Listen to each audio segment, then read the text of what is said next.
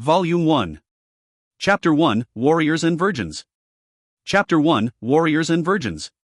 Translator, Endless Fantasy Translations. Editor, Endless Fantasy Translations. Rhodey was an honest man without much ambition. He preferred a lazy and carefree life. His only wish was to pass the school's swordplay examination next month so that he could become a low-level swordsman. It was also his late accursed father's last wish. Of course, if the heavens had bestowed upon him a pretty face when he was 18 years old so that he could get rid of his virginity, it would be even better. It was unfortunate, but Rhodey knew that his wish was difficult to achieve. The fact was that, although he was very confident in his swordplay, his biggest problem was not actually passing the examination but instead paying the tuition fees for the student courses. He would not be able to pay it unless he was able to get top 3 in the swordplay examination and eradicated all of his opponents. At that time, he would be given enough award money to pay for his tuition and have some leftovers. However, Rhodey was just a normal person. He knew that the people scoring top 3 in the examinations were either the sons of counts or the sons of generals. Assholes. Those rich people did not need money. Why would they want to compete with the poor families for bonuses? Unfortunately, for the rich, they only wanted the title of top 3 to show off to the others. As for the women problem, Rhodey did not even dare to wish for it anymore. Actually, he had pretty good looks. He looked like a normal person that was neither too tall nor too short. It was too bad that the heavens seemed to want to punish him and left a black mark on his face. A large birthmark the size of his palm covered his left cheek. His handsome face that should have attracted millions of girls turned literally into a yin-yang one face. As a result, Rhodey gave up hope. It was clear to him that unless the woman was blind or had mental issues, they would never have an interest in him. Rhodey sat on the bed in the room and looked at the only thing of value on the walls. It was a standard sword for warriors of the Empire. Rhodey bought this sword for 3 silvers. That being said, he was not qualified to use the sword at this moment because his swordplay examination would only be held next month. Unless he passed the examination and acquired the title of swordsman, he would not be eligible to carry weapons. In the Empire, ordinary citizens were not allowed to carry weapons. Fortunately, he was also a student in the Imperial Academy and had a student card. This allowed him to carry weapons within the school. Rhodey wiped the sword clean with his clean scarf. He recalled the lessons and skills taught by the instructors in the morning by his teacher, Shale. In fact, the teacher knew that his young students were going to take part in the annual examination next month, which was why he had been giving them special training for the past few days. Rhodey was one of Shale's more promising students. Shale once told Rhodey privately that Rhodey's strength had already surpassed the standard level of a Grade 1 swordsman and he would have no problem passing the examination. According to Shale, throughout his many years of teaching, Rhodey was the most outstanding student he had ever taught and that he was a genius. Even though everybody knew that Rhodey's skills were not bad, nobody took Shale's words seriously, especially that part about Rhodey being a genius.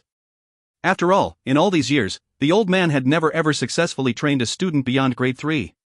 How could such an incompetent teacher produce geniuses? Rhodey's only worry for the examination was to avoid meeting Instructor Yencher, the person who had always found fault with Shale. The people in the academy all knew about the not-so-harmonious relationship between Shale and Yencher. The origins of their enmity stemmed from their competition for a female teacher's admiration many years ago.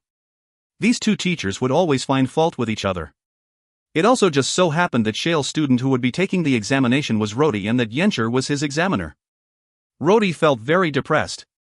Wearing his sword, Rhodey turned to his closet for a while before pulling out a fairly clean and beautiful uniform. He decided to go for a walk outside, but then hesitated and decided to stroll around outside the academy instead.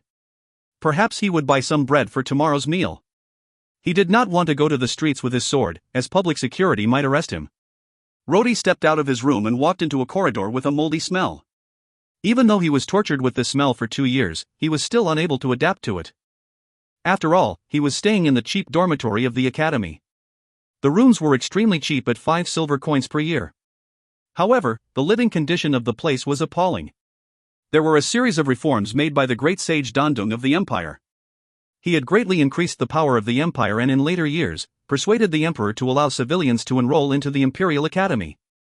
He also became the headmaster of the academy. Although he faced strong protests from the other nobles, he even developed a piece of land just to accommodate the civilians. Rhodey was living in that building that was built by Dandong, specifically for civilians. Speaking from conscience, this building was actually very good and could accommodate 200 civilians, each with their own room, even if the rooms were as small as a pigeon cage. However, after Dandong's death, nobles have always held the academy's headmaster post.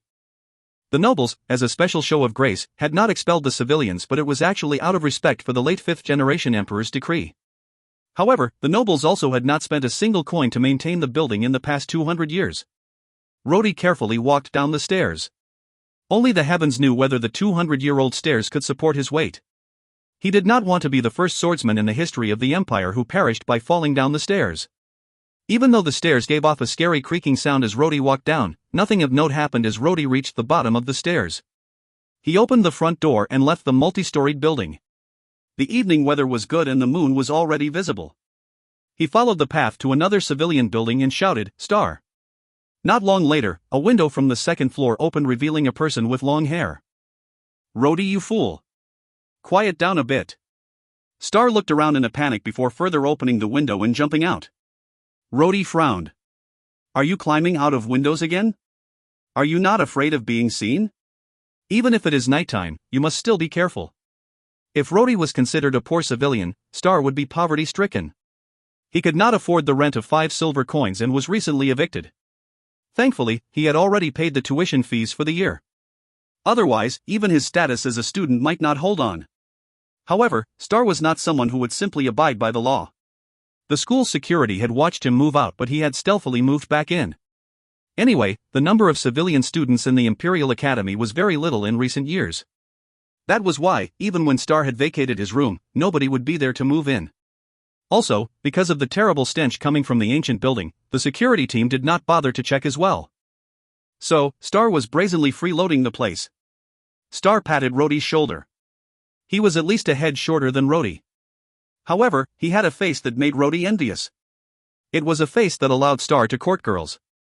According to Star, he had already bid farewell to his virginity 3 years ago. Rhodey was not envious of Star for most things, but this one incident made Rhodey's eyes turn red. Facing his best friend, Rhodey sighed. "So, where are we going?" Star turned to him and whispered in a mysterious tone, "Rhodey, do you want to make some money? I happen to have found a way." "Make money?" Rhodey's eyes lit up. The thing he needed now was money. Without money, even if he passed the swordplay examination, he would not have enough to pay for next year's tuition fee. "Make money? What idea do you have?" Rhodey stared at his good friend. Star laughed and whispered, "This method is a little bit risky, but I have tried it and frankly speaking, I have also settled next year's tuition fee. Originally, I was worried as this method is not suitable for you, but recently, seeing you get anxious over money makes me think that you would dare to try it anyway." Rhodey was immediately cautious. He knew that his friend was not a law-abiding person and, listening to his friend's tone, it was quite certain that this method would not be an honorable one. "Don't look at me like that, Rhodey." Star pushed Rhodey and took him to a remote path with no one else around. He looked around to confirm that there was really no one before whispering, "I recently met a few people doing some kind of special business. Now they temporarily need a few extra hands. After completing the job, we can take the money and leave. Naturally, it is a little bit risky. I only did the job once, but I earned enough to pay next year's tuition fee." Is it illegal?" Rhodey said the word illegal with some difficulty. Star rolled his eyes, which seemingly replied, "Nonsense." "All right," Rhodey sighed. "Take me there." Rhodey slowly nodded his head. He did not expect that this nod would be the start of his endless, eventful legend. He also did not expect that this nod would change his 2 wishes, be it about money or women, tremendously. Translator's footnote. 1 dark bright. In this case, it means his face is half dark, half white. If you find any errors, ads pop-up, ads redirect, broken links, non-standard content, etc., please let us know. Report chapter so we can fix it as soon as possible. Chapter 2, A Failed Robber. Chapter 2, A Failed Robber. Translator, Endless Fantasy Translations Editor, Endless Fantasy Translations. Looking at the rusted, chipped blade in his hands, Rhodey could not believe that he had followed others and became a robber. Star had brought Rhodey to a place called the Wild Boar Pub where they met a one-eyed middle-aged fatty. Star then told the fat person that they needed money and were looking for a job. Although the man knew Star, he did not have much confidence in Rhodey. Star assured him that Rhodey was more skillful than himself and also said that Rhodey was an honest and reliable person. Even then, the man decided to test Rhodey's skills. Fortunately, that concern disappeared when Rhodey demolished the table with 1 punch. The fat man was now immediately enthusiastic about Rhodey. He realized that this student of the Imperial Academy possessed strength surpassing that of a grade 1 swordsman. He only had 2 other people of such talent under his leadership at the moment. With the participation of this young man, that night's business would have a high chance of success. The fat man brought them to a secret room at the back of the pub. Inside, there were 3 more people in simple clothes. Their faces were covered with masks up till their eyes. They looked at Star and Rhodey with vigilant eyes. They all knew Star and looked at him with respect. They did not dare to disrespect a mage. In particular, Star, who was a mage of electrical affinity. None of them would want to become roasted by electricity. However, when they saw Rhodey's eyes, they were not as friendly. Particularly when they saw Rhodey's yin-yang face, they all held back their laughter. Rhodey had been accustomed to such reactions over the years and was not particularly bothered. At the very least, he showed no emotional changes. When the fatty distributed the weapons to them and briefed them about their job, Rhodey started to become muddle-headed. Remember, you are not bandits. However, you must pretend to be bandits. Your mission is to intercept the carriage and teach a bitter lesson to the nobles in the carriage. Remember, do not kill. Robbing them is enough. My employer hired us to teach them a lesson. If you kill them, be prepared to be sent to the guillotine. When you return, each person will get 2 gold coins. Be careful of the bodyguards. I heard that they have grade 3 bodyguards. However, a few of you should be able to defeat one of the bodyguards if you gang up on him with a sneak attack. Rhodey, Star and the other 3 partners took their weapons and waited among the trees outside the city. They watched nervously from a distance. Frankly, Rhodey was starting to regret. He knew that this was not a big job as he was just hired to be a temporary bandit. In the city, there were lots of people earning money this way. Even some unconventional warriors had made money in this manner. However, if he failed and his identity was exposed, he would be expelled from the academy and his future would be finished. However, as he thought about it slowly, if he could not obtain the money, he would also be expelled in a month's time. Either way, the result would be the same. Gradually, Rhodey started to feel better. This was because the target was said to be an annoying noble. This helped to stop Rhodey from feeling guilty. Rhodey did not have a favorable impression of the rich, wasteful, and immoral nobles. They were near a path leading out of the city. This road was usually empty, but ever since His Majesty had constructed a road here, there had been more travelers. The purpose of this road was obviously to collect taxes. Be careful. They are coming. One of the guys with a sword in his hand whispered. Rhodey looked at him. He was lying down with his ear lightly pressed to the ground. The guy looked up and told them, "Get ready. They are coming this way. The carriage is here." Rhodey did not like this person because he was the first to pick a weapon. The weapon this person took was a sword that Rhodey had wanted as well. Based on his posture, this person was not a swordsman, which was why Rhodey did not know why he insisted on taking this sword. Rhodey had wanted to trade the rusty knife in his hands for that sword. During quiet nights, you would not find a single traveler here. However, from a distant carriage, the sound of horses trampling on the ground was clearly audible. Rhodey felt nervous as he looked at Star. Star also looked nervous, but it was not as bad as Rhodey. After all, Star had done this before. What a terrible night. Nicole played with her fingers before drawing the curtains of the carriage. The moonlight shone on her and illuminated her beautiful golden hair, making her look like a goddess. Nicole was not happy as it had been a terrible night. Baron Sloane, Her Majesty the Empress's nephew, had been pursuing her for at least a month. She could no longer stand his pestering and had finally agreed to attend the banquet at his residence. However, that insufferable fellow, though a gentleman on every other occasion, had been rude to her. Humph. It seems like that insufferable fellow who just came to the capital does not know my nickname. He actually dared to drink wine and attempted to kiss me. That kick to his crotch was ample punishment for his impudence. It will certainly make sure he can't court women for at least a month. Nicole's mood was still really bad. Even though she had already punished that nauseating lecher, her heart still grieved. Has the Great Tulip family declined so much? Has the Great Tulip family, who was the god of war of the Imperial Army of the Empire, declined until they can be bullied by near-country bumpkins? Nicole knew that since her father died 6 years ago, her family had lost its last main pillar of support. Even though they were from a martial family of the Empire, a family without a single man would be unable to gain a foothold in the imperial capital. Her only hope left was her little brother. Unfortunately, that idiot would only bring the family several hundred years of disgrace. Her brother, who was the descendant of the god of war of the Imperial Army, had only created trouble in the Imperial Academy with his pathetic strength. Otherwise, he would be spending money along with the other nobles and cause trouble everywhere. He gave everyone headaches and heartaches. At that time, she, who was not even 10 years of age, had to suddenly assume responsibility for the whole family. She had relied on her faith and persistence for so many years. At times, she would think to herself, why was I not born a boy? If she were a boy, it would justify herself shouldering the responsibility of her family's revival. While she was recalling past events, the horse suddenly neighed in panic. The carriage driver, old Mark, shouted out, "Damn! Bandits!" Rhodey had not rushed out. Although he was strong, he was not reckless. He observed the other people rushing out as he continued to hide behind the trees. If those guys could get the job done without him showing his face and he could still get paid, why not? The coachman was stopped by one of his accomplices. Rhodey noticed something was not quite right. Wasn't there supposed to be a grade 3 swordsman? Why was there only one driver? Although the old driver looked quite tough, he had already been brought down the carriage by one of his accomplices. The unexpected smooth execution of the job made them excited. One of the accomplices thumped on the door of the carriage hard. It was meant to intimidate the passengers of the carriage. Unexpectedly, the door of the carriage slowly opened. The first thing that came out was a slim foot with rounded ankles. Its skin was as smooth as snow.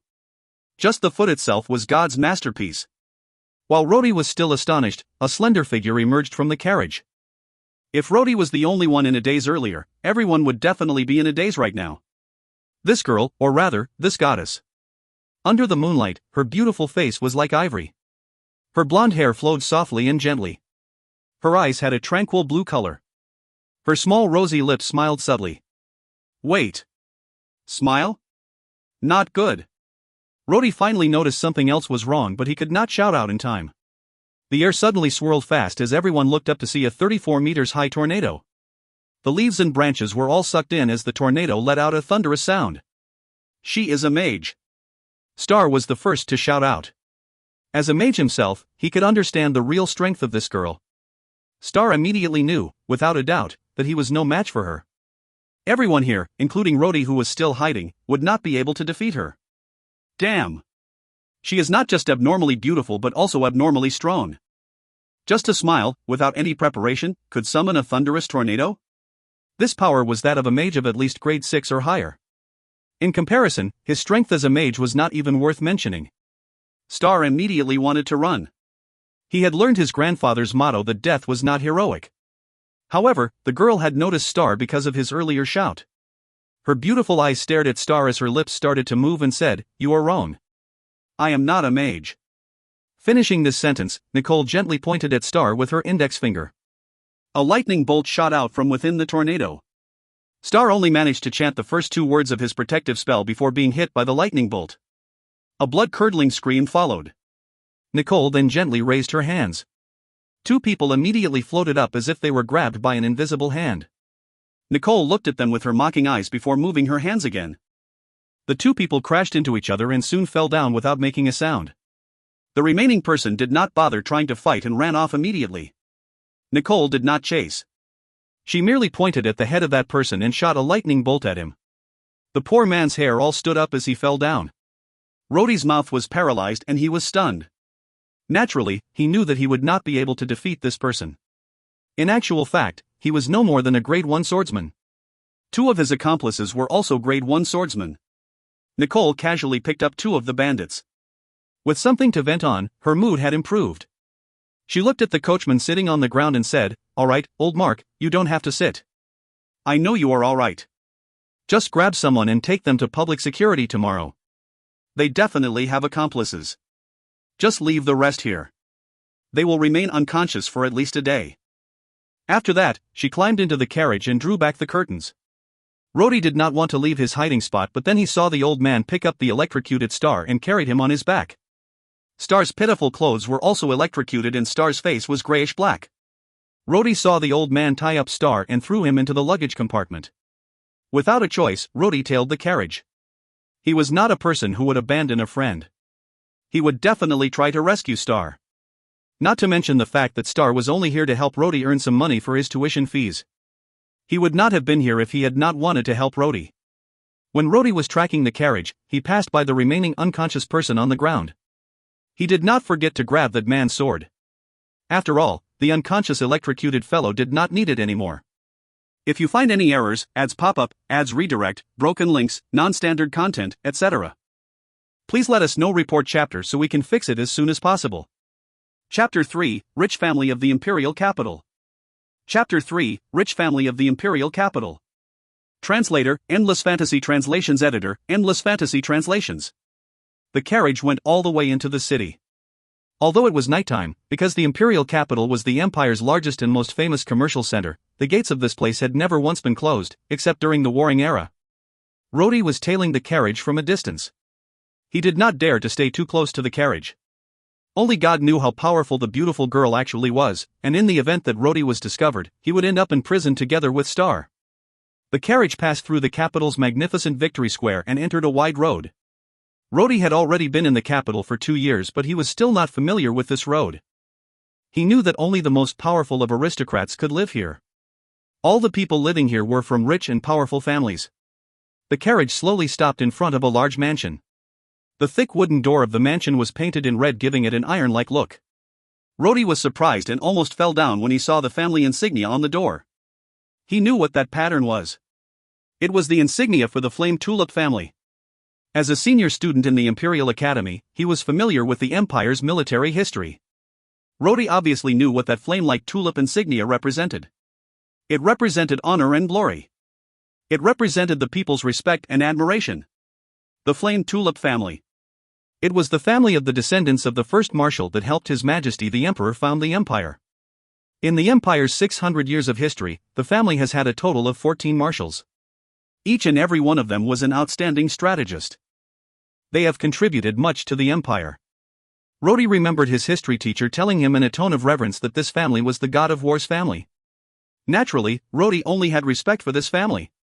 Never in his life would he have imagined that he would attack the Tulip family. It looked like there was now a perfect explanation for her ridiculous power. As she was part of the Flame Tulip family, she must be very powerful. As the carriage slowly passed through the main entrance, the door closed. Rhodey's heart was now filled with anxiety. He knew how serious it was to deal with the Tulip family if they found out that he secretly came here to rescue someone. If they caught him, terrible things would happen. If they found out that a group of people had attacked the Tulip family, it was certain that this group of people would all be hanged. Any normal person would pack up and run away immediately, as far away as possible. Rhodey thought to himself for a moment inside. He could not abandon his friend and run away on his own. It was not consistent with his principles of life. Although Rhodey was not a virtuous person, he would not abandon his family and friends. Gritting his teeth, Rhodey entered a small alley next to the mansion. He looked around carefully to make sure that there was no one around before he climbed the walls and jumped into the compound. Nicole watched her drunk little brother being ferried back. Although she was extremely angry, her face was expressionless. She then called her servants and waved her hand as she coldly said, "Carry him down and let him rest." Unfortunately, the idiotic future Duke was not an obedient person. Being drunk, he could not recognize the person in front of him. His eyes were lax as he laughed and jokingly looked at his sister. He also stretched out his finger and attempted to tease her chin. In a daze, he mumbled to himself, "Ah, my dear Sarah. I did not see you for a few days and you have already forgotten about me? You little fox. Let's see how I shall teach you tonight." He then stretched his arms and threw himself forward. Nicole's face turned ghastly pale as she skillfully turned sideways, causing him to stumble into a void. Anger started to show in her eyes as she spoke coldly, "Sarah? You even went to that kind of filthy place?"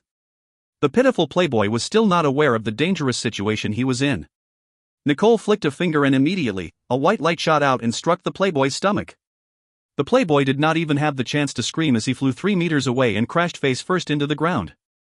Rhodey was hiding on top a tree outside the hall and saw the entire scene. He wondered that if he was the target being shot at, would he be able to dodge it? The answer in his heart made him give out cold sweat. In fact, Rhodey did not even dare to breathe heavily at his hiding place as he carefully hid himself. He knew that Star was tied up somewhere in the yard. Although there was nobody in the yard, Rhodey did not dare rescue his friend while the female mage was still around. He planned to wait until the middle of the night when everybody was asleep before he began his rescue. They would probably not send Star to jail so late at night. Star should be tied up somewhere like the stables where the fire would store until dawn. As the beautiful female maid should be the proprietress here, her bedroom would most likely be far away from such places. In that case, Rhodey would be safer when he rescues his friend. Rhodey, hiding within the trees and lost in his thoughts, was unaware that the people in the yard had moved away. Star, who was left in the yard earlier, was also carried away by one of the stronger servants. Although the mosquitoes and ants made Rhodey feel very uncomfortable, he persevered until the middle of the night. From the position of the moon in the sky, Rhodey guessed that it should be past midnight now, and he slowly descended the tree. He was not familiar with his surroundings, but it so happened he had good grades for architecture in the academy. Hence, from the entire mansion, he could guess the location of the living quarters of the owner, the servants, and other areas such as the stable. Rhodey picked a path and quickly dashed towards the stable. Rhodey had never seen such a huge stable before. He had always thought that the stable in the academy was quite large. However, the stable here was twice as big compared to the Imperial Academies. It was large enough to fit more than 100 horses. Rhodey sighed.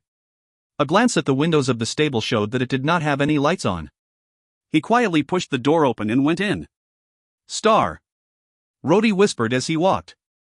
He stumbled over the straws and wooden boxes on the ground twice, but he still did not dare to light up the place. He had brushed into a lot of straw and horse manure, but he could not be bothered. He knew that if he could not find Star by tomorrow, they would be finished. As soon as Rhodey reached the end of the stable, he heard light footsteps from across the door. His heart suddenly jumped into his throat as he desperately hid in the biggest horse shed. The shed was obviously larger than the rest in the stable and particularly well constructed. On the railings was also a saddle. Naturally, it was a high-quality item. Rhodey looked back and saw a pair of eyes staring back at him in the dark. Before he could cry out, he realized that it was just a horse. Even in the dark, Rhodey could faintly see that this was a very handsome black horse. Its limbs were healthy and strong like reinforced iron. The horse was watching Rhodey. Its nose puffed hot air and its hooves were restless. Apparently, Rhodey disturbed its sleep. Rhodey gingerly moved to the side of the horse and muttered, dear horse, dear horse. I am not a horse thief. I mean no harm." Rhodey then touched the horse's mane. He tried to use the skill learned in the Imperial Academy to calm down the horse. At this time, he heard footsteps gradually approaching. Clearly, someone was heading here. Rhodey complained in his heart. In a moment of desperation, he caught sight of a crossbeam above. He quietly leaped up and caught the beam. His legs then latched onto it so that his body was hanging from it. "Gurus, you are really not well behaved," a soft timid voice came from outside the horse shed. Nicole was standing outside the shed as she looked at the restless horse in it. Her father loved horses, and this battle horse was used in the battlefield when her father commanded the army. "Gurus, do not flail about. I'm in a bad mood tonight." Nicole's tone was low and her wonderful voice gave out a sad mood. Her soft voice was capable of breaking the hearts of listeners. Nicole gently opened the barrier gate of the horse shed and slowly walked in. Rhodey was so scared that he even stopped breathing. He also dared not move as he feared to make any sound. Nicole reached out and gently stroked the mane and neck of the horse. Under the gentle strokes of its master, the horse soon calmed down. "Gurus, I am very sad." Nicole's words sounded immeasurably aggrieved. "Why? Why do I have to bear all this? I miss my father." She slowly hugged the horse such that her face was at its neck. "I know. You are also thinking of father as well?" In the dark, the girl, wearing a white nightgown, continued to whisper and cry softly. Seeing the beautiful blonde Nicole's heartbreaking crying face, the hair at her forehead damp from her tears, Rhodey's young heart was touched, as if someone was poking it softly with a stick. God, what kind of abominable matter is this? To let such a beautiful girl cry in such a pitiful manner is surely a crime. Nicole wept quietly for a long time before she let go of the horse and gently tidied her hair. She sighed and whispered, "Enough. Gurus, I cried again today and that is wrong. I should live up to my father's expectations. I need to be brave. I cannot cry." She gently said, "I know you are unhappy as well. The stable hand told me you are very irritable too. I also know that you do not like being in the stable every day and you also miss father. You also miss the days when he took you out for a ride, do you not? But I really do not know what to do. The family is gradually declining. The tulips are fading away, but I am powerless. If I were a boy, I could inherit my father's responsibility. However, that playboy is father's only son. The only male in the family. However, he is ignorant and only tarnishes the name of the family. I feel isolated and helpless." Nicole sighed and prayed, "May father's soul in heaven bestow me courage. May the heavens bestow the tulip family a ray of hope. May God give me a guide so that I am no longer alone in my fight." Just as soon as Nicole's delicate voice ended her prayers, there was a plop sound as a dark figure fell from the sky and in front of Nicole. The man slowly raised his head and turned his dirty face towards Nicole. What truly scared the girl almost to the point of suffocation was his half-black half-white yin-yang face. If you find any errors, ads pop-up, ads redirect, broken links, non-standard content, etc., please let us know. Report chapter so we can fix it as soon as possible. Chapter 4, Amorous Surprise Attack. Chapter 4, Amorous Surprise Attack. Translator, Endless Fantasy Translations Editor, Endless Fantasy Translations. A ghost. Nicole gave a short shriek and immediately jumped back. Sparks started jumping out of her fingertips. She was fully on the alert with the sudden appearance of the man on the ground. Rhodey's face was full of dust. His back ached and his whole body felt numb. Damn! I hope my back is not broken. Rhodey felt wronged. It was not his fault. If anyone was to be blamed, it was the girl's fault. Did she not know she was wearing a nightgown? The aristocratic girl was wearing a nightgown. The upper front part was undone and left really loose. The worst part was that Rhodey was hanging on to the beam right above her. As the gown did not cover her entire chest, he could see everything there. Our swordsman was a young virgin. He had never before experienced such temptation. Especially since the girl had earlier cried and messed up her clothes even more. Even if Rhodey was a saint, after accidentally seeing the girl's exposed chest, he would falter. His surprise at the sight made him loosen his grip, resulting in his fall. Who are you? Nicole screamed. Even if she were more powerful, she was after all still just a young girl. The sudden appearance of a mysterious man in the middle of the night in a dark room had gripped her heart with fear. Not to mention the fact that the man looked menacing with a yin-yang face. Rhodey's mind was a bit dizzy. He could not help but stare at Nicole's chest. His eyes blurred. Nicole immediately understood the meaning of his gaze along with the realization that he was above her earlier and her robes were loose. It was obvious that while she had been unaware, he had been looking at her exposed chest and thus had violated her modesty. Nicole felt embarrassed and angry at the same time. With rage, she pointed at the other party. The surrounding airflow abruptly became violent. Nicole's blonde hair started to flutter. Her face was gloomy and her eyes glowed. Looking at the noble girl's index finger pointing at him, the drowsy Rhodey was jolted wide awake. He was truly scared out of his wits when he saw the lightning bolt shooting out from her finger. In desperation, he let out a cry and struck his palm at her neck. His mind was clear that he only had one chance. Against such a powerful magician, he only had hope in close quarters combat.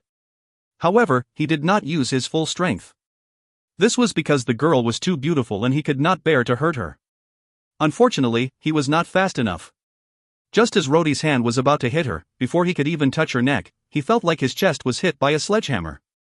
His body felt like it was falling apart. Nicole saw her lightning bolt hit the strange man squarely in the chest, but at the same time, she also felt a severe pain at her neck as she lost consciousness. Rhodey felt pain throughout his body and he could barely stand. Fortunately, his attack struck the girl accurately and she should be out cold for a while. Rhodey knew his attack worked because he had previously used the same technique on a sturdy fellow while sparring in class. That fellow was unconscious for a full hour. This poor girl. Hopefully, she is not injured. Rhodey leaned over to observe the girl. His mouth felt dry the moment he saw her. The girl was indeed unconscious as her whole body was limp on the floor. The hem of her nightrobe was gently raised and it exposed her legs and ankles. Rhodey's eyes moved towards her chest as her nightrobe barely covered her bosom. As he was much closer to her now, the sight became clearer. Rhodey was about to run. However, he had a sudden strange thought. Such a beautiful and defenseless girl. Rhodey swallowed hard and mumbled to himself, if I kiss her now, nobody would know, right? With his heart taking over, Rhodey involuntarily leaned down to take advantage of Nicole. His eyes grew wide and his breathing also got heavier. His heart felt like it would jump out of his mouth. In a daze, Rhodey's lips touched a soft object. It had a trace of sweetness. That feeling almost stopped his heart. Unfortunately, the young virgin boy did not have the chance to savor the experience of his first kiss further as her eyes suddenly opened in close proximity. Nicole had drowsily felt someone pressing into her face and opened her eyes. What she saw almost scared her to death as she saw that guy pressing his yin-yang face onto hers. That guy was even kissing her. The noble girl bit her teeth down in reflex. Rhodey screamed and backed away. He reached out to touch his mouth but was immediately aware of the salty taste. His mouth had been bitten and blood flowed into his mouth. Rhodey could even feel the teeth marks on his upper lip. Luckily, Nicole, in a panic, had not given her full effort. Otherwise, Rhodey would be the first warrior ever who got his lips bitten off during his first kiss. Bastard! Nicole's face was red as if it was bleeding. Her expression was full of panic, anger, and humiliation. Damn it! This bastard actually dared to take advantage of me. It doesn't matter if he is a person or a ghost. He should die 10,000 times. In her distressed state, she did not think about whether it was even possible for a ghost to die again, much less 10,000 times. The air velocity became more rapid and a mass of air concentrated into a tornado with faint sounds of thunder. Nicole exclaimed, "Die!" A white light appeared from Nicole's index finger and struck Rhodey's body. Rhodey had expected to be hurled flying by the strike. However, after being hit by the white light this time, he was not thrown off. His whole body was jolted as though it was hit by an invisible hammer. After that, he could not move a muscle and his entire body felt numb. The white light that shot towards Rhodey formed into a ring. Rhodey was encircled inside the ring. Nicole waved her hand and Rhodey flew, crashing hard into the wall. With another wave, Rhodey hit the other side of the wall. The wooden sheds were damaged by the impact from his body. The solid wood almost broke Rhodey's back. A few small pieces of wood punctured his clothes and his body. Rhodey felt extreme pain and had cold sweat, but he could not even scream. Nicole's fingers waved again. This time, the air gripped Rhodey and pinched him hard like an invisible hand before bashing him around the walls a little more. Although Rhodey was tough, he could not withstand the constant beating and had started to run out of breath. Fortunately, Nicole finally stopped. With a gentle flick, she crashed Rhodey onto the ground face first. His nose bled. Rhodey was hurt so badly he had actually fainted. However, he woke up again when he fell to the ground. Although his nose was broken, a different kind of ache appeared. The blood from his nose and tears in his eyes all started to flow. However, he did not dare to move and continued to lie down quietly on the floor. If the scary woman knew that he had not died, she might give him a dozen more beatings. Rhodey was not an idiot. He knew the principle of not fighting when the odds are against him. Nicole was breathless as her chest heaved. She gnashed her teeth and asked, "Who are you?" As she spoke, her finger was still pointing towards Rhodey on the ground. Damn it! When she remembered about this ghost man's frivolousness, Nicole could not wait to tear him into pieces. However, the person on the ground did not give any reaction. Was he dead? Or did he faint after being hit? Nicole carefully walked 2 steps forward, alert and vigilant. Her wonderful eyes did not relax as she looked at the guy on the ground. Suddenly, Rhodey's hands were raised. A handful of mixed straw and dust flew towards Nicole's face. Although Nicole was a master magician, she did not have much hands-on fighting experience. Not to mention that a noble lady would not have witnessed this type of tactic before. Hastily, she screamed and closed her eyes even before she could jump out of the way. The poor girl who, despite her strength, did not have any combat experience. For a magician or a warrior, closing your eyes was a fatal mistake. Although Rhodey was just a student, he was a commoner and had a lot of experience with fighting in the streets. You might say that he was very skillful. The girl screamed and closed her eyes, but she could still feel the dust and straw on her body. In the heat of the moment, she moaned about dirtying her beautiful face and nightgown, but her thoughts could not progress much further. Rhodey's palm once again struck her neck and Nicole collapsed. This time, Rhodey's strike was heavier. His bleeding lips and the bruises in his body gave him plenty of lessons. Rhodey carefully walked around Nicole and gently prodded her with his foot to make sure she had truly fainted. Rhodey was finally relieved. However, he tensed up. 2 people had just been fighting here and had caused some ruckus. Only God knew whether the bodyguards and servants were roused. Rhodey lost his desire for intimacy. He needed to leave quickly. At this time, there was a voice outside the horse shed. Wonderful! Wonderful! Truly beautiful! That person, clapping his hands, leisurely walked in alone. If you find any errors, ads pop up, ads redirect, broken links, non-standard content, etc., please let us know. Report chapter so we can fix it as soon as possible. Chapter 5, The Crafty Playboy. Chapter 5, The Crafty Playboy. Translator, Endless Fantasy Translations Editor, Endless Fantasy Translations. The man was dressed in a black robe with an expensive leather belt around his waist and a little cloth bag on his back.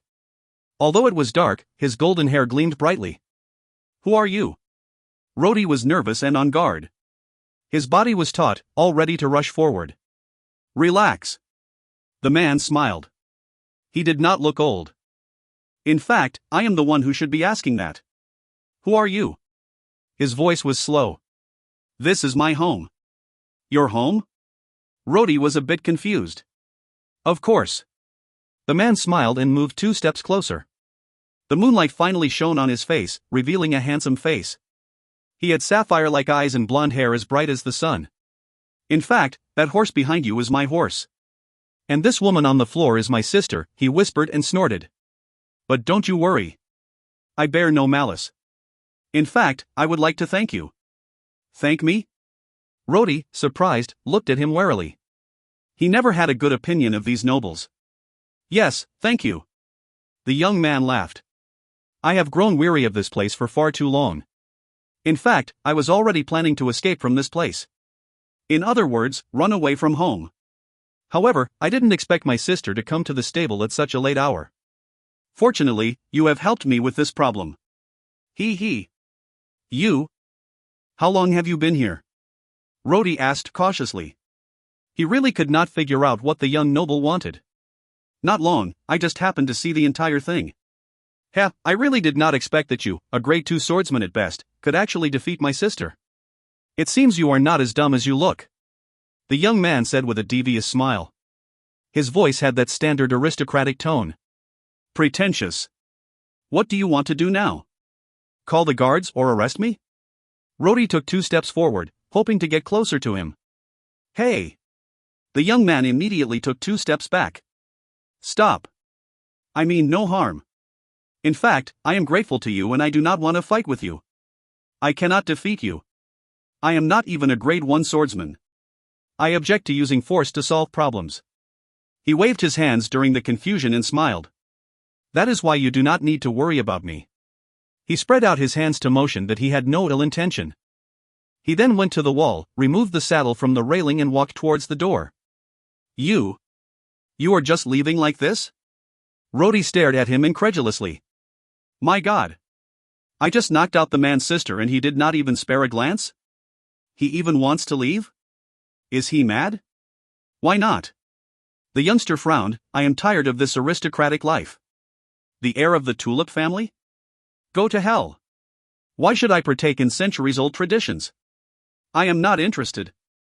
I am going to leave. Do you know what I like? Freedom. Do you know the meaning of freedom? Let me tell you. Whether you are rich or poor, without freedom it means nothing. I am an artist. What I need is freedom. Not family rights and honor. I am going to the docks. There is a merchant ship going to sea tonight. They are going to the east. Dear God. Beautiful east. That is a real dreamer's paradise. It can grant my desire to be free. Have you ever seen the ocean? The blue ocean, when it is calm, is the most beautiful thing in the world. However, when it is angry, it would swallow up everything. Heavens! How miraculous! I am going to go and have a wonderful life. He laughed happily. Rhodey felt like he was looking at a lunatic and could not utter a single word. Fortunately, he is just crazy, not here to find fault with me. Just as Rhodey thought like that, the madman stopped to look at him and then looked at Nicole lying on the ground. Ah! I can't go off like this. Although she always bullied me and nags a lot, she is still my sister. Also, she is beautiful and unconscious. I cannot just leave her here in case you have any bad intentions. The young man shook his head seriously. Rhodey tensed up immediately. Put it this way, I am sorry to have to do this but I have no choice. After all, if I just leave you here with her, I will not have peace of mind. You? What do you want to do? Rhodey looked at him tensely as he slowed down his pace. He spoke softly, can you beat me? Fight? Why fight? I hate violence. The young man smiled cunningly. I never liked to use violence. I like to use my brain. The brain. Do you understand? What are you talking about? The young man looked at him with pity and sighed, enough. You better lie down now. Then he suddenly slipped his fingers into his mouth and whistled. Rhodey immediately tried to check what was wrong but before he could react, Gurus, the horse behind him, had reared up after hearing the whistle. Its 2 front hooves rose up and kicked Rhodey's body. Rhodey was flung away, without any chance to scream. His body crashed into the horse shed, broke a hole in the plank, and ended up outside. The young man seemed relaxed. He shrugged as he looked at the hole in the wall. When he saw that Rhodey was really unconscious on the ground, he smiled in satisfaction. See, I don't even need to do anything. Great. Now you two stay there and have a good nap. He did not grab the reins for Goris but went to the next stable for another horse. Goris! I am sorry but I cannot take you. I know you want to leave this forsaken place as both you and I are alike. We believe in freedom. But I still cannot take you along. I am going sailing. I will leave my horse behind at the dock. I may need to spend a year or more sailing in the ocean, but you cannot stay on the boat for so long. The young man laughed at himself. Why am I even talking to you?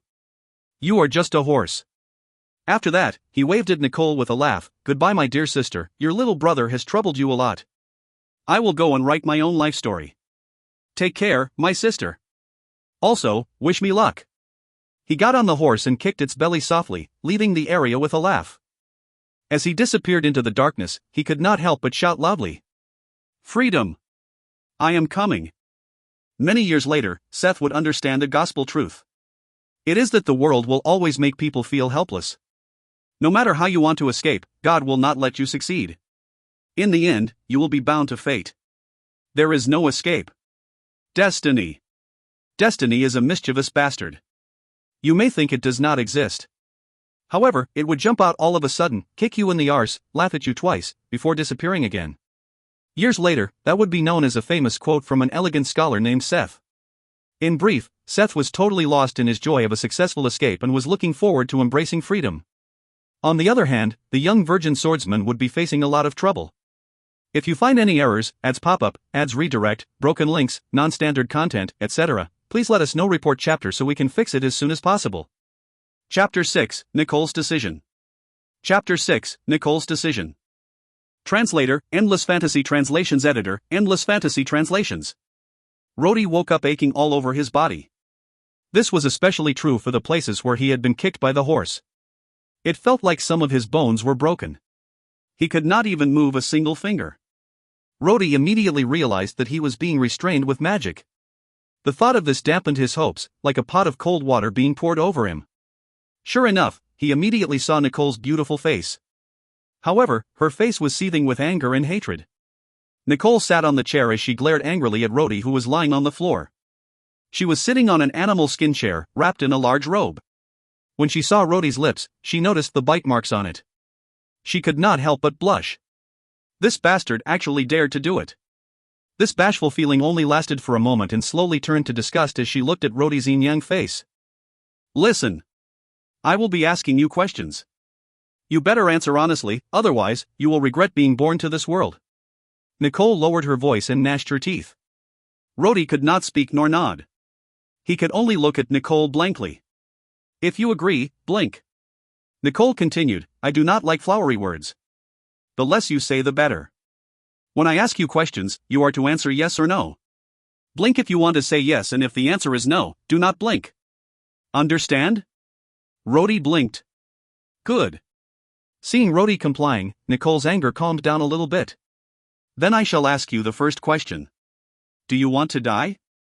Rhodey immediately straightened himself, opened his eyes wide and stared. He was afraid he might accidentally blink. If so, he would be dead. Since you do not want to die, why did you break into my home so late at night? What do you want? Did someone order you to come? Rhodey continued to stare and did not blink. Nicole frowned and shouted. You better be honest. Do not try to be crafty. No one ordered you, but you dared to sneak in here? Yet you say you are not lying? God is my witness. Rhodey had been staring for a long time. Unfortunately, his eyes could not withstand the dryness and he blinked twice involuntarily. Nicole got furious immediately. She flicked her fingers and a bright flame shot towards him.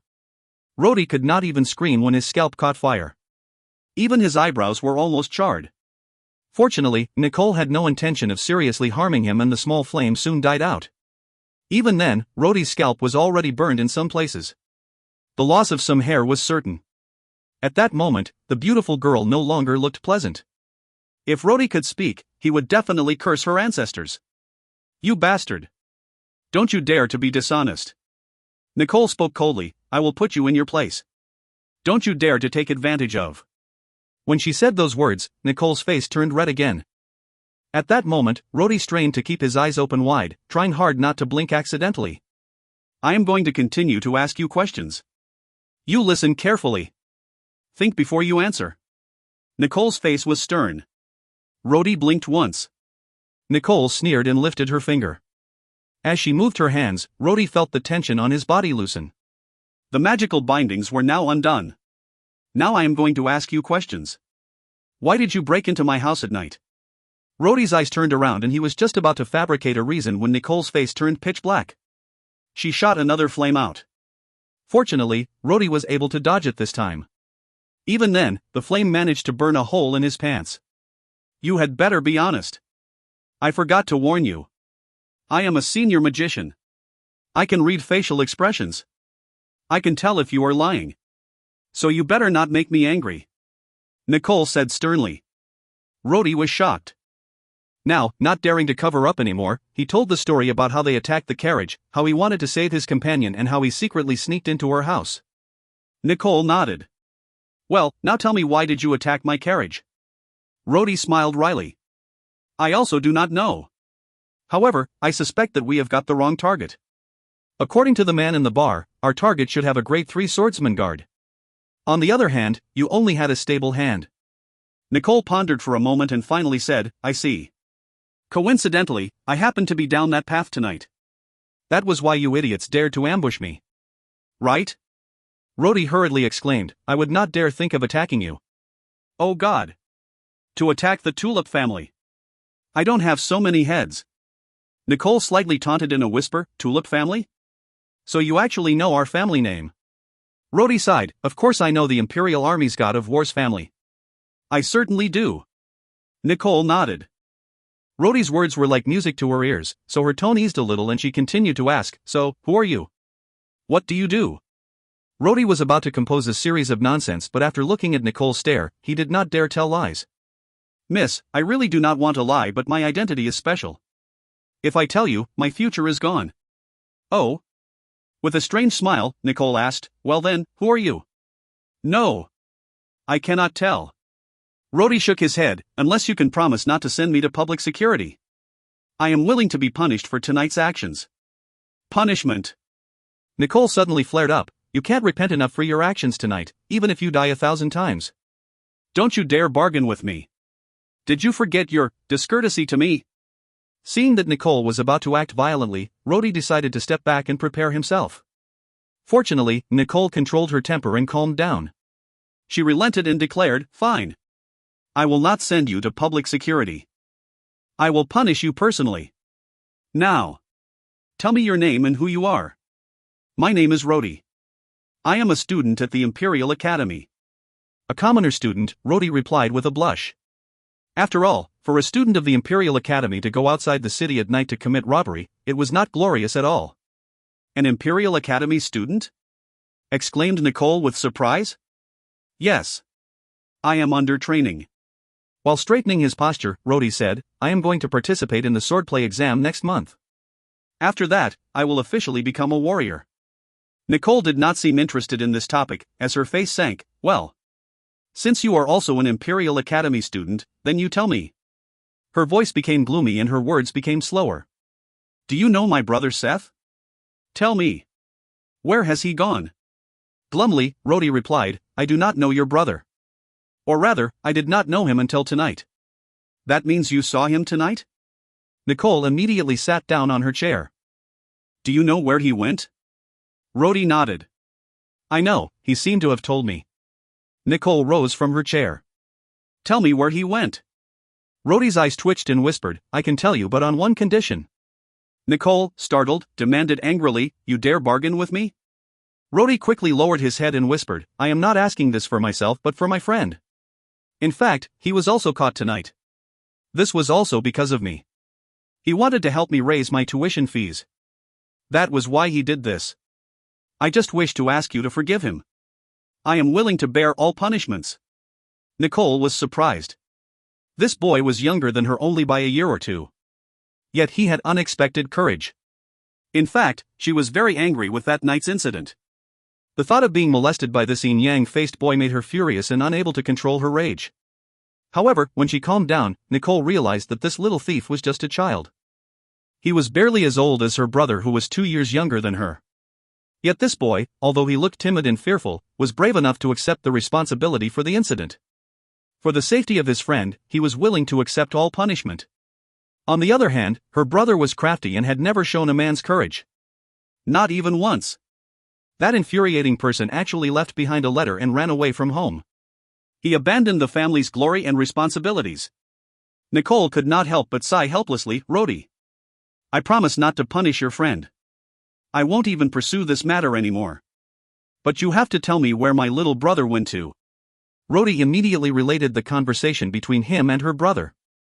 Before he could finish, Nicole growled angrily, that idiot. He actually left behind his family and threw away his responsibilities. Left traveling and went abroad. He just left like that? Nicole became more and more agitated as she spoke. She almost fainted from anger. Rhodey warily looked at Nicole without saying a word. Only God knew if he were to say the wrong thing, chances were that this beautiful girl might harm him out of anger. Fortunately, Nicole's anger passed quickly. She walked back and forth a few steps before clapping and summoning a few guards. Nicole coldly issued her orders. In view of tonight's security flaw, Senior Guard Malin, you are immediately suspended. Tomorrow, you will go back to the army. Even a low-leveled warrior was able to sneak into my house. I can only describe you, a senior guard, as a bungling oaf. Nicole's voice was cold and imposing. One of the guards turned pale and started to sweat. He must be that unlucky guard. Nicole did not look at him but continued, tie this guy up and throw him into the firewood store together with the other guy I caught. I heard that the kitchen is short of an odd job worker. Send that guy I caught to the kitchen. As for this guy. Nicole looked at Rhodey coldly, from tomorrow onwards, he will be my groom. Rhodey argued loudly, but you promised to release my friend. Also, I still wish to return to the academy. Nicole coldly shouted, shut up. I am already incensed tonight. You said you would accept any punishment. This is your punishment. Tomorrow onwards you will serve as my servant. Alright, Rhodey thought for a moment. Either way, things had already ended in failure. Even if he were to go back to the academy, he would not have any money to pay the tuition fees and would not be able to study anyway. However, he still needed to fight for his friend, but you promised to release my friend. Nicole raised her head. So what? You did not keep your word. Rhodey said, angrily. Nicole gently smiled as she looked at Rhodey. I am a woman. Don't you know? Not keeping promises is a woman's privilege. Rhodey was speechless. After all, he was young and did not have any experience dealing with women. Nicole thought for a while and then instructed another guard, also go to the academy and inform the academy that my brother has gone to recuperate for health reasons. He has been sent to another province by the family to rest and has to stop school. Approximately, 3 months. He will be back in 3 months' time. As she said that, she gave Rhodey a meaningful look. Rhodey could not help but shudder. If you find any errors, ads pop-up, ads redirect, broken links, non-standard content, etc., please let us know. Report chapter so we can fix it as soon as possible. Chapter 7, Abnormal Family. Chapter 7, Abnormal Family. Translator, Endless Fantasy Translations Editor, Endless Fantasy Translations. That night was the most difficult night Rhodey had ever experienced so far. He was certain there would be more tough nights ahead because he was captured by Nicole. After finishing her interrogation, Nicole returned to her room and did not let anyone enter. Throughout the night, the servants could hear angry smashing sounds and the sounds of glassware breaking coming from the room. When the servants came in to clean the room the next day, they found that all the furniture except the bed had been destroyed in Nicole's anger. For Rhodey, that night, he was preoccupied with a fear of the unknown future. He was only 18 years old this year. In the past 18 years, he had worked hard towards qualifying as an official warrior. After his father's death, he had sold off all of his heritage. His father didn't leave him much anyway, enrolled as a student of the Imperial Academy, and had been working hard to survive. But that night, his whole world had changed. All his life's goals suddenly disappeared. He could no longer return to the academy as he did not have enough money. Besides that, he was also captured by that noble girl. All this was because of that despicable playboy. He actually dared to get me into such trouble. The next time he sees that playboy, Rhodey would not listen to a single word he says and would immediately break his nose. Although he was locked inside the firewood store, the night passed by fairly well. Other than the incident of that senior guard secretly kicking him for his sneaking into the house, he was actually given bread to eat. It seemed that this god of war family was not as bad as the other noble families. Star was sleeping beside Rhodey like a corpse. No matter how Rhodey shouted or called out to him, there was no response. When it was dawn, Rhodey finally realized he was about to start a new phase of his life. Rhodey had a sudden thought. Fortunately, I was not sent to public security and thrown into prison. Compared to prison, being captured by a beautiful girl is incomparably better. Oh, that girl is really beautiful. After dawn, Rhodey finally fell asleep. Unfortunately, in but a few moments, the door to the store suddenly opened. Some sturdy servants barged in and hauled Rhodey away without so much as giving him an explanation. While he was yelling, he was dragged into a large room with windows and curtains. There was also a small door in the room. He did not know what was inside that small door. Before Rhodey could react, the large man with a beard immediately pulled his pants down. Rhodey was taken by surprise. He screamed and tried to kick. Unfortunately, his body was hurting all over, especially where he was kicked by the horse. When he lifted his leg, the pain subsided. The fellows in front were seemingly not bothered. In quick order, they stripped his clothes off. Rhodey was now very frightened. He had heard that among the nobles, there were some with queer tastes, including those that prefer handsome little boys. However, he was so ugly. Would they be interested in him as well? He was a young man and a big boy after all. But now, he was so frightened he was about to faint. Fortunately, the men did not do anything after stripping him and just pushed him into a room behind the door. They all left after closing the door. It was very misty inside the room. In the middle, there was a large barrel taller than Rhodey. Hot mist rose in a cloud above the barrel. Rhodey was immediately relieved as he understood that they wanted him to take a bath. Rejoicing, Rhodey jumped into the barrel. Just as soon as he thought that he had escaped disaster, the small door opened, or rather, it was kicked open. Rhodey looked and almost cried out. A giant, at least 2 meters tall, walked in. His bare upper body bulged with muscles and he had a ferocious face. His eyes stared at Rhodey as if sizing him up. Rhodey, frightened, quickly retreated back into the barrel. However, the giant walked over and reached out with his giant hand. As if grasping a chicken by the neck, the giant effortlessly carried Rhodey. He carefully looked at Rhodey's naked body before grinning and throwing him back into the barrel. With a splash, Rhodey's head hit the bottom of the barrel and he choked on some water. Before he could even gasp in protest, the giant grabbed his feet and pulled him up. As the giant held Rhodey with one hand, the other one suddenly took out a brush from somewhere. God! That was a brush for horses.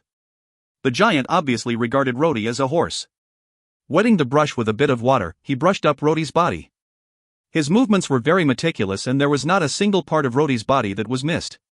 He was also very careful in cleaning the dirt from Rhodey's body. Rhodey felt like a pig about to be slaughtered as he was being cleaned by the giant. Honestly, it was sheer torture. This was mostly because the giant did not know how to be gentle, especially when washing certain parts of the body. The giant washed Rhodey's body for half an hour. Finally, he poured a bucket of water over Rhodey's body and looked at him with satisfaction. At that moment, Rhodey's body was red and clean like a newborn baby. The giant nodded before dropping his brush and leaving without sparing Rhodey another glance. Rhodey immediately started cursing. He started cursing everybody, from the giant to the Tulip family to his teachers in the Imperial Academy. What shitty teacher! What shitty history! What shitty Tulip family! It is more like the world's most abnormal family ever. He kept cursing, unaware that after being washed by the giant, his injuries from that night seemed to have recovered. That included the injuries from being kicked by the horse. Now he seemed to no longer feel any pain in his body. At this time, Rhodey suddenly heard a voice, "Have you finished cursing? When you are done, come out of the room and put on the set of clothes on the chair outside the room." Rhodey immediately shivered. That was the voice of the noble lady. He did not dare to offend that woman. As he stepped out of the room, he saw the new suit outside the room. Rhodey reached out to it and touched the cloth. It had a very soft feeling. Anyway, he could not differentiate between high-quality cloth and low-quality cloth.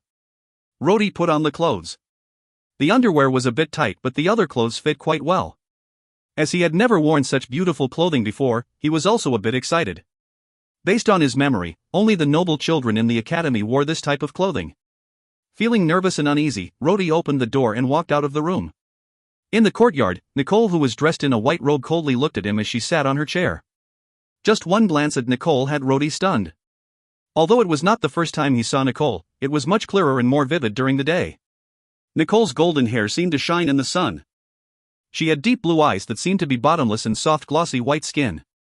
She was so beautiful that she did not seem real. A goddess. Her figure exuded an aura of an inviolable noble. I am going to die. Rhodey's heart silently spoke. If I have to be beside her every day, I would not live long. Last night, why did I not? Even if she bit off my entire mouth, it would have been worth it. While Rhodey was thus confused, Nicole asked, "Have you washed up?" Rhodey was still dumbstruck as he kept looking at Nicole. However, he still managed to nod. When Nicole noticed his staring eyes, her face turned red and then her face sank. If you continue to look at me like that, I will dig out your eyes. Rhodey was shocked and immediately lowered his head. However, his eyes could not help but secretly look at Nicole. Every man would experience such a period, and especially so for teenagers. There would always be a phase where he lusts and admires women. Rhodey, who was a young boy, would also have this blind admiration and impulse. Not to mention the fact that Nicole was an exceptional beauty. Enough! Nicole's delicate voice called out. Although the tone was cold, it was also delicate. Therefore, it did not sound cold but instead had a certain charm to it. She continued to speak, "Now, I will see if you are qualified to be a Tulip family's servant." Rhodey's entire attention was focused on Nicole's body, so he failed to notice what was wrong with her words, or what she was getting at. Also, it did not occur to him why a servant would need to be tested for skills. Let alone testing his skills. If Nicole had wanted him to kill, she merely needed to point her finger at him and he would immediately rush out. Seeing Rhodey's silence, Nicole nodded and a middle-aged man came out from behind her. Rhodey's attention was entirely on Nicole since he entered the courtyard. Even if it was not a person standing behind her but a train, Rhodey would still fail to see it. However, Rhodey started to look at this middle-aged man seriously the moment that man walked in front of Rhodey. The man was wearing gray clothes. However, most of the impression came from his silver white hair that was bundled up. The man squinted watching Rhodey. His hands were behind him and he showed a trace of a smile. Although the man was just casually standing there, Rhodey had a strange feeling that this man was not a person but a wall. If you find any errors, ads pop up, ads redirect, broken links, non-standard content, etc., please let us know. Report chapter so we can fix it as soon as possible. Chapter 8, Sword Master. Chapter 8, Sword Master. Translator, Endless Fantasy Translations Editor, Endless Fantasy Translations. Rhodey had a strange feeling that the man in front of him was a warrior. Not just that, he was also a swordsman. He could not tell why he had that feeling, but he was extremely certain of it. The middle-aged man seemed interested in Rhodey and smiled faintly. "All right. I heard that you are a swordsman. First, we shall test your sword skills. Do you have a sword?" His words made Rhodey's face turn red. He remembered the sword he picked up yesterday. He immediately straightened his chest and loudly said, "I am not an official swordsman, but I will be one. I had my own sword, but last night, they were confiscated." The middle-aged man nodded before looking back at Nicole. Nicole did not speak, but she nodded. The middle-aged man then shouted, "All right then. Somebody, please return the young warrior's sword back to him." It would seem that the middle-aged man's ranking was not low. Immediately, a servant ran off and came back moments later with the sword Rhodey took last night. "This is your sword?" The middle-aged man smiled. He seemed to be looking casually at the rust on the sword. Honestly speaking, the sword was actually quite good. Not everyone could carry weapons in the streets in the Empire. Although it looked a bit old, the sword was still sharp. Anyway, as the sword was given by a hired hand in the bar, its quality can be considered acceptable. However, Rhodey's face could not help but turn red. His youthful arrogance did not allow him to lose face in front of Nicole. He straightened himself and said, "Yes, this is my sword. I have a better sword, but I do not have it now." The middle-aged man nodded and pondered for a moment before saying, "Well then, let me see your sword skills. I am going to attack you and we shall see how long you can hold out." "Okay." Rhodey immediately held up his weapon in readiness and agreed loudly. In the presence of such a beauty, if she wished, this virgin youngster would slay a dragon, let alone fight this man. The middle-aged man bent down towards the chair and picked up a broadsword. He gave Rhodey a glance and said, "Prepare yourself. I am coming." Rhodey concentrated on the middle-aged man, braced himself and assumed a defensive stance. From the left. The middle-aged man cried out and slashed at Rhodey. The sword was frighteningly fast. Rhodey only sensed a white flash coming towards his left. All he could do was rely on his instincts to block the attack. Wham! Rhodey felt like he was kicked by a galloping horse. He staggered back a few steps to find his balance. The middle-aged man did not wait for him to recover and shouted again, "Right!" The sword slashed down again. Without time to adjust his stance, Rhodey hastily held the hilt with both arms to support it. The power of the strike was greater this time.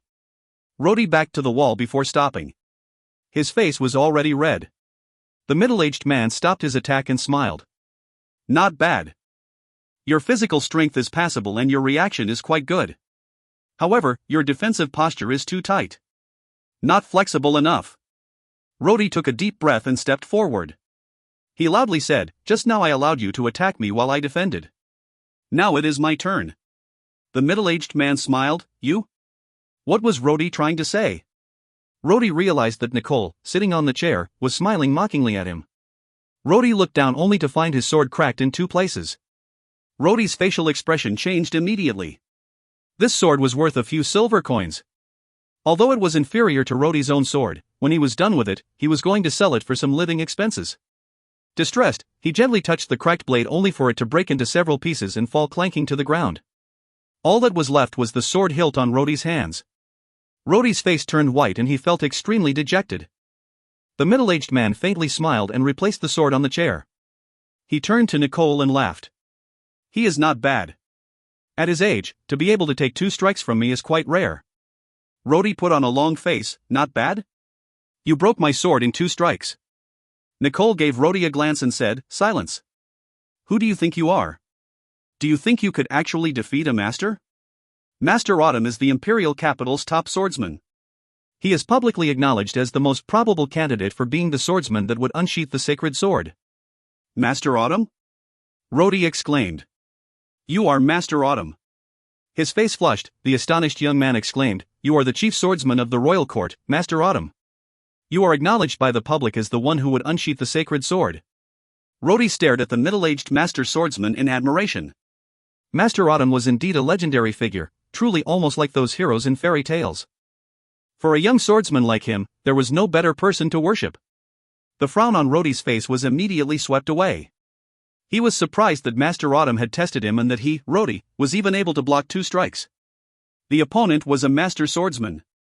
In fact, during next year's Swordsman Assembly, if Master Autumn could really unsheath the sacred sword, he would become the first person to do so for the last few centuries. It was the kind of legend that was born once every few centuries. Master Autumn gave an indifferent smile and said, "Miss Nicole, I have done as promised. This man is really good. If I am not wrong, he is about to reach grade 2 swordsman level. Compared to your little brother, he is much stronger." At this moment, Master Autumn assumed a strange expression. Nicole nodded. Suddenly she stood up and walked towards Master Autumn. She leaned towards him and whispered into his ear. After listening to her words, Master Autumn frowned and shook his head. "No. I have said this before. Unless he is from the Tulip family, I will not accept anybody else." Nicole looked at Master Autumn's firm expression and gently sighed. "Fine then." Master Autumn thought for a while and smiled. "However, I can give him some guidance. I will come again tomorrow afternoon." Rhodey was still looking stupidly at Nicole and Master Autumn. Actually, his eyes were looking more towards Nicole's body. Nicole glared at him and scolded, "Fool! Quickly thank Master Autumn. Master Autumn has promised to teach you swordsmanship tomorrow." Rhodey did not react as his heart continued to run wild. Why are her eyes so beautiful even when she is glaring? Nicole stamped her feet and shouted loudly, "Rhodey!" Rhodey was shocked and immediately woke up from his stupor. Master Autumn repeated his sentence, "Remember, I will come to this yard tomorrow at noon." After that, the master turned around and left. Nicole gave Rhodey a harsh glance before calling out to a servant, "Take him away and let him put on that stuff we prepared last night." Nicole turned and walked to the east side of the courtyard. 2 servants quickly went to the courtyard, propped up Rhodey, and followed from behind. Rhodey finally recovered a few moments later. He finally shouted, "Oh my God! Master Autumn is teaching me swordsmanship! Master Autumn is teaching me swordsmanship!" "Shut up, you idiot!" Nicole turned back and shouted.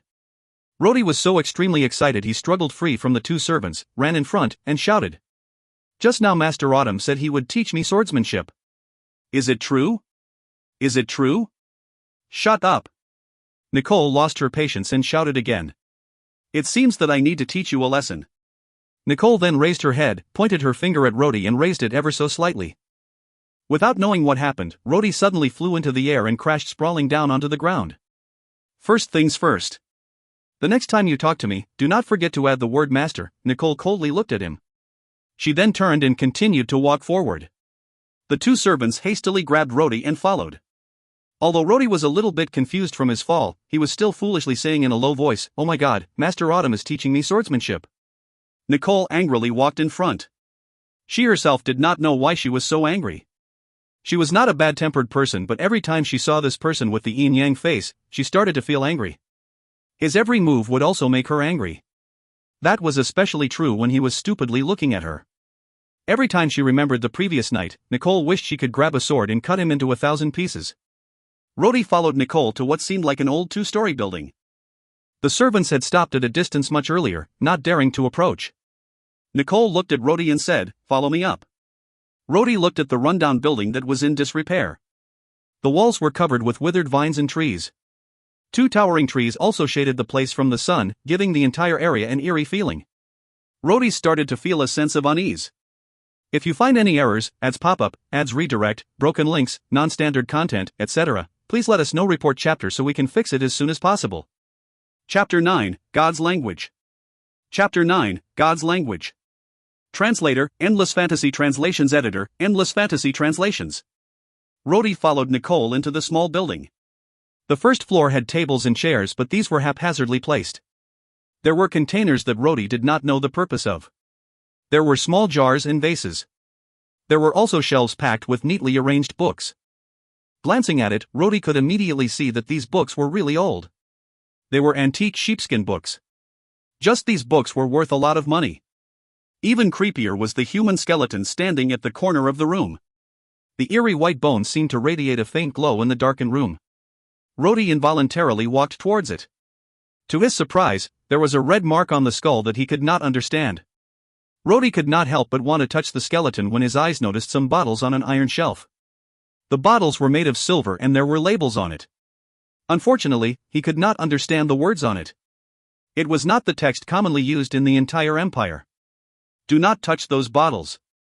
Nicole's cold voice called out from behind him. Rhodey immediately withdrew his hands that were reaching out to a bottle. Nicole gave Rhodey a look. Although her face was cold, her tone softened.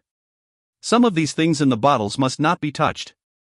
For example, the second bottle in front of you. If you were not careful and spilled it onto your hands, even if it was just a little bit, you would die. Your entire arm would immediately corrode and only leave behind bones. Rhodey was shocked. "Are these all poisons?" Nicole glared at him, saying, "No. These are all just used for experiments."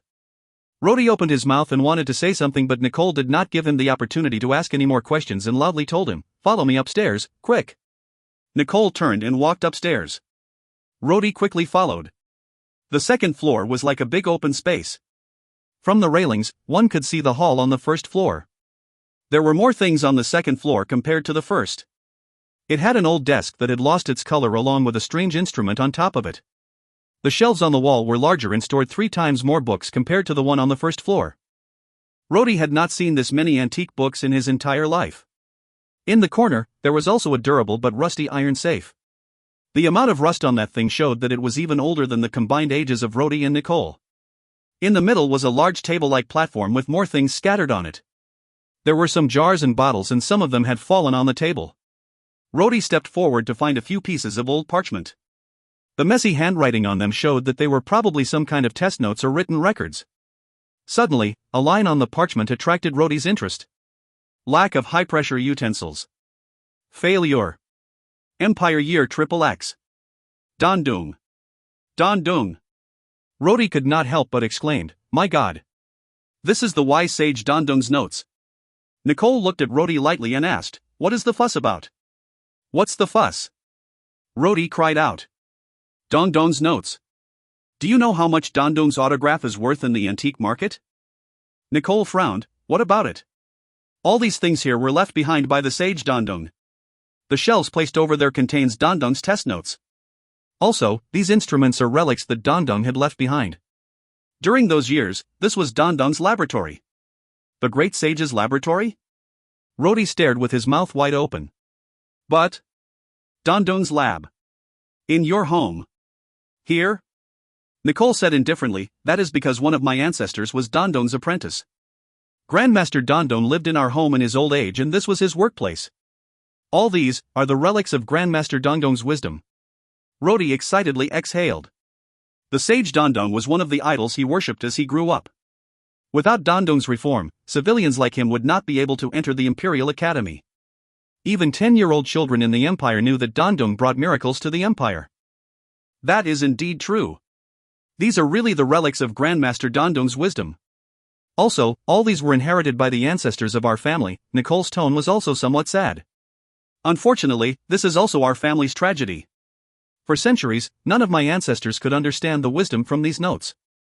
3 of my ancestors studied the Grandmaster's notes here in their later years until they died of mental exhaustion. My father also died in this laboratory. Why? Was the Grandmaster's wisdom too difficult and profound? Nicole smiled gently. It was a fairly odd smile that showed misery. No idea. We do not know what Dondong's wisdom was even about. This is because no one could understand his most important notes. The most important wisdom in Dondong's notes is not in the common text of our empire or any language on any continent. We do not even know what language it is. Nicole's tone was full of mockery. There are times we even suspect that the language Dondong used was God's language. My ancestors went through a variety of ancient books and still could not decipher this language. God's language? Rodi was surprised. Is there really God in this world? Unexpectedly this time Nicole did not glare at him when she angrily said, only a genius would know. This was because generations of her family were fascinated by God's language and had futilely worked hard. This had cost the family a lot of time and even claimed their lives. It became a heavy burden for the Tulip family. As a result, Nicole had no respect for God. Rodi was surprised and could not help but caress the table and the ancient sheepskin notes gently. He cautiously asked, "Can I take a look at it?" Nicole shrugged, "As you wish. This is just the replica I used to study. The original has already been hidden away." Rodi immediately grabbed the sheepskin notes and spread them out. Sure enough, the first page of the sheepskin notes was written in the Empire's common language. However, the backs of the notes were written in a different language. The characters were also extremely complex. Each stroke looked like it was delicately cut with a chisel. The structure of the texts was also delicate. Each word looked like square blocks and they also had a special pattern. It was definitely not in any language that Rodi could understand. Although there were occasionally some designs and drawings, one look would tell you that these were blueprints. Unfortunately, the words written around them were all in God's language. Nicole ignored Rodi who was frowning while staring blankly at the sheepskin.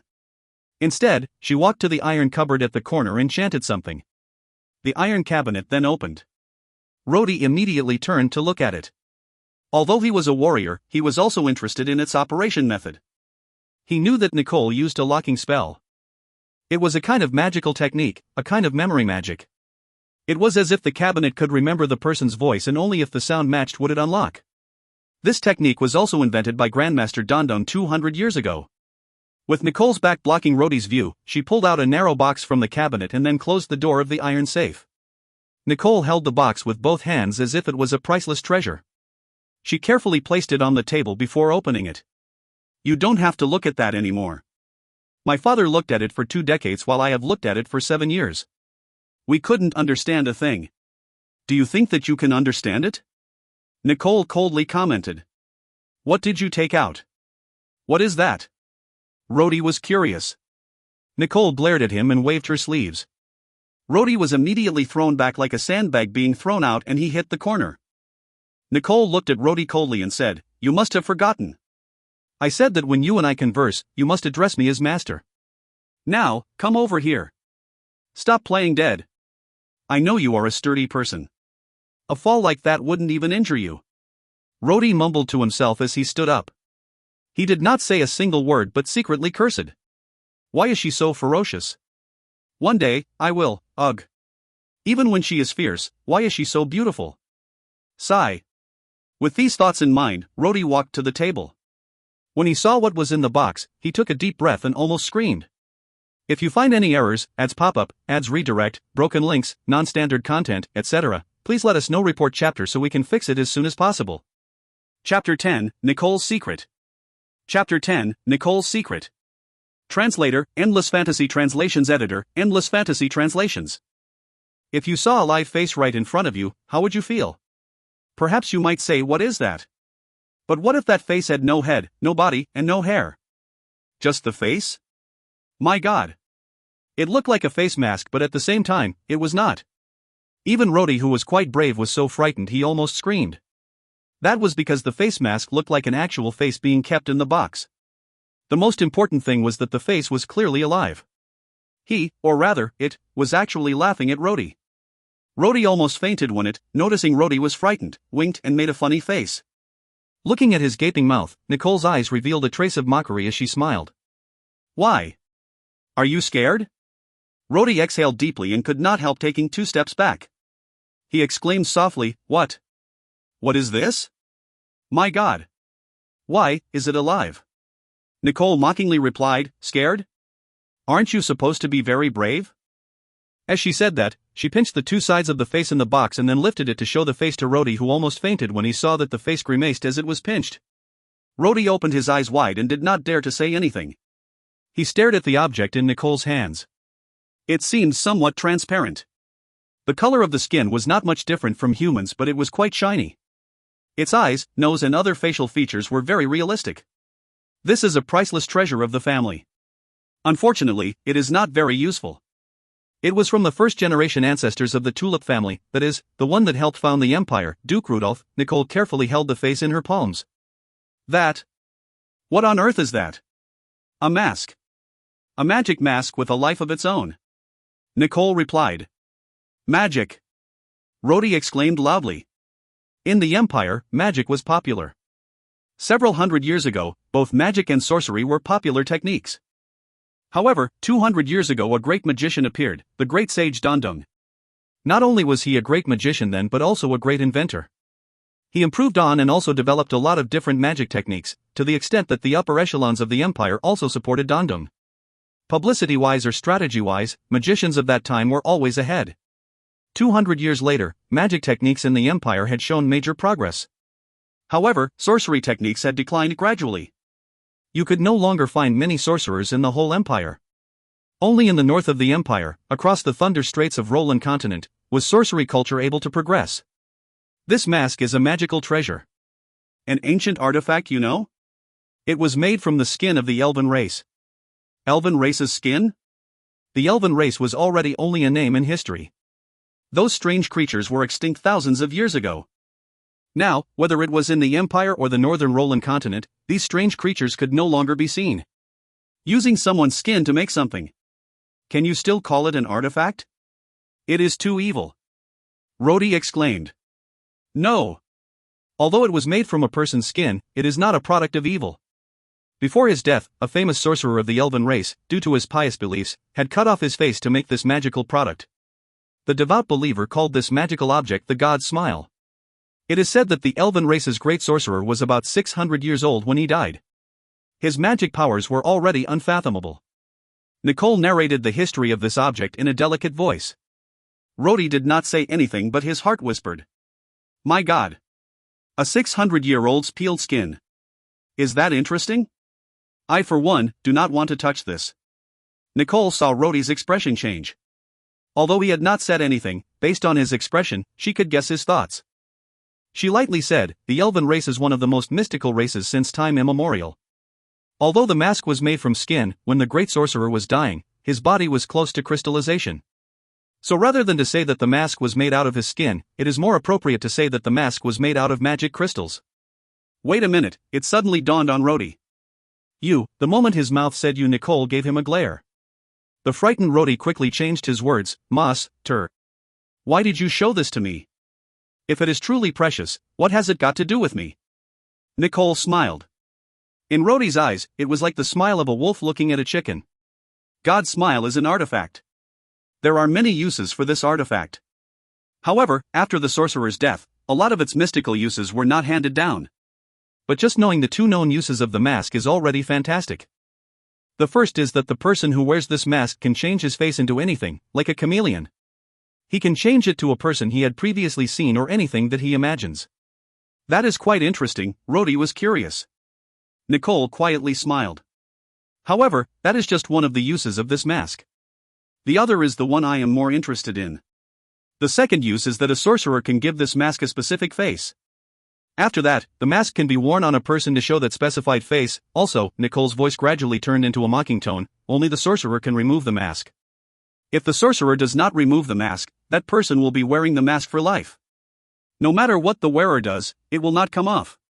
Rhodey heard Nicole's words and subconsciously took a few steps back. You want me to wear this thing?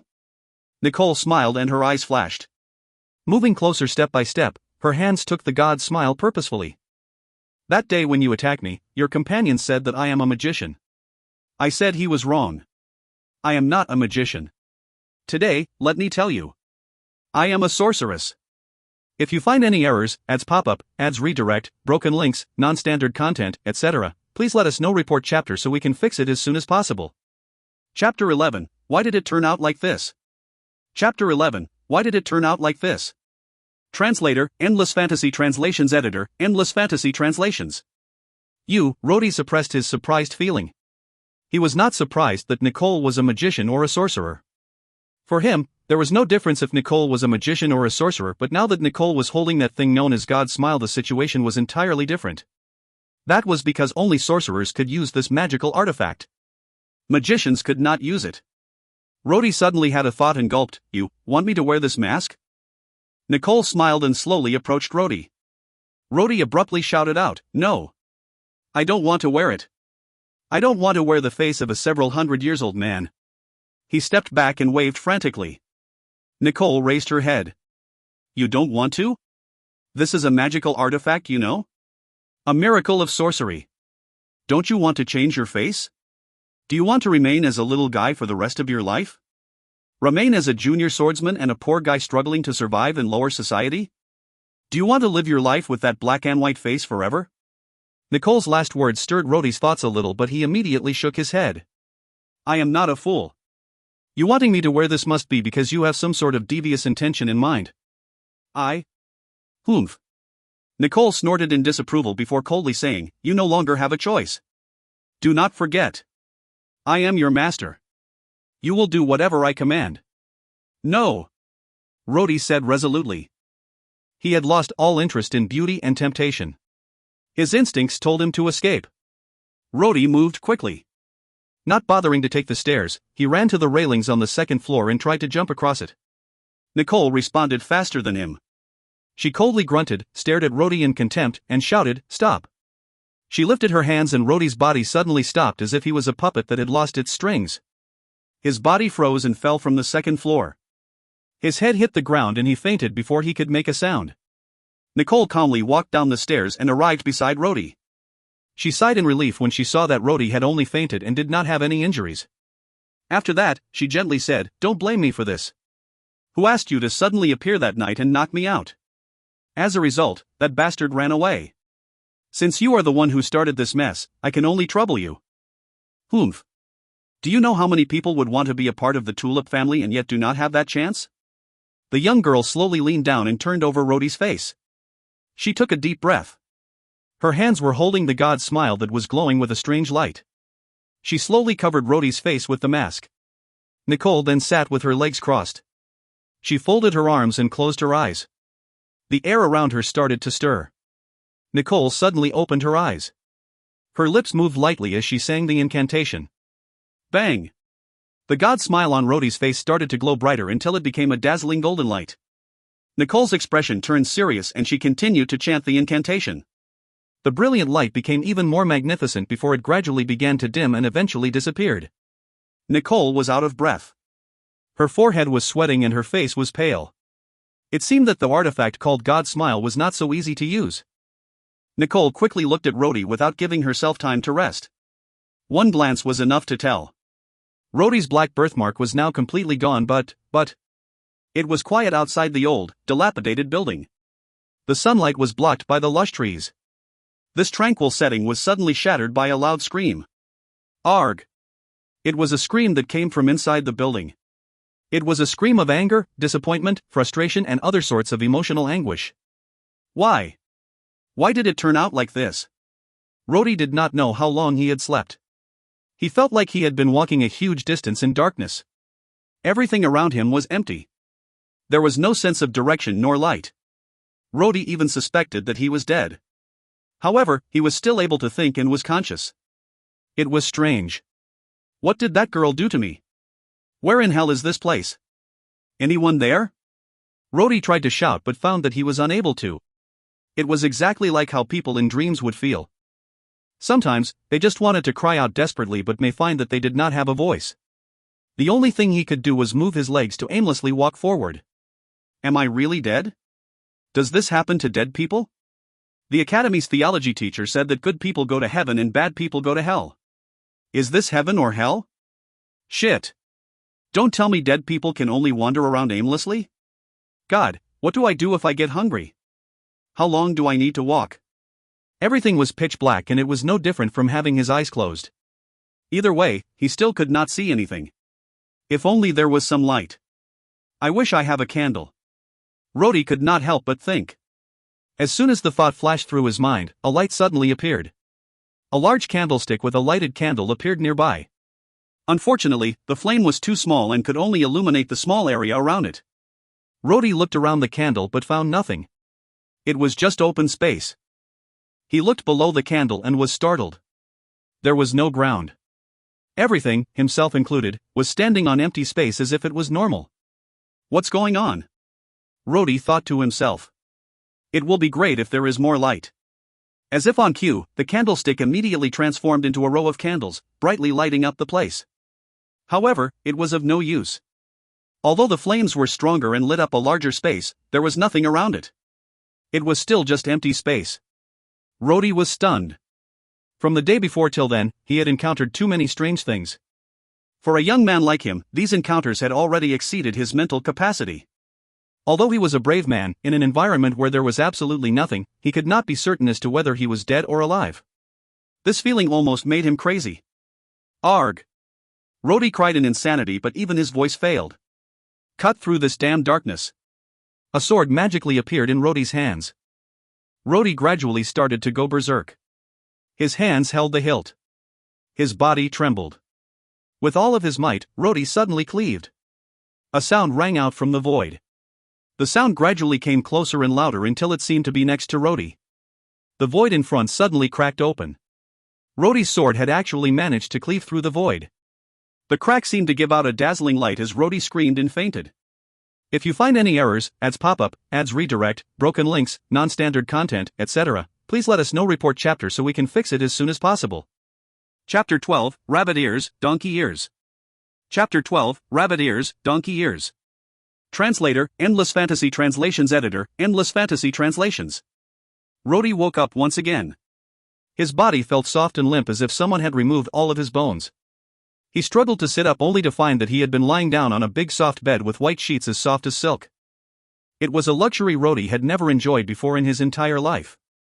The room he was in was 10 times larger than his single room in the dorms of the Imperial Academy.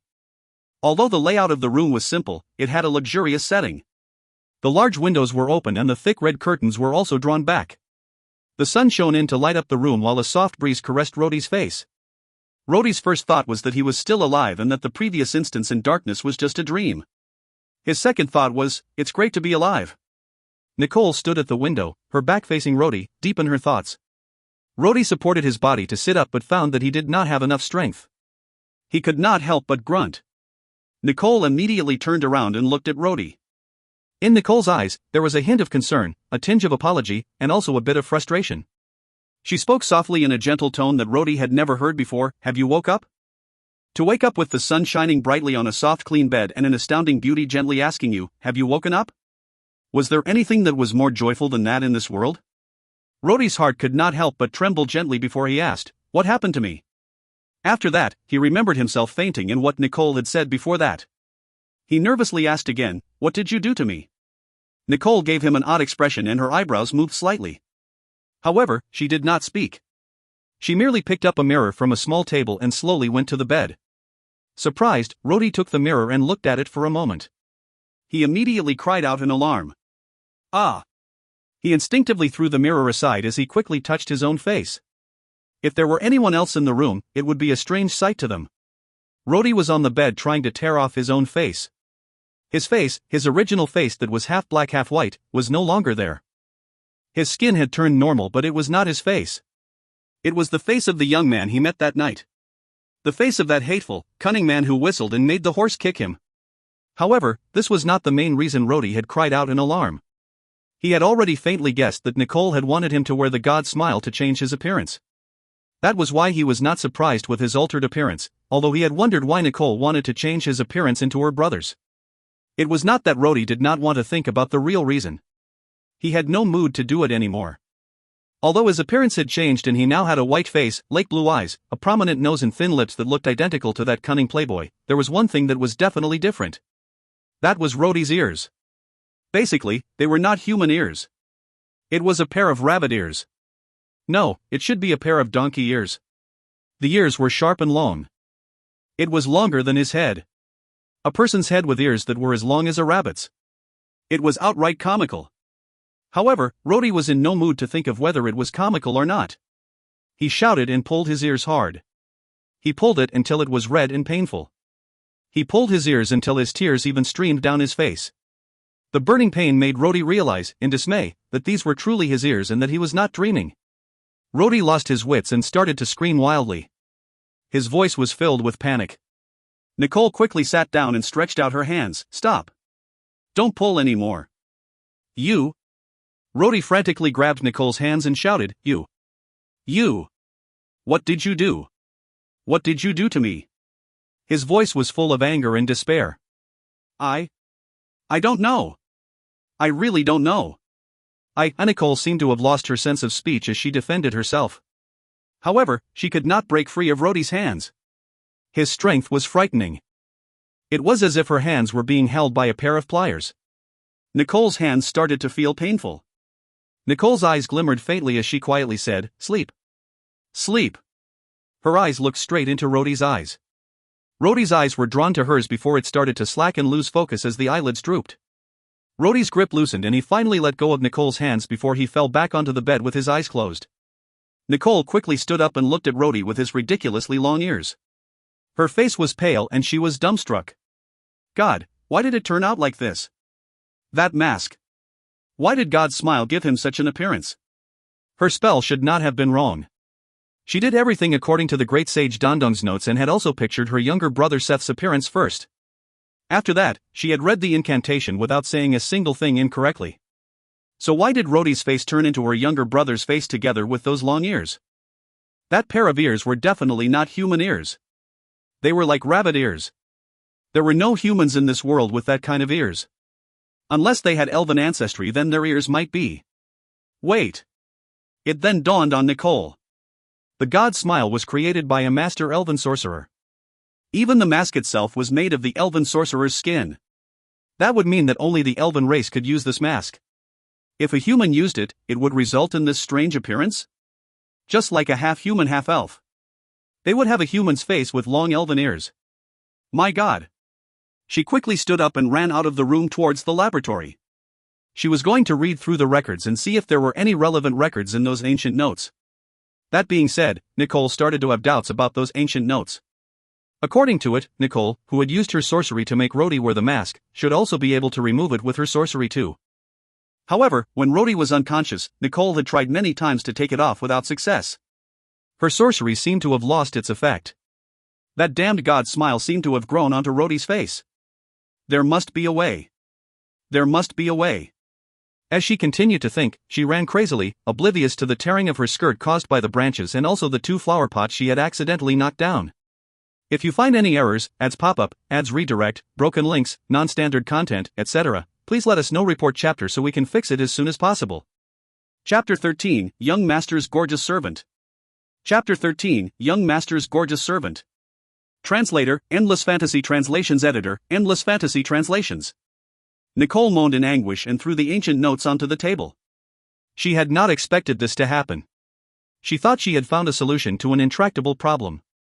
It was obviously not the case. That little bastard Seth, although he wasn't much, he was still the future heir to the Tulip family. The bearer of the family name. More importantly, Seth still had 6 months before he graduates from the Imperial Academy. He must graduate. He must pass the examination so that His Majesty the Emperor can confer the position of heir to the Tulip family to become the next generation Tulip family duke. However, as of this moment, he had run away. Although he had always been queer in his ways, his actions this time was really outrageous. That guy actually boarded a ship and headed out to the ocean. Even if they moved out now, even if they were faster, they would not be able to find Seth. But what about us here? What about the Imperial Academy? What about graduation? Don't graduate? What a joke. One of the identities of the Tulip family was that in these past hundreds of years in the Empire, there was not a single successor to the Tulip family that did not graduate from the Imperial Academy. Their family had always been the pride of the Empire. If this generation's family member ran away and did not take the examination, and did not inherit the title of Duke from His Majesty, it would not only be extremely shameful. It would also be a disaster for the family. Seth would lose the qualifications to inherit the title and the Tulip family would lose the status of a dukedom. It was extremely frightening. In Nicole's desperation, she came up with this fraud. It just so happened that this boy broke into her home and, in a way, it was also his fault that Seth managed to escape. Also, he seemed quite suitable. From his behavior, he was a decent young man. Although he made a mistake, his character was still acceptable. His swordsmanship was also decent. In actual fact, this was just Nicole reassuring herself. Rhodey was not particularly good, but he still managed to obtain excellent results. On the other hand, Seth could only be referred to as useless. Moreover, Rhodey was a commoner and an unimportant person. He could be easily controlled. He was a little bigger and a little stronger than Seth. She planned to keep Seth out of sight for 3 months. In this 3 months, people's memory of Seth's physique would not be as clear as it used to be, and she could also try and make Rhodey lose weight. 3 months later, Rhodey would be able to take the examination while pretending to be Seth using God's smile. After 3 months of training, Rhodey should be able to pass the examination. Even Master Autumn acknowledged his potential. Anyway, even if Rhodey was not very strong, he would at least be stronger than Seth, right? Once Rhodey passed the examination and graduate, he would obtain the Emperor's official recognition and inherit the title of a duke. That way, he could help the Tulip family get out of this crisis. Although that was a bit unfair to Rhodey, who asked him to attack the carriage. To even intrude into her home at night and even do that thing. It was his own fault to participate in crime. After the situation is resolved, maybe she could use her connections to get him into the Imperial Army.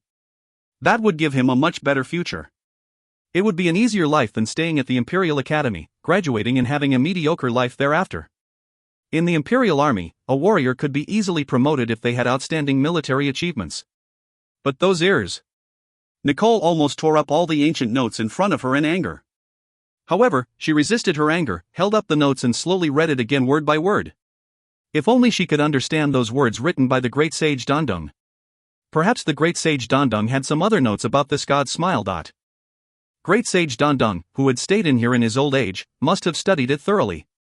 Actually, he had studied such stuff his entire life. Rhodey, who was under Nicole's sleeping spell, only woke up 12 hours later. The first thing he did when he woke up was to touch his ears. When he touched his long and pointed ears, his heart was filled with despair. However, he was not willing to give up. He picked up the mirror that was left on the bed beside him and looked at his own face. Hashtag and asterisk dollar. Rhodey could not help but shout out a string of curses. Then he groaned and tossed the mirror back onto the bed. What should I do now? Although his original face had a large birthmark, making it a yin-yang face, it was not as terrible as his current appearance. A person may have large birthmarks. It was a normal thing. Although Rhodey was ridiculed for his ugly appearance, only the noble students did it. The poor commoner students did not, because the birthmark was natural. It was given to him by his parents. It was fate. He himself had no say in it. Although it was ugly, it was still the face of a person. This time, that would not be the case any longer. Having a large birthmark was still human, but who in the world had such long rabbit ears? Originally, he was a little ugly, but at least he was still human. Now, he would probably be classified as a monster. Rhodey sighed for a moment and stood up from the bed. There was nobody in the room, so Rhodey decided to look around. Based on the layout of the room, it was obvious that this bedroom belonged to a master of the house. The design and decoration seemed very tasteful. Even the intricate carvings of the large bed he slept on seemed extremely exquisite. On the table were 2 vases. It was evident that they were works of art and worth a lot of money. There was also an oil painting. Although Rody did not have any art sense, he could tell with a glance that it was not some cheap stuff from the market. Where is this? Rody asked himself. He then thought to himself, could it be that I slept in Miss Nicole's room? But then he immediately, with certainty, shot down that attractive idea. Impossible. He still had his common sense with him.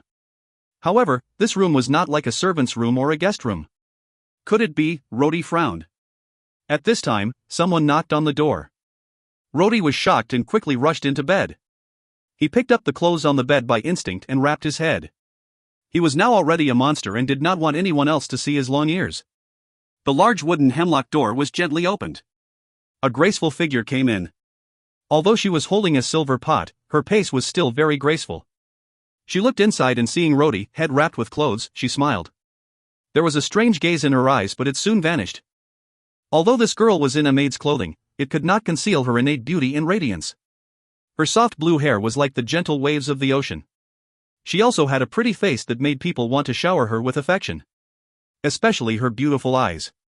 Just a glance of her eyes was mesmerizing.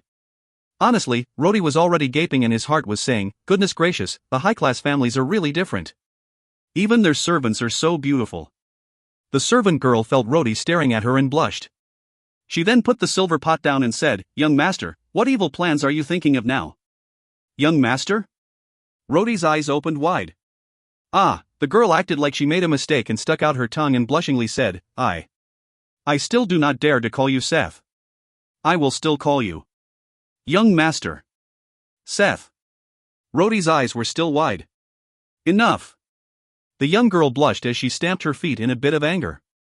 I came to wash your face, but you are bullying me. I will leave. The girl's face became a little solemn. Seeing that Rody did not speak further, the young girl walked around him and said, young master, you are being mischievous again. You always liked to do strange things. Why did you wrap your head with clothes? Is it perhaps a kind of art? Saying that, she stretched out her hand to take away the clothes on Rody's head. Ah! Rody screamed and leaned back. If you find any errors, ads pop-up, ads redirect, broken links, non-standard content, etc., please let us know. Report chapter so we can fix it as soon as possible. Chapter 14, The Masked Person, 1. Chapter 14, The Masked Person, 1. Translator, Endless Fantasy Translations Editor, Endless Fantasy Translations. Normally, Rody would have been happy to have a beautiful girl reach out to him and take off his clothes. Even if these clothes were only wrapped around his head. However, if the clothes were hiding his long ears, it was another matter entirely. Rody cried out in alarm. He immediately moved backwards and ended up falling off the bed. Ah! Young Master Seth. The young girl looked at Rody's eyes and was surprised to see his panic-stricken face. You. Don't come any closer. Rody scrambled to sit up and stretched his hands in front to keep her away. The young girl suppressed her smile and asked, what happened to you? She then stretched out her hands to pull Rody up. While she tried to pull him, Rody quickly rolled under the bed. After that, he blurted out with a muffled voice, don't come here. I. The girl frowned, what do you mean you, I. Young Master Seth, what's the matter with you? He is asking you not to approach him. A cold voice sounded from the door. The girl looked back and saw Nicole standing at the door. Nicole's chin was slightly raised as she looked coldly at the girl. The young girl quickly lowered her head and quietly called out, Miss Nicole. Nicole waved lightly and said, that's enough. Angel, you can leave the room now. I will deal with this. Without hesitation, the young maid put down the silver pot, hastily bowed and left the room. She had been with the Tulip family for a while now and knew that although the young master was the heir to the family, she also knew that at home, Nicole was the one with the most authority. Nicole was not on very good terms with the maid. She resented her brother for his shortcomings so much that she even resented the people around him. Rody made sure Angel had left the room before popping his head out from under the bed. He stared at Nicole and said angrily, you have finally arrived? You? What do I do now? Quickly turn me back into my old self. Nicole was slightly apologetic and gently said, that. I can't do that for the moment, but I am looking for a way. There is also one other matter. What other useless matter could there possibly be? I have such preposterous ears. How can I go out and meet people? Rhodey almost roared. Nicole's face was grim as she scolded, to even dare to use this tone when you speak with me. Have you forgotten your place? She paused. Although there is a bit of a problem right now, do you think you have the right to shout at me? Do not forget your sins and mistakes. I could justifiably punish you any way I wish. Yet you dare to yell at me? Rhodey was speechless. True. His current status was a servant. Where in the world could a servant scold his master? Moreover, aside from the attack on the Tulip family, he could also be charged with indecent assault. With these crimes, any kind of punishment the Tulip family could dish out would not be considered excessive. Come out now. Nicole coldly shouted. Sure enough, Rhodey crawled out from under the bed and obediently stood in front of Nicole. Seeing Rhodey's aggrieved face, Nicole lightly said, You had better be well behaved and don't make that face as if the heavens have wronged you. If you are more earnest, I will find a way to make your ears turn normal again. If you do not listen to me. Since I can turn you into a donkey, giving you a pig's snout would not be a difficult task. These words worked extremely well. Rhodey immediately stood straight obediently and no longer showed any dissatisfaction on his face. At the very least, he showed no dissatisfaction on the surface. It was no joke. At the very least, he could use a hat to hide his long ears. However, if his nose were to also be turned into a pig's snout, that would really be disastrous. From then on, he would need to hide his face wherever he went. That is better. Nicole looked satisfied as she noticed Rhodey's improvement in behavior. She then lightly said, Now, dress up and follow me. Have you forgotten? You are supposed to meet with Master Autumn this afternoon. Not everyone can have the opportunity to be taught by Master Autumn. This was the only news that could lift Rhodey's mood. After all, Rhodey was also a swordsman. To be taught by Master Autumn was the dream of every young novice swordsman. Rhodey's unhappiness was considerably assuaged and, without further delay, he followed Nicole out of the room. On the way, Rhodey further calmed down as his emotions stabilized. His brain started prompting him to ask questions. Miss Nicole. Just now the room I was sleeping in was my little brother's room. That, my current face, and also that made earlier. Why did she call me young master? Nicole stopped and looked back at Rhodey before replying lightly, Your questions will have an answer. However, it is best that you be quiet for now. When it is time for you to know, I will tell you. Rhodey immediately shut his mouth. After all, his current status was a servant. Rhodey thought that he was going directly to see Master Autumn at the yard. He only realized Nicole was not taking him there when he arrived at the rundown two-story building. His first thought was to run. Why is it this place again? He looked at Nicole with vigilant eyes. Yesterday, this woman here made him put on some kind of god smile. That ended with him growing a pair of long ears. Today, she brought him here again. What did she want now? When Rhodey hesitated to follow Nicole in, Nicole coldly asked, Why did you stop walking? Rhodey looked at the building and then at Nicole's face. Although he did not say anything, the meaning was clear. Didn't you say, we are going to see Master Autumn? Rhodey said with a woeful face. Idiot, Nicole lightly said, How can you meet Master Autumn with your current appearance? I do not want others to know about this secret. As Rhodey was still thinking, Nicole impatiently grabbed his arm and dragged him into the small building. A secret that we do not want others to know about? My current appearance? Rhodey's mind suddenly had an idea. Oh my god. This woman does not want to do that, right? Isn't that absurd? If you find any errors, ads pop-up, ads redirect, broken links, non-standard content, etc., please let us know. Report chapter so we can fix it as soon as possible. Chapter 15, The Masked Person, 2. Chapter 15, The Masked Person, 2. Translator, Endless Fantasy Translations Editor, Endless Fantasy Translations. Without allowing Rhodey's imagination to run wild, Nicole pulled him into the first floor of the small building. Something silver-like was on the front table. It gave out a soft light inside the darkened room. Rhodey understood what it was at a glance. It was a mask. A silver mask. Nicole stood at the side and went straight to the point. Put it on. Rhodey hesitated. The previous time, he had worn that god smile that literally ruined his life. What was he going to wear this time? The last time, he obtained rabbit ears. What about this time? Would he really end up with a pig's snout? Nicole looked at the panicking boy and could not help but laugh. She reassured him, Don't worry. This is just an ordinary mask. But Why should I wear this mask? This woman had done so much to change his face and now she wanted him to cover his face? Was there something wrong? Nicole was too lazy to explain to him and coldly said, because this is an order. Rhodey sighed as he thought, as expected. He somewhat guessed Nicole's idea, but isn't that idea crazy? Nicole looked pleased with Rhodey's appearance after he put on the mask. Rhodey was tall and slender. The mask was also very exquisite, except for the unpleasant-looking long ears and his long fluttering hair. It gave a confident and mysterious impression. The design of the mask was ingenious as Rhodey, wearing it, did not feel that it was particularly suffocating. He made a wry smile and asked, "What do we do about the ears?" He was very hopeful that Nicole would change his ears back but was soon disappointed. Nicole took out two objects and gave them to Rhodey. They were often used by the nobles in winter to cover their ears and keep them warm. Nicole gave Rhodey two large earmuffs and quietly told him, "Fold your ears and then cover them with these." Fortunately, although the ears were long, they were also soft. Rhodey felt a little bit of pain when he folded the ears and then covered it with the earmuffs. However, Rhodey did not dare to object further. Nicole went to Rhodey's side and carefully straightened out his hair in such a way that the hair would cover his ears. That way, it would be impossible to see anything. Rhodey could feel Nicole's soft hand stroking his head and could also smell the girl's fragrance. If it was not because of the light ache in his ears, everything would have been very satisfying. He even had a faint hope of extending this moment forever. Nicole looked at Rhodey with a satisfied expression and said, "All right."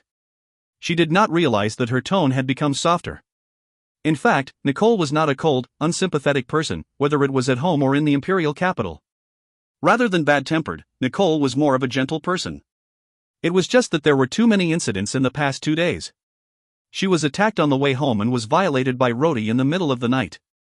More importantly, her family's heir ran away from home. The young girl had to bear all the family burdens and was exhausted.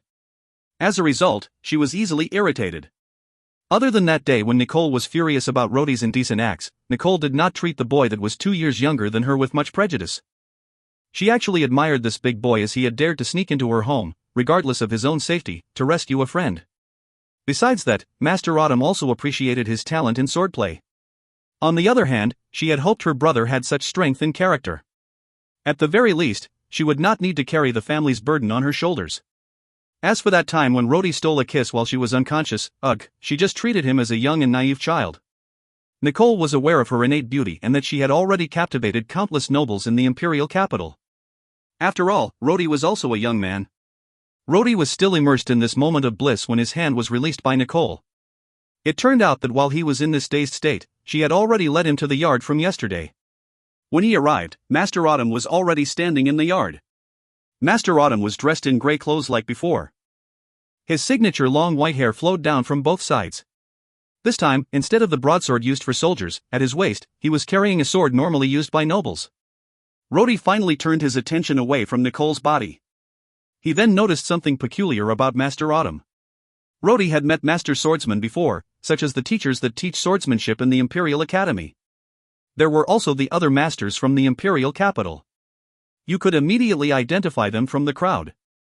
Based on Rhodey's impression, master swordsmen would have a certain posture that naturally projects a fierce and powerful presence. It was as if they were afraid that others do not know how strong they were. On the other hand, Master Autumn was entirely different. He was just casually standing there, looking completely at ease. He was just like an ordinary person without the imposing manner of a master. Master Autumn had seen Nicole and Rhodey as they approached from a distance. He curiously looked at the silver mask on Rhodey's face. Before Master Autumn could speak, Nicole explained with a smile, "His look was so special that I decided to give him a mask." Thinking of Rhodey, who had a frightening countenance because of his yin-yang face, Master Autumn gave a faint smile and nodded his head. Following that, he, the strongest swordsman of the imperial capital and the one recognized as a grandmaster of swordsmanship, did not spare any pleasantries with Nicole. He casually stated, "Let us begin." Finishing his statement, he glanced at Nicole. Nicole smiled back and quietly left. Master Autumn smiled as he looked at Rhodey, who was standing ramrod straight. He simply said, "Don't be so nervous. Actually, I cannot teach you many things except some simple guides. To be precise, I cannot teach you any specific moves, but if you have any question about swordplay, I should be able to give you an answer." Rhodey was really nervous. Master Autumn was teaching him swordplay. It was glorious. Master Autumn was the person acknowledged as the future user of the holy sword. "What's wrong?" Are there any problems? Master Autumn smiled. Yes. Rhodey quickly nodded. Master Autumn, you. Do you have any disciples? MMM? Master Autumn was stunned for a moment as he did not expect Rhodey to ask him this question. He pondered for a moment before smiling and giving his reply, Why did you ask me this question? But I can give you an answer. I have no disciples. Oh, Rhodey nodded. He started thinking. Master Autumn made a strange face and continued, Actually, I should have had an apprentice, however, before I got to meet him, before I was able to receive him as my disciple, he ran away. Ran away? Rhodey shouted in disbelief. My God! There is actually such a fool. If you include the number of people who wanted to be Master Autumn's disciple, including His Majesty the Emperor's princes and the rest of the commoners, you would find that there would at least be 3 long rows of people lining up waiting to become his apprentice. No matter how long they waited, their turn would not arrive. To think that there was an idiot who had the chance to become his disciple but did not want it. Excuse me, Rhodey carefully asked, Are you willing to accept disciples in the future? Probably, Master Autumn said, without commitment. In that case, Rhodey's voice was more careful. What are the prerequisites to be your disciple? Master Autumn looked deeply at Rhodey before he replied indifferently, About this, it is pointless even if you asked. He looked at Rhodey and laughed. I will not accept you as my disciple. There is no point in continuing this conversation. Why? Rhodey blurted out. Master Autumn sighed lightly, I have my own reasons. Rhodey cleverly shut his mouth. Since the other party was unwilling to speak, it is better if he did not pursue the question. After all, to get Master Autumn's guidance itself was already a rare thing. If your curiosity has been sated, can we start now? I do not have much time, so I cannot stay here for long, Master Autumn smiled. Although he had only met Rhodey twice, he had a good impression of the youth. Rhodey immediately nodded and temporarily pushed the idea of becoming his disciple to the back of his mind. He then asked, Yesterday, what was the technique you used when you broke my sword? I only remembered parrying 2 strikes. Why did my sword break into so many pieces? Master Autumn thought for a moment before asking again, You wish to learn that? Yes. Rhodey nodded without hesitation. If you find any errors, ads pop up, ads redirect, broken links, non-standard content, etc. Please let us know. Report chapter so we can fix it as soon as possible. Chapter 16, Reaching a Higher Level. Chapter 16, Reaching a Higher Level. Translator, Endless Fantasy Translations Editor, Endless Fantasy Translations. Swords are different from other weapons. They are double-edged. They can be used to thrust, slash, and cleave. Every swordsman would have their own preference. For example, some warriors are experts at using the broadsword designed for war. Those weapons put emphasis on strength, so the requirement for technique is not as high. However, there are also warriors that use longswords. Although they are not as powerful, they have more complex techniques. You should know these things. You must have studied them before. Your foundation is quite good, but I must tell you that these are just the basic theories and there is a big difference from advanced swordsmanship. I am not saying that using a broadsword would require less skill than a longsword or using a longsword would be inferior in strength to a broadsword. For martial arts, regardless of what weapon you use, be it is a sword, a knife, or any other weapon, after a certain level, the strength and technique difference between weapons no longer apply that way. What I meant was, from outside to inside. For example, yesterday, I slashed twice and managed to break your sword into 7 or 8 pieces. Why do you think that happened? Master Autumn looked at Rhodey with a smile. Rhodey thought for an answer until his face turned red. However, Master Autumn could not see it as he was wearing a mask. He tried answering, I heard that all the masters have very fast sword strokes. Could it be that in that instant, there were like 7 slashes but I did not notice because it was too fast? Master Autumn softly laughed and replied, No. That is just a legend. A warrior, no matter how fast, even for the warriors well known for speed in the Empire, is unable to strike so quickly that people cannot see the different strikes. We are all humans, not gods. At most, the fastest swordsman can only strike so fast that the opponent has no time to react. However, they cannot strike 7 times in an instant to the extent that the opponent cannot see the different strikes. That is merely a fairy tale, not a fact. Like I said, it is from outside to inside. Inside? Rhodey frowned. That's right. The inside I am talking about is inner strength. In other words, soft power, power, dark power. For example, look at the water in the river flowing, surging forward. Let the power of our sword be compared to the river. Both you and other swordsmen are like that. However, the river also has whirlpools. The direction of a whirlpool is not forward but circular, in a spiral. At that time, the inner strength is different. Rhodey seemed to have understood and nodded his head. Master Autumn squatted before reaching out. His fingers grabbed a handful of mud and formed a ball with his hands. Catch this. As soon as he said that, Master Autumn threw the ball at Rhodey. Rhodey caught the mud ball by reflex but almost lost hold of it as it bounced twice in his hand. He pondered for a moment and could not help but say, "I think I understand a little." Metaphorically, a common swordsman would be like the mud you just threw. Its direction is obvious. There is a signal for their attacks, such as a thrust being a thrust, a slash being a slash, and a cleave being a cleave. However, the situation is different after reaching a higher level. For example, Rhodey raised his hand and threw the mud ball he was holding. However, this time his finger flexed a little differently. As the mud ball flew out, it did not simply fly out in a straight line but seemed to spin. The corners of Master Autumn's mouth curled into a smile as he replied, "Not bad, not bad. You comprehend quickly."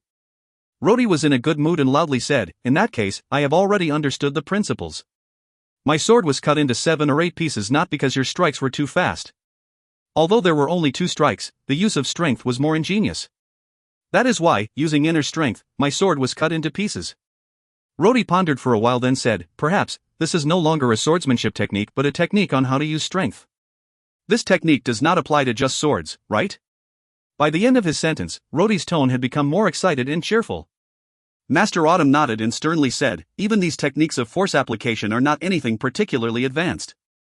Generally speaking, when your swordsmanship becomes more skilled, you will naturally learn these as well. Even if you actually comprehend this one day, you would still be an ordinary swordsman. Perhaps smarter than other swordsmen but not anywhere close to a real master." Rhodey immediately asked, "In that case, what is a real master?" Master Autumn did not give a direct answer but asked, "Who do you think is stronger? A magician or a warrior?" Rhodey thought for a moment before sighing, "Of course it is the magician." "Why?"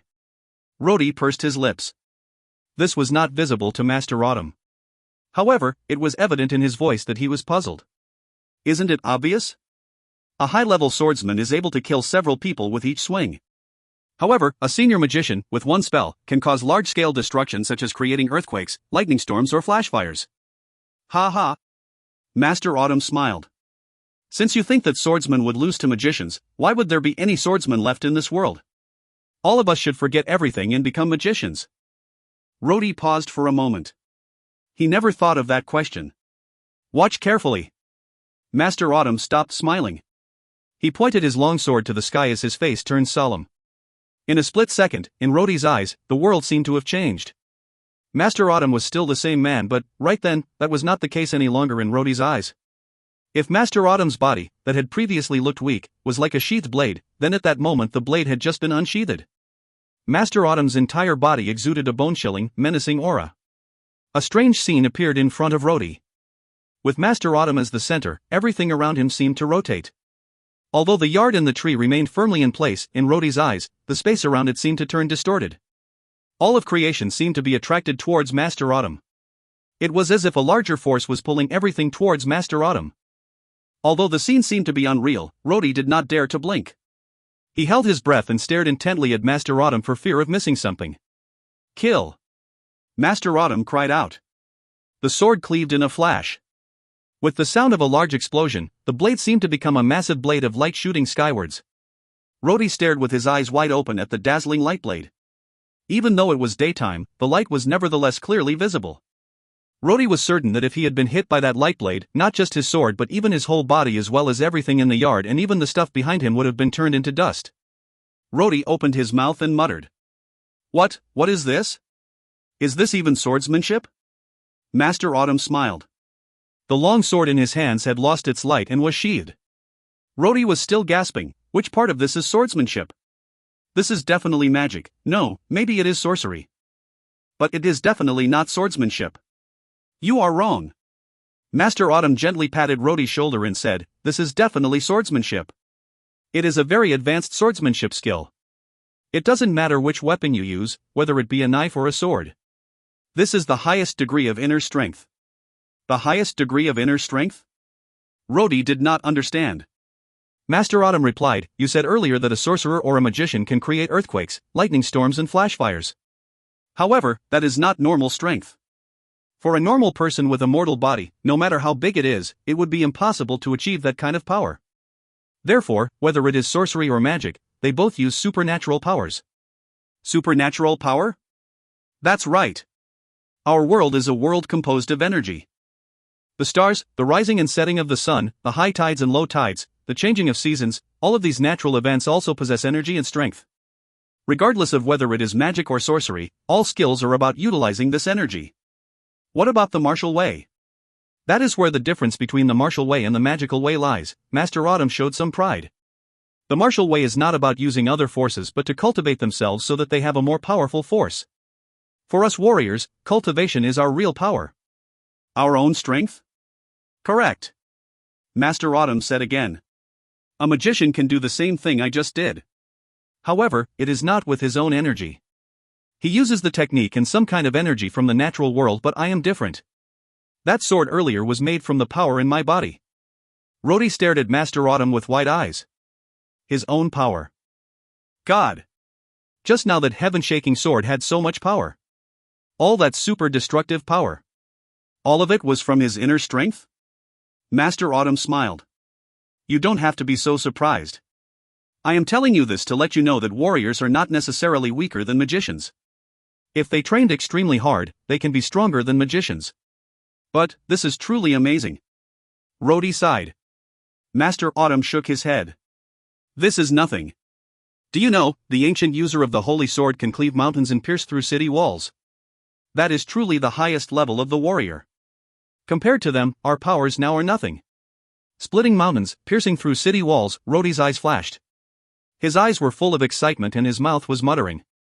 Master Autumn looked at the obsessed person in front of him and smiled. Now let me ask you. Where does the warrior's power come from? Rhodey was stunned for a moment and blurted out, from a strong and robust body. However, the moment he said that, Rhodey corrected himself. However, that is also wrong. In the academy, there are a lot of teachers that are much stronger than you but not as powerful as you. They definitely cannot cleave with their swords like you do. Correct. The inner strength does not just come from muscles. In that case, where does the inner strength come from? Rhodey asked. Although Master Autumn had not taught Rhodey any new moves of swordsmanship, these words without a doubt would one day guide Rhodey on the path leading to more advanced levels of the martial way. It was like a new door was opened for Rhodey and this made him endlessly fascinated. Master Autumn pondered for a moment. This problem is not something that can be explained clearly with just a few words. How about this? You and I have an affinity. As a result of an oath I have made in my early years, I cannot accept you as a disciple. However, I can give you a small present. Having said that, Master Autumn stretched out a finger. With a certain technique, he pressed a point on Rhodey's forehead between the eyebrows. The finger seemed to give out some kind of mystical power, which passed through the silver mask and into Rhodey's face. Rhodey felt a slight pain in between his eyebrows and groaned softly. Master Autumn looked at Rhodey and sighed softly. This is a seed of inner strength. If you can really comprehend advanced martial arts, then this seed that I gave you will help you to achieve boundless progress. If you find any errors, ads pop up, ads redirect, broken links, non-standard content, etc., please let us know. Report chapter so we can fix it as soon as possible. Chapter 17, Charming Visitor at Night. Chapter 17, Charming Visitor at Night. Translator, Endless Fantasy Translations Editor, Endless Fantasy Translations. If Master Autumn had known that the seed he gave Rhodey would bring about a huge change in the world, there was a possibility that he would not have done it. Many years later, a new proverb would appear in the world: a finger changes the world, a seed brings about the fall of an empire. Naturally, the famous sage Master Seth somehow understood the philosophical words left by the sage Dandung and comprehended its meaning. Lost a nail, break a hoof. Broke a hoof, lose a battle horse. Lost a battle horse, injure a knight. Injured a knight, lose a message. Lost a message, lose a battle. Lost a battle, lose a war. Lost a war, the fall of an empire. The phrase was extremely interesting. Something that is insignificant could snowball and develop unexpectedly. The seed filled with power that was given by Master Autumn to Rhodey was one of them. Rhodey, after receiving Master Autumn's finger treatment, finally woke up after a long time. He did not truly understand what Master Autumn was saying, but he understood subconsciously that he was no longer the same. However, he could not tell what was different. Nicole did not intend to let him come into contact with more outsiders. After the meeting with Master Autumn, she immediately led him back to the laboratory in the small building. From today onwards, you will live here, Nicole said before she started to leave. Seeing Nicole starting to leave, Rhodey had summoned his courage and could not help but shout, "Wait, wait. Please wait for a moment." Nicole turned around and looked at the boy. Rhodey slowly took off his mask and sighed, "Miss Nicole." "I mean, Master. I want to know, why this face?" Nicole looked at him indifferently without speaking. Rhodey continued, "I know this face is exactly the same as your brother's." "Why did you transform my appearance into your brother's?" Nicole frowned. "When the time comes, you will naturally know. For now, you just need to obey my commands." "No," Rhodey carefully said. "Actually, I can already guess a little." Rhodey hesitated for a moment before he probed again carefully. You want me to pretend to be your brother? Am I right?" Nicole's expression changed and she lightly said, "You knew?" Of course, Rhodey curled his lips. "Just looking at my face now was enough for me to guess." Nicole sneered and asked, "Are you not satisfied? You should know that my little brother is famous in the imperial capital as a handsome man. This face, compared to your old face, is over 1,000 times better looking." Rhodey shrugged his shoulders and lightly said, "Unfortunately, no matter how good this face is, it is not my own face." Nicole was stunned for a moment. She never expected the young Rhodey to have such thoughts. Nicole approached and looked closely at Rhodey before saying, "Do you know that I want you to impersonate my brother to help me out? Since you have already guessed it, I will no longer keep it a secret from you. I assume you know about the status of our family. If this matter is completed successfully, I will reward you. You see. Anyway, you cannot go back to the academy. I can recommend you into the army. Then you can become an officer. That would be my compensation to you. Are you willing? Army? Officer?" Rhodey became silly. "Willing? Of course, I am willing. Who doesn't know the Tulip family's standing in the military? Their family is basically the Empire's martial family. If Nicole personally arranged for him to enter the army and he does not perform too poorly, Rhodey would have a bright future. No matter how you look at it, it is more attractive than staying in the imperial capital as an unknown warrior. So what if he became an ordinary warrior? Unless he became an expert like Master Autumn, there would be no future as there were thousands of ordinary warriors within the imperial capital. The ones that were better off became guards for nobility. As for those that were less capable, they were reduced to street thugs, just like what happened to Rhodey in that incident. Rhodey's eyes turned bright. Was there any young boy that would not want to succeed in the future, especially if they were like Rhodey, who was born a commoner? Although Rhodey did not speak, there was now no trace of doubts left in his face. In that case, Rhodey thought for a moment and said, "All right. I promise you. But I have a request. It is really just a small request." "What?" "My friend," Rhodey gently said, "Miss Nicole. I know one more or one less groom would not make a difference in your family." "Can you let my friend go? Let him go back to the academy." Nicole smiled. "This is not a big problem, but I must warn you. Although I can promise you that, you must be careful. The most important thing here is confidentiality. Pretending to be my brother, that must not be told to anyone." If someone else found out, Nicole did not say what. She just hummed twice and Rhodey quickly shut his mouth without daring to say a single word more. Since this woman was able to give him a pair of rabbit ears, only God knew what else she could do. "All right.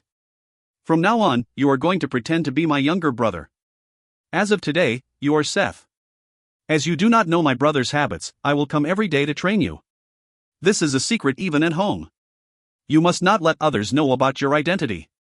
I will declare that you ran away from home to play and was caught by me. Now you will be confined here to reflect on your actions. That way, we can avoid contact with outsiders." Rhodey nodded. "In that case. Can I look at those books?" Rhodey pointed to the huge bookshelves around the room. They were packed with classical literature. Nicole secretly sighed. Since young, her younger brother Seth had made a lot of errors and had always been confined in this room to reflect on his mistakes. However, every time that fellow set foot in this place, he had only tried to find out how to escape and would never even so much as touch the books. This child in front of her, although simple-minded, had the drive to improve himself. It was a pity. If the heir of the Tulip family was like this, it would really save Nicole a lot of headaches. Nicole sighed and said, "Sure. However, you cannot touch these bottles of drugs, as well as those things on the second floor. Anyway, I have already set a spell on them. You will not be able to touch them." After finishing what she had to say, Nicole waved her sleeve, turned and left. Rhodey watched Nicole leave and breathed a sigh of relief. His eyes glowed excitedly as he cheered and ran to the bookshelves. He greedily and excitedly looked at the huge bookshelves. That night, Rhodey did not rest. He excitedly took a tall stack of books to read. Later on, he was just too lazy to run to the table and started to sit cross-legged on the floor. When nighttime came, he brought the room's candlestick to his side. He then sat beside a heap of books, leaning against the bookshelf, and continued reading. Rhodey had never been so pleased. Although he liked to read books about strange things in the world, the academy could not satisfy his demands. For starters, civilians were not allowed to enter the library to read the collection of rare books. This was a noble's privilege. Rhodey was immersed in joy and satisfaction when he heard the faint sound of footsteps. The warrior in Rhodey made him immediately tense up. He jumped up and listened intently. Sure enough, the gentle footsteps were getting closer. Rhodey was sure that the person intentionally walked on tiptoes so as to be silent. Rhodey dashed to the door and waited at its side. At that moment, there was a gentle knock on the door. A delicate and timid voice followed. "Young Master Seth. Are you here?" Rhodey froze for a moment as he did not know how to answer. The door slowly opened as a delicate figure came in. Rhodey stared at the person but was shocked. The person that entered was the pretty female servant he saw this morning. At that moment, she dashed out from the doorway with a shy and nervous expression. Her face was extremely red. Her eyes could not look at Rhodey, but at the same time, she could not help but look at him out of the corner of her eye. "Young Master Seth. I heard, you have been confined in here by Miss, so I brought you something to eat. Angel's voice was trembling. Her face was red as if blood was about to seep out. In a timid manner, she gave him a basket. Rhodey did not look at its contents, but from the fragrance, he could already guess what they were. Angel looked at Rhodey's handsome face with twinkling eyes. She showed an infatuated expression as her eyes fluttered while continuing to look at Rhodey's body. If you find any errors, ads pop up, ads redirect, broken links, non-standard content, etc., please let us know. Report chapter so we can fix it as soon as possible. Chapter 18, The Skeleton Can Speak. Chapter 18, The Skeleton Can Speak. Translator, Endless Fantasy Translations Editor, Endless Fantasy Translations. If Rhodey had looked stunned, it would not be the fault of the fragrance of the food in the basket but that of the shy expression of the beautiful young maid. Rhodey was already quite grown, but he had never once had a girl look at him like that before. Not to mention the fact that this girl was quite charming. To be frank, Rhodey's head felt a little bit dizzy. "Young Master Seth," Angel could not help but softly call out. Actually, Angel was terribly confused. She was a natural beauty and Seth also quite liked her. Unfortunately for her, young Master Seth was born with the innate talents of a playboy. In addition, he did not have just one beautiful maid beside him but also hundreds of noble women around him. Angel also knew about her young master's behavior. However, she was at that young age of being love-struck, and that playboy was a veteran in this area. Although Angel constantly reminded herself to be careful, she eventually still fell for the talented, handsome young man. Although Seth frequently took advantage of them and made the young girls feel helpless, he also usually treats them well. As a commoner with a beautiful face, Angel already knew her own fate. She was just a servant. Even though young Master Seth may like her at the moment, she did not dare dream about rising one day and turning into a phoenix. She may feel helpless, but in fact, this kind of situation was quite common in the imperial capital. As long as there are nobles in this world and there are beautiful maids, this kind of thing would definitely happen again. Angel knew that if she were to continue to follow young Master Seth, the best outcome in the future would be to marry him as a concubine or to be secretly arranged as his lover. However, the most likely outcome was that she would be seduced and then abandoned. After all, she was just a lowly servant. She had such complex emotions. Angel had some feelings for the playboy young master, and at the same time she also feared him. However, she heard that Nicole had once again caught him and confined him. At that moment, her soft heart immediately relented. After thinking for a long time, she took some food and secretly came running in the darkness. Rhodey felt really afraid and nervous, but also happy. He was not stupid enough to think that the girl actually liked him. He knew that her target of affection was the playboy that had disappeared to a distant place, not this idiot stand-in that had never even known the tenderness of ladies. Anyway, Rhodey just could not bear to tell her the truth. "Anyway, Miss Nicole told me not to tell the truth," Rhodey comforted himself in his mind. He trembled and laughed as he stretched out his hands to receive the basket. When his hands touched the other party's soft hands, Rhodey's heart almost jumped out of his chest. However, Angel was frightened. The young master in front of her had a strange expression and his eyes were scary. Angel subconsciously stepped back and tried to regain her composure. She then said in a heavy voice, "Let me speak first. I came to see you because I was afraid something had happened to you. I am not here because I agreed to. 2. Do not think of any nonsense." "Think about what nonsense?" Rhodey could not help but ask. Hearing those words, Angel blushed. She said, You are bullying me again. I'll tell you first. If you try to touch me, from then on, I will ignore you." Rhodey's heart thumped once again and his face turned red. Although he was not a romantic person, he understood the meaning of the girl's words. Seeing the girl looking at him with fondness and also fear in her eyes, Rhodey's heart felt heavy. He thought to himself, "What has happened to me? Even if she is beautiful, the person she likes is not me. How can I do that kind of thing?" Thinking along these lines, Rhodey felt ashamed and slapped himself in the face. Angel jumped in surprise and then saw Rhodey suddenly look sad. She sadly said, "Young Master Seth. You. I. Rhodey sternly replied, Sorry. I will not do that anymore." Angel looked like she was about to cry. "Young Master Seth, are you angry? Do you not like me anymore?" After that, Angel hid her face with her hands, turned around, and ran out. Even after the door was slammed shut, Rhodey was still in a daze. With no experience in dealing with girls, he did not know how he ended up making a pretty girl cry. Rhodey sighed and told himself, "This is fine. It would avoid trouble. If she found out about my identity, I am afraid Miss Nicole would become angry." Rhodey was secretly glad that if not for the unique circumstances earlier where Angel was already agitated, she would have noticed that compared to the real Seth, Rhodey's voice was slightly hoarser. This would have given him away. Rhodey kept thinking about the matter. Even after he sat down, he could not concentrate on reading. Feeling agitated, Rhodey stood up again and started to swing his sword. The sword that he had initially picked up that day was already destroyed by Master Autumn. His current sword was given to him by Nicole. It was a noble's popular accessory sword.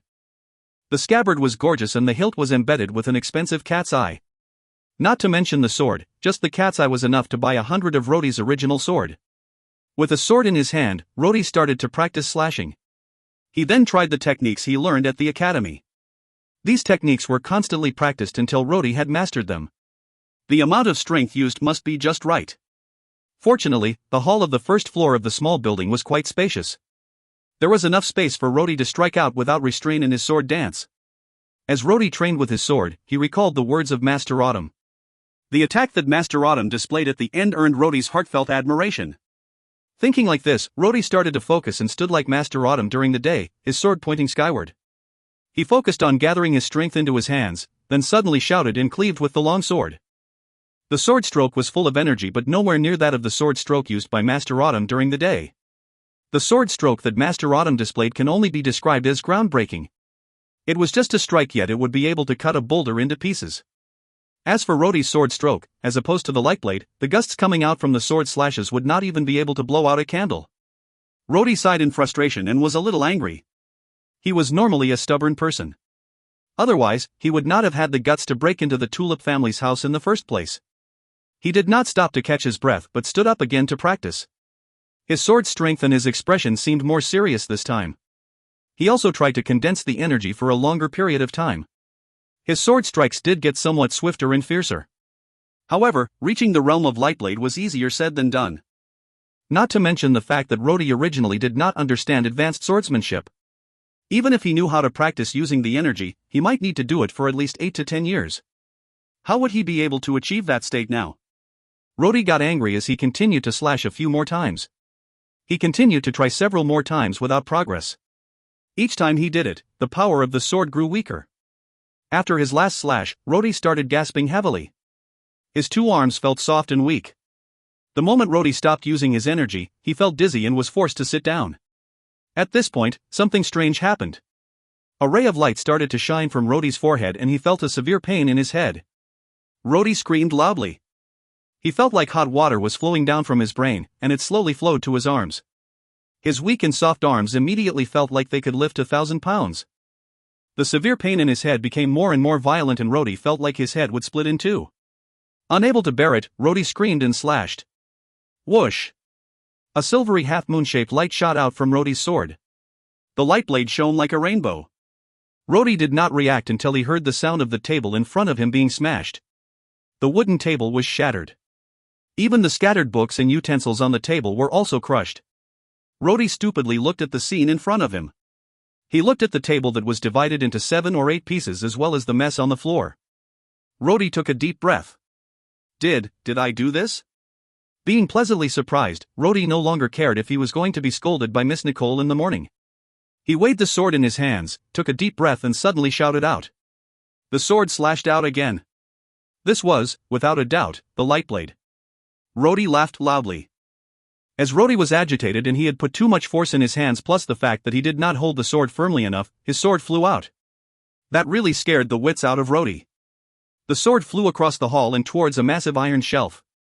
Rhodey clearly understood that the iron shelf was the one with all the terrifying medicine bottles Nicole told him about.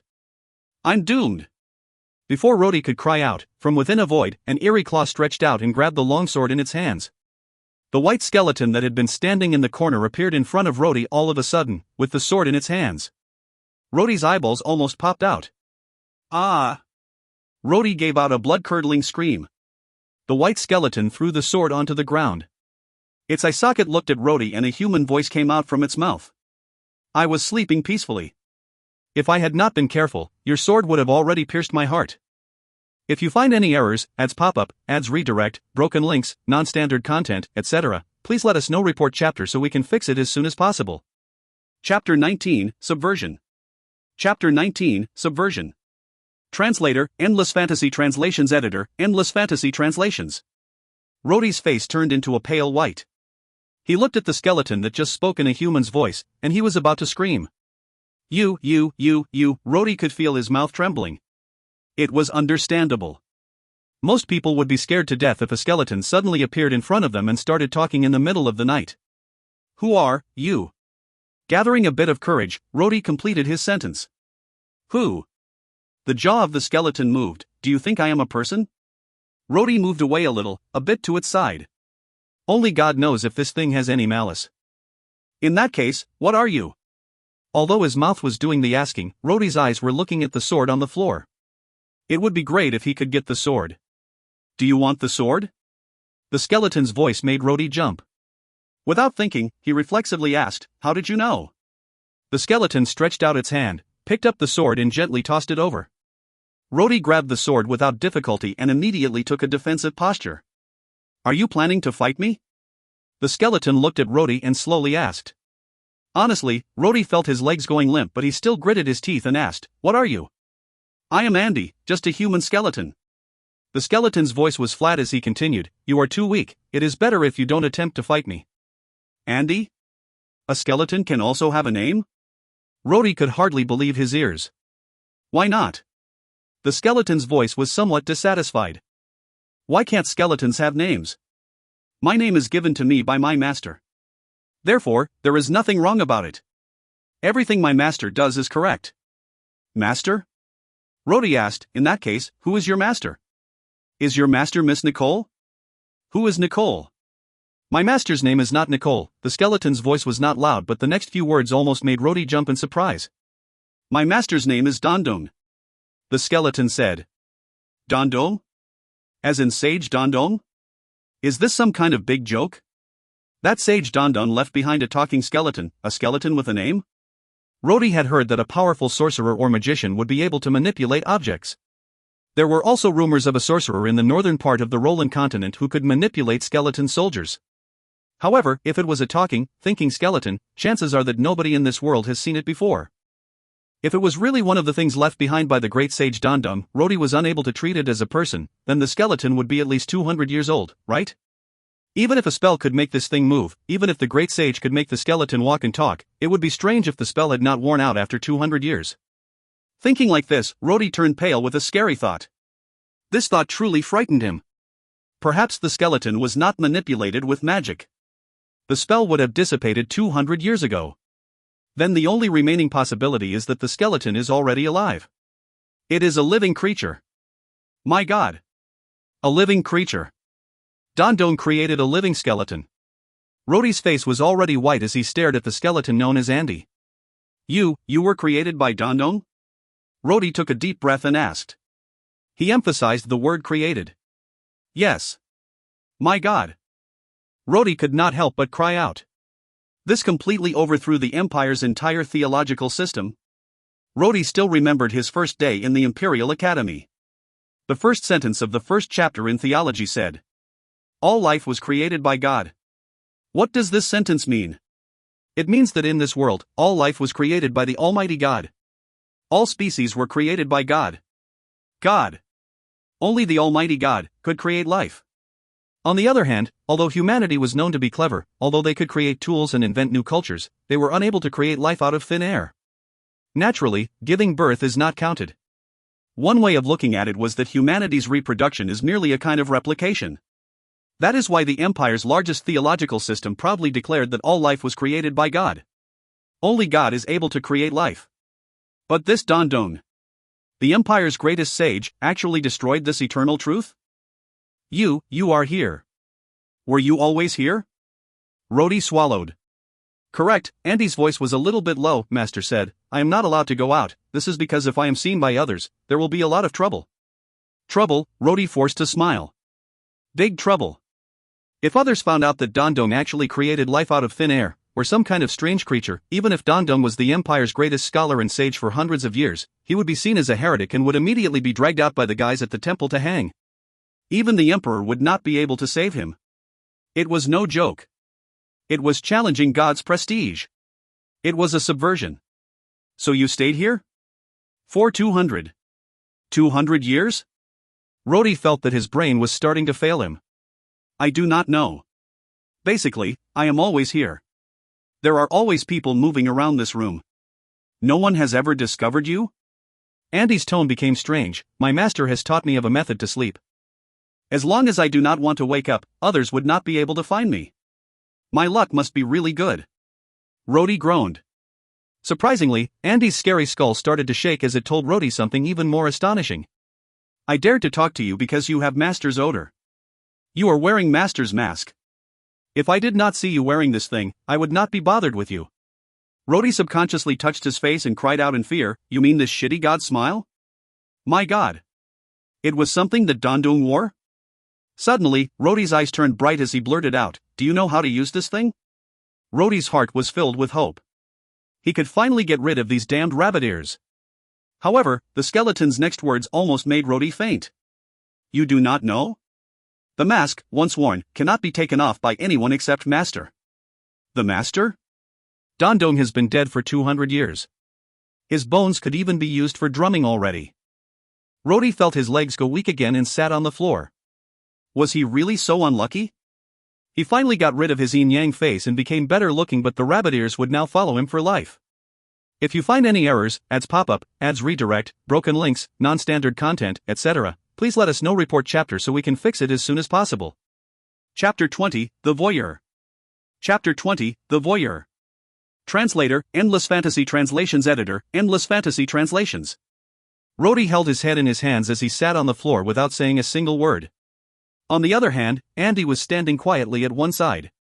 After some time, Andy said, "Perhaps you want to take off the mask? Do you know that there are a lot of people in this world who would want to get their hands on this thing? Why do you seem so unwilling?" Hearing these words, Rhodey's heart stirred. Perhaps this unlucky god's smile had more secrets to it. Andy lazily said to himself, "You don't look stupid. How did Master's mask end up being passed to you?" Master once said that whoever obtained this mask would be able to inherit his wisdom. But you don't seem to appreciate it. Its voice was lazy, but when its words reached Rhodey's ears, it was earth-shattering. Dandong's wisdom. Rhodey immediately stood up and shouted, Did you say? Dandong's wisdom? Andy suddenly burst into laughter. The sound of his laughter sounded creepy in the middle of the night. Without bold courage, most people who were unlike Rhodey would have already fainted if they saw a skeleton laughing heartily. Rhodey could not help but ask loudly, "How could this be? Why does obtaining this mask mean being able to obtain Dandong's wisdom?" Andy stopped laughing and asked back, "Why do I need to tell you?" Rhodey was stumped for words.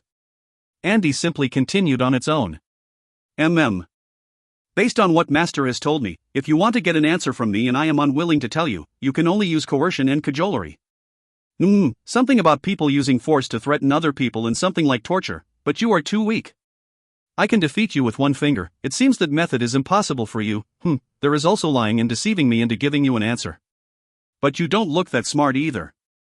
Those words made Rhodey's face turn red. What do you want so that you are willing to tell me the secrets? Andy asked back, why do you want Master's wisdom? This question made Rhodey freeze for a moment. Why? Dondong's wisdom and heritage were priceless. With Dondong's wisdom, there would be many earth-shaking discoveries. But what do these have to do with an ordinary commoner like him?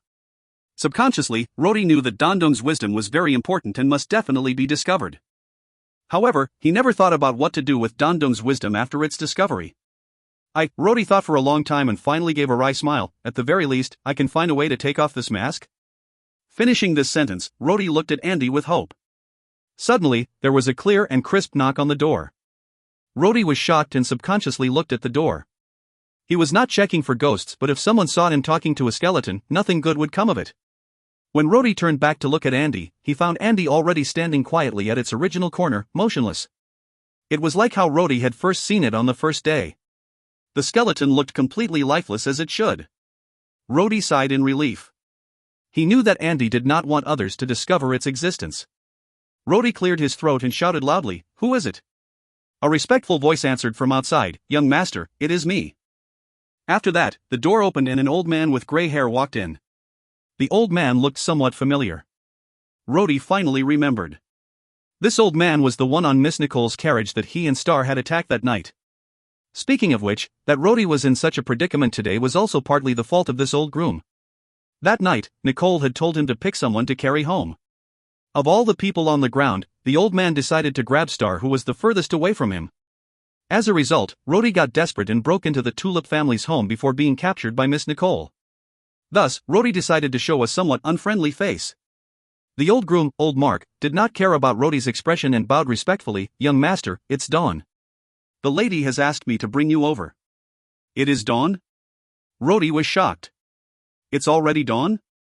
Yes, Old Mark, while still maintaining respectful form, glanced at the table that was cut into 7 or 8 pieces by Rhodey and the messy floor.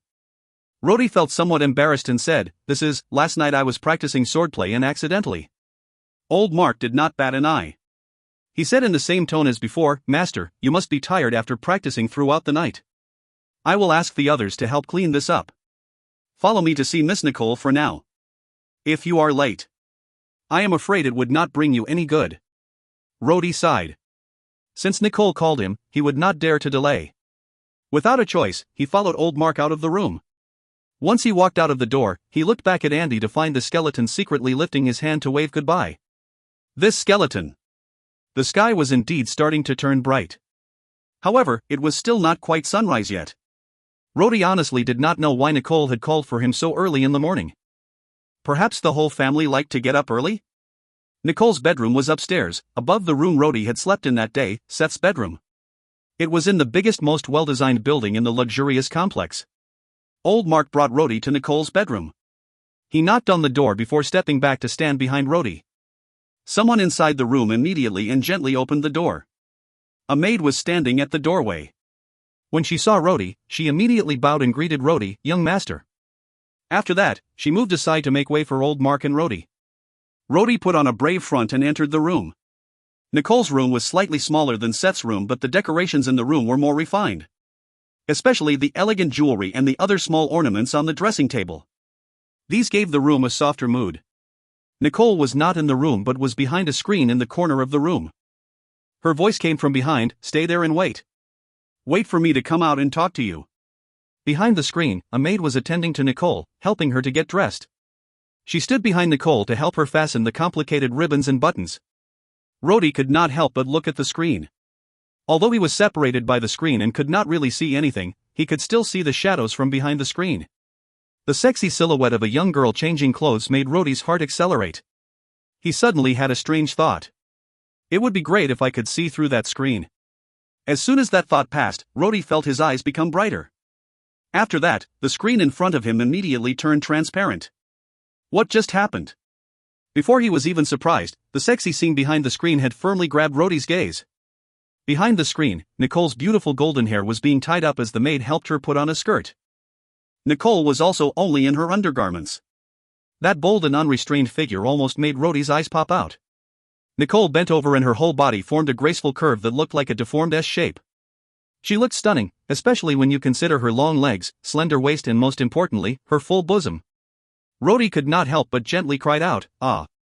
If you find any errors, ads pop up, ads redirect, broken links, non-standard content, etc., please let us know. Report chapter so we can fix it as soon as possible. Chapter 21, Family Degenerate. Chapter 21, Family Degenerate.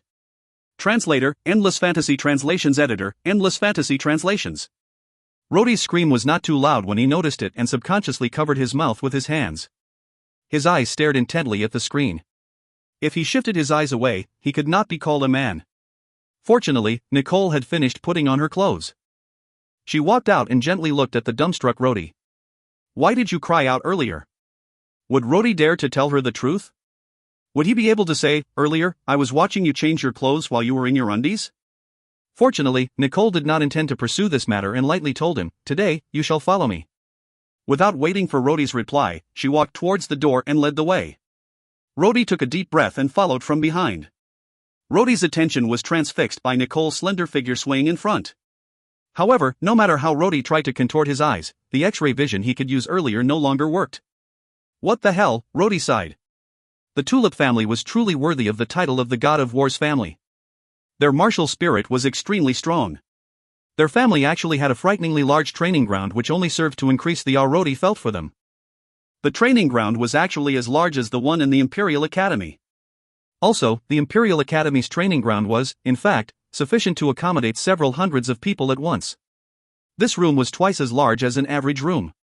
On both sides of the room were rows of weapon racks.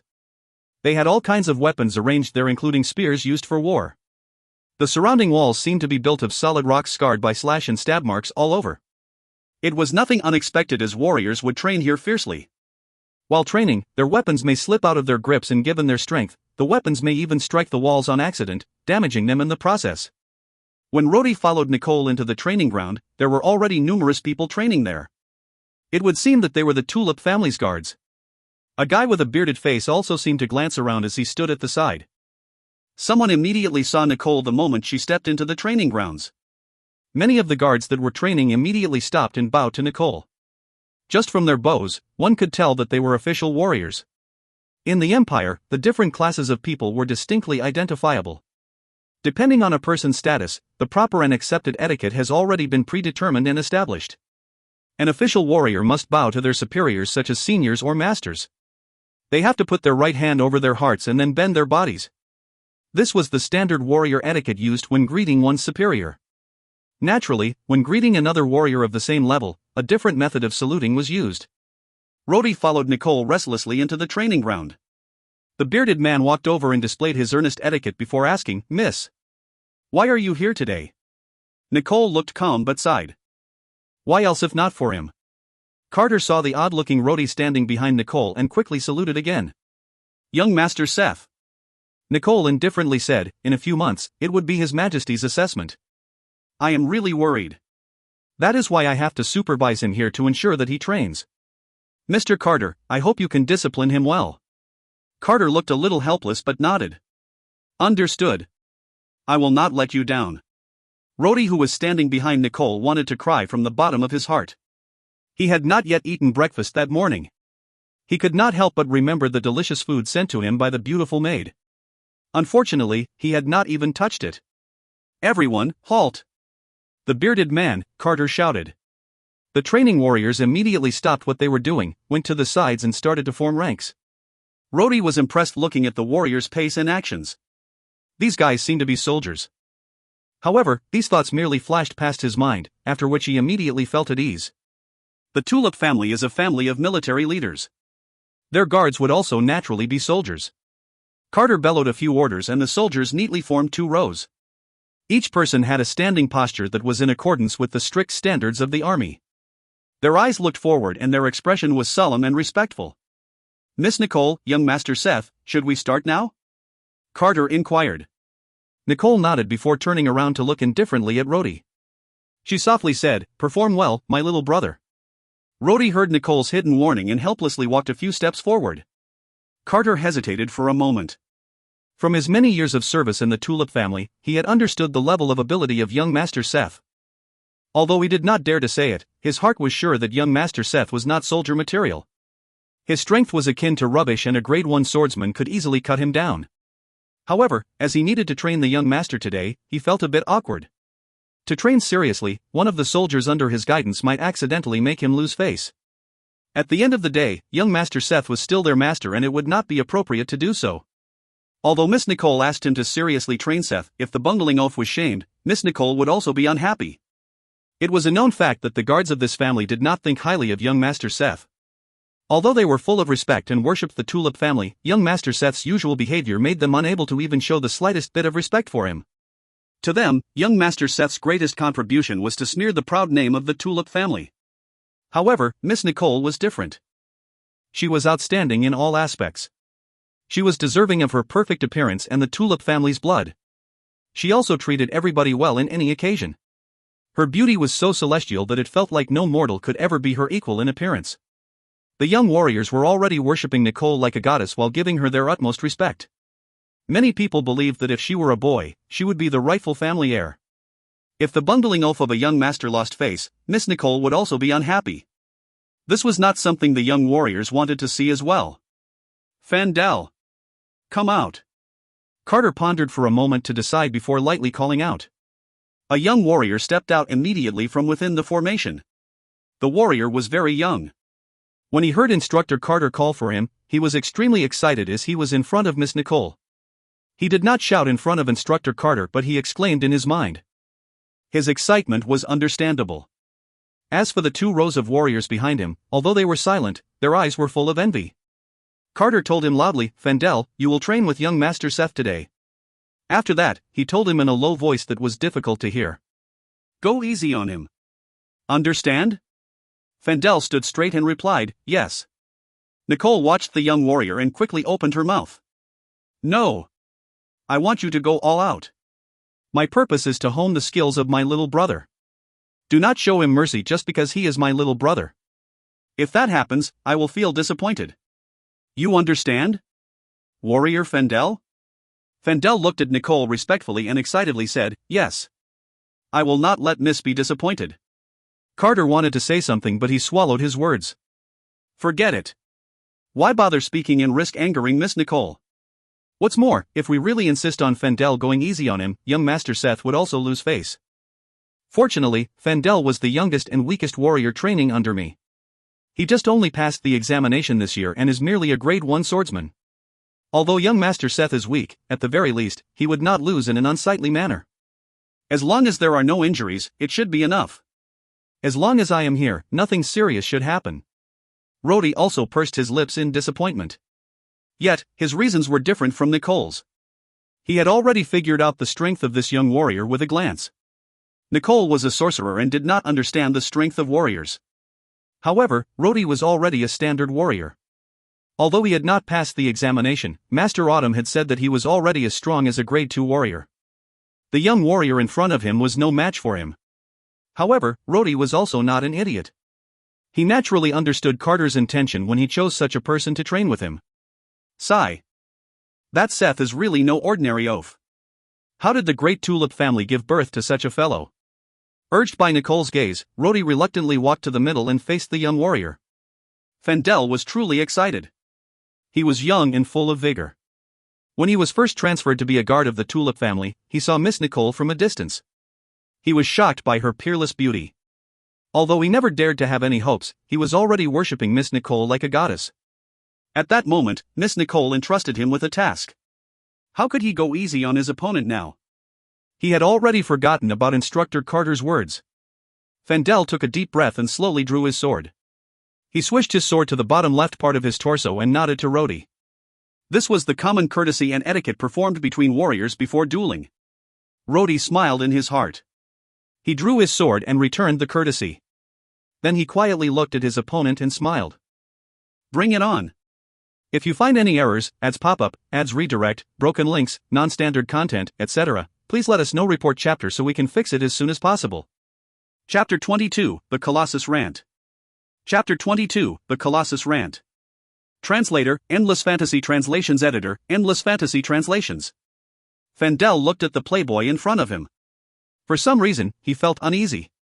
This was a warrior's innate vigilance. However, he never expected that this famous bungling oaf figure in front of him would be a threat to him. Using the most basic attacking posture, Fendel cried out as he dashed forward. He then slashed from top to bottom. Rhodey's expression was serious. This was the first time he had a formal match against an actual warrior. Although he had fought against other students before, this was the first time it was against an official warrior. Both the warriors fought with basic skills as they moved about attacking each other. It was a rather lively scene with the sound of swords clashing. Standing at the side, Carter was surprised. As far as he was concerned, for the bungling oaf to last 3 rounds against Fendel was already a miracle. Everybody knew that young Master Seth's skills was in womanizing and not in swordsmanship. However, young Master Seth and Fendel seemed to be equally matched in strength. The most surprising thing for Carter was that young Master Seth was actually using the most basic skills of swordsmanship. From Carter's many years of experience, he could see with a glance that young Master Seth's swordsmanship was definitely not inferior to Fendel. In fact, he was probably stronger and more skillful than Fendel. Also, he could see clearly that young Master Seth had obviously gone through rigorous training in swordsmanship. Although he had not yet gained the upper hand then, it was only because he was nervous. The other warriors were also surprised. When did that bungling oaf suddenly become so strong? 2 months ago, Nicole had also brought this bungling oaf to participate in training. However, in just a short while, the oaf had ended up running away with the sword while being chased by one of the guards. As a result of Seth's disgraceful display, Nicole had looked terribly disappointed. That was why Instructor Carter specifically looked for the weakest warrior to train with the young master. While these varying thoughts ran through the onlookers' minds, the 2 men fought on. Clang! The 2 swords clashed again. Rhodey backstepped twice and watched his opponent's movements. This was the 9th time the swords had clashed. Rhodey could feel that his opponent's wrist strength was weaker than his own. Most likely, his opponent's wrist had begun to feel numb. It was well known in the academy that Rhodey's wrist strength was the strongest. To continue fighting with Rhodey so recklessly would only result in Fendel's defeat. Fendel's face had already turned red from the rush of blood. No matter how he thought about it, he could not figure out when did this famous bungling oaf suddenly became so strong. At this moment, his right hand had started to tremble. The pain in his hand was genuine. He had also realized young Master Seth's proficiency in swordsmanship was now higher than his. Nicole was secretly pleased as she watched from the side. Rhodey's current strength satisfied her. She had arranged for today's training so as to test out Rhodey's real strength. Naturally, Nicole also had another intention. She was smart and knew that these men had complaints about her little brother. If things continued as such, the Tulip family's heir would have no dignity. Today, it would be better to make use of Rhodey to redeem their trust towards the heir of the Tulip family. Otherwise, they would forever assume that the Tulip family's heir was a useless bum. Rhodey's nervousness dissipated gradually. His movements became smoother and his mind became less distracted. His strikes were now being parried by Fendel in an increasingly frantic manner to the point where Fendel could no longer cope. Sensing Fendel faltering, Rhodey shouted, "Go!" With another loud bang, Fendel could no longer hold his sword and the sword was sent flying by Rhodey. Taking advantage of his opponent's surprise, Rhodey gave him a flying kick. Fendel was kicked in the waist and fell down. Rhodey then put the sword at his neck. "Stop!" Carter shouted at the right time. After that, Rhodey nodded and stepped back. He said in a low voice, "You lose?" Fendel's face turned red. Without saying a word, he got up and picked up his own sword. He then bowed to Rhodey before striding back into formation. Carter's face had a puzzled expression as he said in a peculiar voice, "Young Master Seth seemed to have made a lot of progress recently. Congratulations to young Master and to Miss." Nicole showed a satisfied smile. She looked at Rhodey gently now, unlike on previous occasions. "Rant. Step forward." Before Rhodey could speak, Carter had issued another order. With Carter's orders, a large man from the first row stepped out with his head held high and his chest pushed to the front. Carter looked seriously at the large man and commanded loudly, "Come over here and train with young Master Seth." The large man, Rant, nodded his head and walked to the middle of the yard. The other warriors on the sidelines did not speak. However, their expressions revealed their surprise. Rant is summoned? Did Instructor Carter lose his mind? Rant was the strongest warrior among them. He had already reached grade 4 as a warrior. He was also not that far from the instructor in strength and was one of the disciples Carter was most proud of. If properly trained, a person with grade 4 strength could become a valiant general of the Empire. More importantly, at the training session 2 months ago, it was Rant who had slashed at young Master Seth and made him run away crying. It had also made Miss Nicole enraged for a week. Everyone knew Rant was a dimwit. The other warriors knew when to hold back and always made sure that the young master did not lose too badly. However, this blockhead did not understand this at all. In fact, Instructor Carter also did this as he had no other alternative. He had clearly seen young Master Seth's level. Young Master Seth's strength had already surpassed the level of a grade 2 swordsman. He was probably not much different from a grade 3 swordsman. Among his disciples, Rant was a grade 4 swordsman, but the others were stuck at grade 2. No matter who he sent out, they would only lose. Within his heart was also a hint of selfishness. His pride as a soldier made him unwilling to watch his disciples lose one by one to someone else. Especially not in front of their respected Miss Nicole, and most definitely not to this famous bungling oaf. In other words, it could also be said that the playboy young Master Seth must not win the next match. Young Master Seth, I am going to attack. Rant spoke in a low voice as he lifted his weapon. Although Rhodey was tall, Rant was taller by at least a full head. His whole body was like a small hill to Rhodey. His uniform appeared tight as his muscles seemed like it was about to rip the uniform apart. He was using a broadsword that was also commonly used on the battlefield. The difference was that his broadsword was larger than the common broadsword used by others. Rhodey's pulse quickened. He knew that this opponent was not so simple. Just from a physical point of view, it was clear that the other party was much stronger than him. Rhodey concentrated and held the hilt with both hands. His muscles all over his body tightened and he adopted a fighting stance. Kill! Rant suddenly roared. His broadsword came down like a fierce black light. Rhodey gritted his teeth, stepped forward and blocked the attack. The swords clashed. Rhodey felt like his sword was hit by lightning as his hands were tingling. He also felt like he had run into a wall and could not help but retreat a few steps.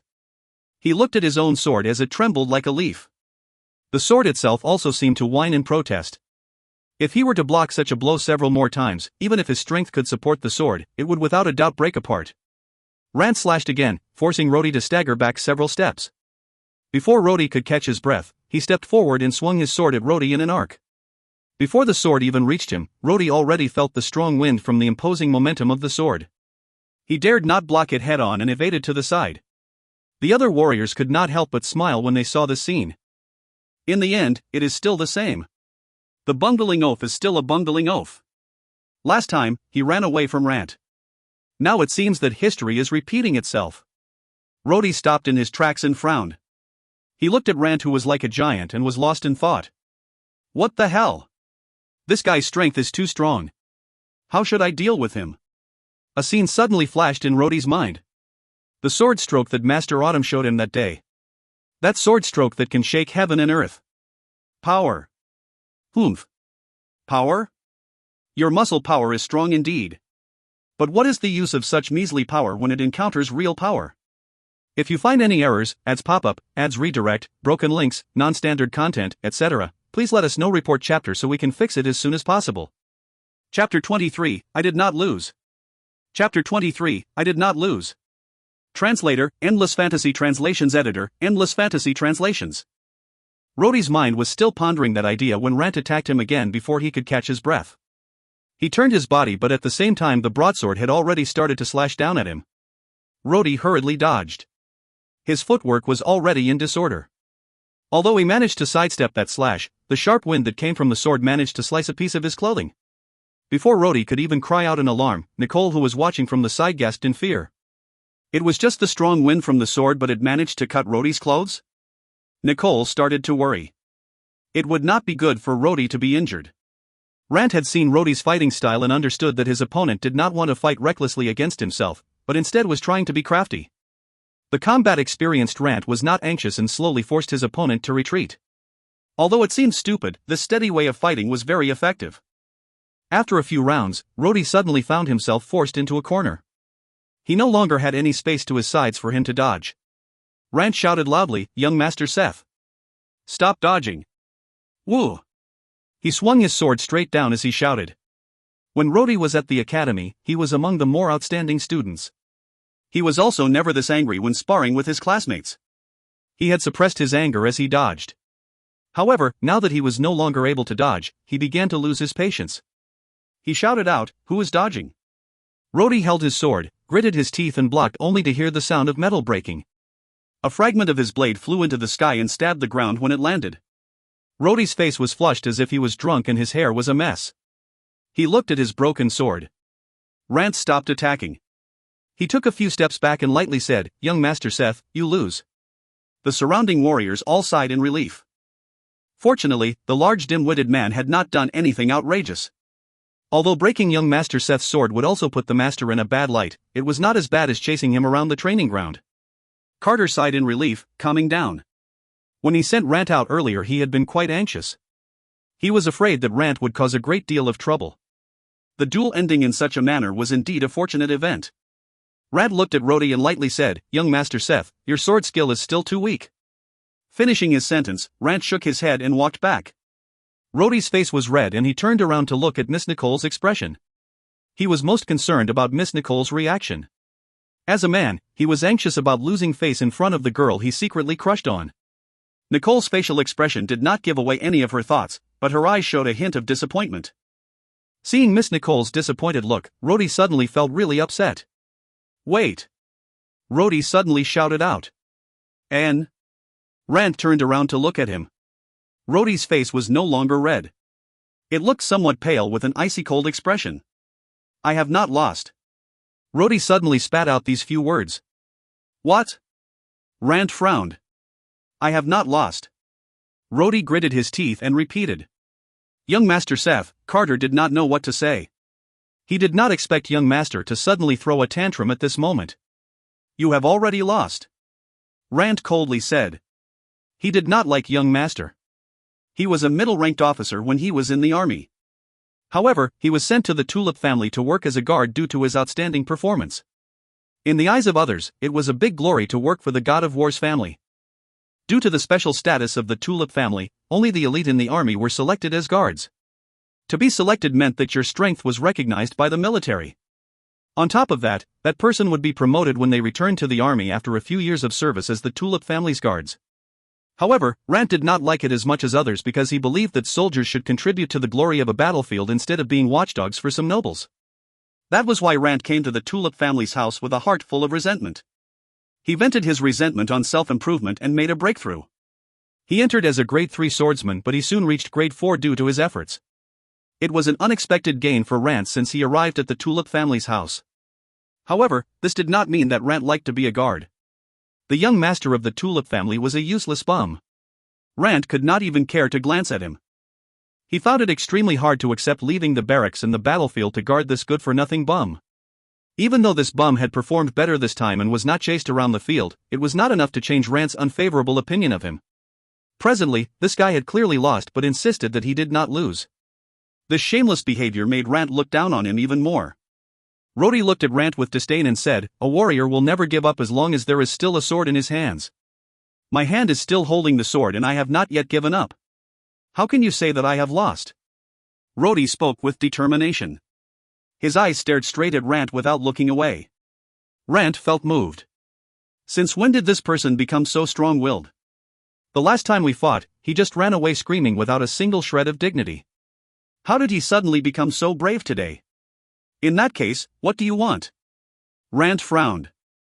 Although he was still resentful, he did not show it. After all, the other party was still his young master. On top of that, his words were not unreasonable. Continue. Until you knock me down or disarm me. Rhodey held his head high as he looked at Rant unyieldingly. Nicole, standing at the sidelines, suddenly had a strange feeling. Perhaps the difference between this guy and my little brother is courage. Fine. Rant's eyebrows did not move. He said in a low voice, "I agree. Let us continue." Carter frowned from the sidelines. He was upset with Rant's recklessness. If this reckless guy injured the young master, Carter would also have to bear a huge portion of blame. "Are you ready?" "I am coming again." "Young master." I will not hold back. You better be careful. Your power is too weak. Rand said lightly. Power? Rhodey sneered and his voice was full of pride. Rand, although you have great strength, but, his voice became louder, do you even know what power is? You do not understand what real power is. This remark made everyone present shocked. Rand does not know what power is? Is this some kind of joke? Rand was the strongest one among all of them. If they were to just compare strength, Rand was even stronger than Instructor Carter. Besides, young Master Seth just suffered a crushing defeat against Rand's strength. What right did he have to say that Rand does not understand power? Ha ha ha. Rand burst out laughing. He stared at Rhodey and said, Young Master Seth, are you saying I do not know what power is? That remark was no longer courteous and his tone was no longer that of a subordinate speaking to his master. Yes. Rhodey's face was bright and stern. You do not understand. You are just bigger and more muscular. That is brute force, not real power. Rand did not speak and merely looked at the playboy. He seemed to say, come and try if you have the ability. Rhodey's face was expressionless. He gritted his teeth and took a deep breath while raising his half-broken sword. The people in the training ground were all dumbfounded. They saw Rhodey's gaze narrow with his hands pointing the half-broken sword towards the sky. His legs were slightly apart. Rhodey was not only a stubborn person. He also did not like to admit defeat. As he was agitated and weaker, he decided to use the strange technique shown by Master Autumn which he had practiced that night. Rhodey's posture seemed a little unsteady and his arms were still in pain. Rand's previous thunder-like attack was no trivial matter. Not only was his sword broken but even his hands felt like it was about to tear. Everyone felt surprised that Rhodey's eyes seemed to have an unusual radiance. They noticed that there was something strange about the playboy in front of them. The surrounding air movement started to become strange, and the scene became even more shocking. Rhodey's broken sword suddenly became the center of the entire space. Everything within the space seemed to merge into a distorted illusion. The surrounding air gradually moved faster as if it was being sucked in. Rand's gaze gradually narrowed as he slowly stepped back. Suddenly, Rhodey's eyes opened wide. His eyes glowed as if he was possessed by an evil spirit. He suddenly shouted, "Go!" The broken sword in his hand suddenly struck out with unparalleled momentum. The light of the blade was too fast for Rand to figure out which direction it struck from. What is this? Rand roared in his mind. The dazzling light on Rhodey's broken sword seemed to shoot out in the shape of a crescent. The light blade seemed to cause the air to flow around it. With the blink of an eye, Rand found the light blade already striking out at him. Rand opened his eyes wide and shouted loudly, "Kill!" After that, there was a large explosion. In a split second, energy seemed to radiate all around them. When that kind of fierce energy is blown into a person's face, it would cause them extreme pain as if they were being slashed. The strong wind also blinded everyone. Noticing the perilous situation in time, Carter quickly moved in front of Miss Nicole to shield her from the blast. After the explosion, the spectators looked at the middle of the training ground and was shocked. Rand was holding the broadsword vertically at his chest in a defensive posture. However, in front of him was a circular-shaped translucent shield of air. It stubbornly withstood the slash of Rhodey's light blade. The light blade then seemed to cut through the shield of air and made it disintegrate. The light blade also seemed to flash. The amount of power involved made Rand's whole body stagger back by 2 steps. The chi sound that followed did not stop. Some of the light also seemed to spread to the walls. Rand's entire body, which includes his torso and legs, were badly hurt as if they were cut by an invisible force. It was only thanks to his creation of the wall of air that he managed to withstand most of the power from the slash of the light blade. The light gradually dispersed and the shield of air also seemed like it could no longer hold out. Rand was sweating and panting heavily. His broadsword was placed on the ground and he was completely exhausted. At that moment, Rand was in an extremely awkward position. His neat uniform had been torn to pieces and he was almost naked. His body seemed to exude blood because he was full of injuries. He seemed like he was about to collapse and was leaning on the broadsword to support himself. He also looked in amazement at Rhodey, who was quite close to him. Rhodey's appearance looked even worse. His eyes were closed and his complexion was pale. His whole body ached and he felt hollow. Although his mind seemed to roar, it was also empty. On the other hand, Instructor Carter was a little dumbfounded. Half-moon slash. Young Master Seth actually used the half-moon slash. That is the Master of Swordsmanship's, Master Autumn's, half-moon slash. Then there was also Rand. That crazy fellow was actually holding back as well. He actually already comprehended how to use fighting energy but did not expose his true strength up till now. This big guy would have continued to hide his strength if it was not because young Master Seth used Master Autumn's unique skill, the half-moon slash. My god! That bundling oaf of a young master could actually use the half-moon slash. And that large blockhead could actually use the fighting energy that could only be comprehended by grade 5 swordsmen. That is only used by senior-ranking swordsmen. Rhodey looked at Nicole, who was covering her mouth with both hands trying not to scream. His face displayed a proud smile as he whispered slowly, I did not lose. Suddenly there was a large sound as Rhodey's half-broken sword fell to the ground. Following that, Rhodey closed his eyes and collapsed onto the floor soon after. Ah!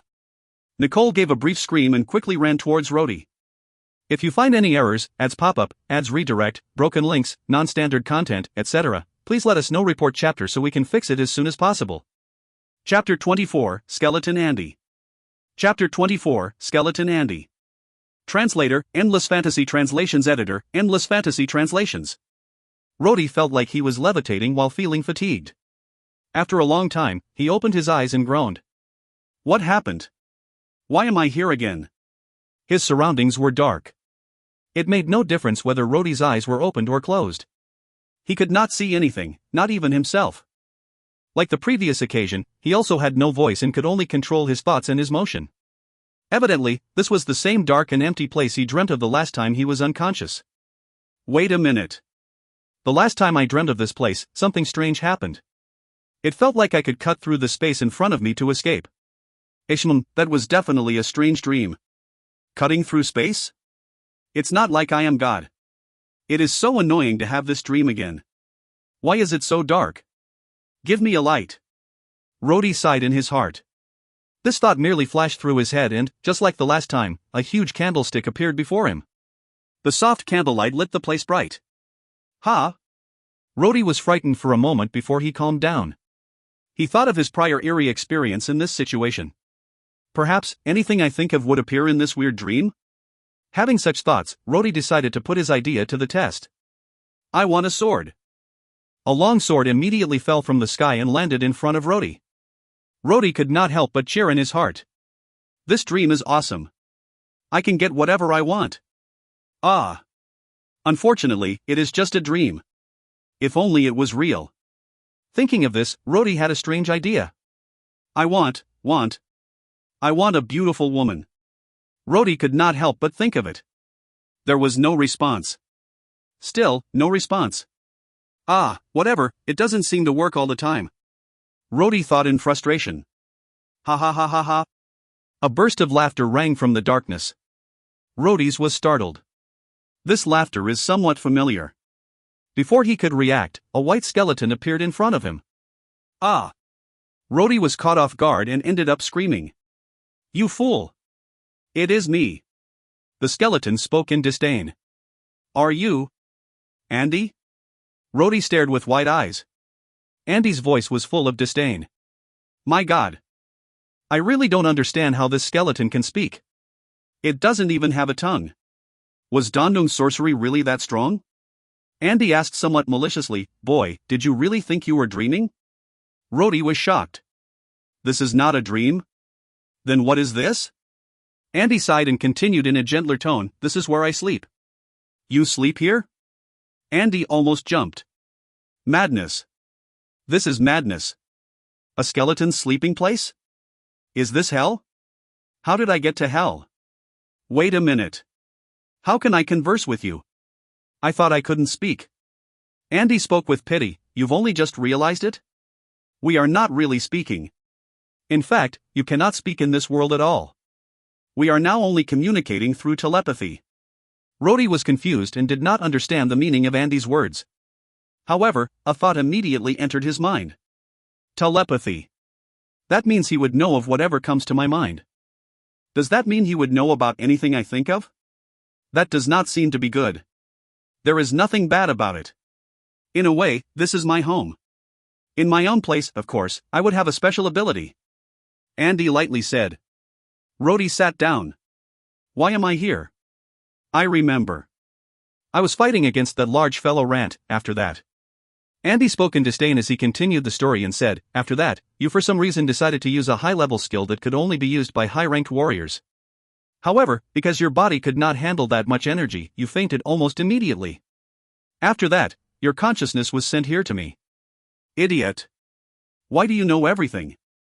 Andy's expression was as if he rolled his eyes, that was, assuming his eyeballs were visible. Naturally, I knew. As you wear Master's mask, there is a connection between us. I know your every move. Rhodey groaned painfully as he held his head with both hands and made a wry smile. All right, that is enough. My brain is already in a mess. I beg you, Andy, please tell me what is going on. Andy shrugged its shoulders. My God, a skeleton would actually shrug its shoulders. He looks really weird. After that, Andy waved and a huge candlestick appeared. He then stretched out his hand and snapped his fingers. Immediately, a large chair appeared. The skeleton moved to the chair and sat down. He then stretched his waist and lazily spoke. Where do I start? This place is not your world. This is a space created by Master. Although, this is merely a simplified version. Ha ha. These words made Rhodey almost jump. A created space? Isn't that the same as God? The theological book stated clearly that only God was able to create a world. Did Dandong destroy another truth? Do not be so excited, you idiot. Do you even want to listen to me? Andy's tone showed some dissatisfaction. He casually waved his hands and Rhodey immediately felt a force on himself. He had wanted to jump but was pushed to sit on the floor. Master created this space as a place of refuge as well as a storage space. Do you realize that whatever you thought of would appear? That is wrong. The Master had stored a lot of things here. You are now wearing Master's mask, which is used as the key to enter this place. Also, the body cannot come in here. Only your soul can come in here. Putting on this mask is to master the ability to open the entrance to this world. Understand? In simple words, this is just a storeroom. Storeroom, Rhodey smiled with tears. He did not know whether he should be laughing or crying. To obtain a storeroom, he created this space. My God, this Dandong can already be regarded as the god of creation. That is why this is not a place where you can obtain anything you think of. As you have the mask, you can take out the things stored here for your own use. Those candles, as well as the sword in front of you, were some things the Master had left behind. That is why you could take these out if you want to. As for beautiful women, Master Dandong did not store such things here. That is why you will never be able to find them here. Control everything here, Rhodey's eyes shone.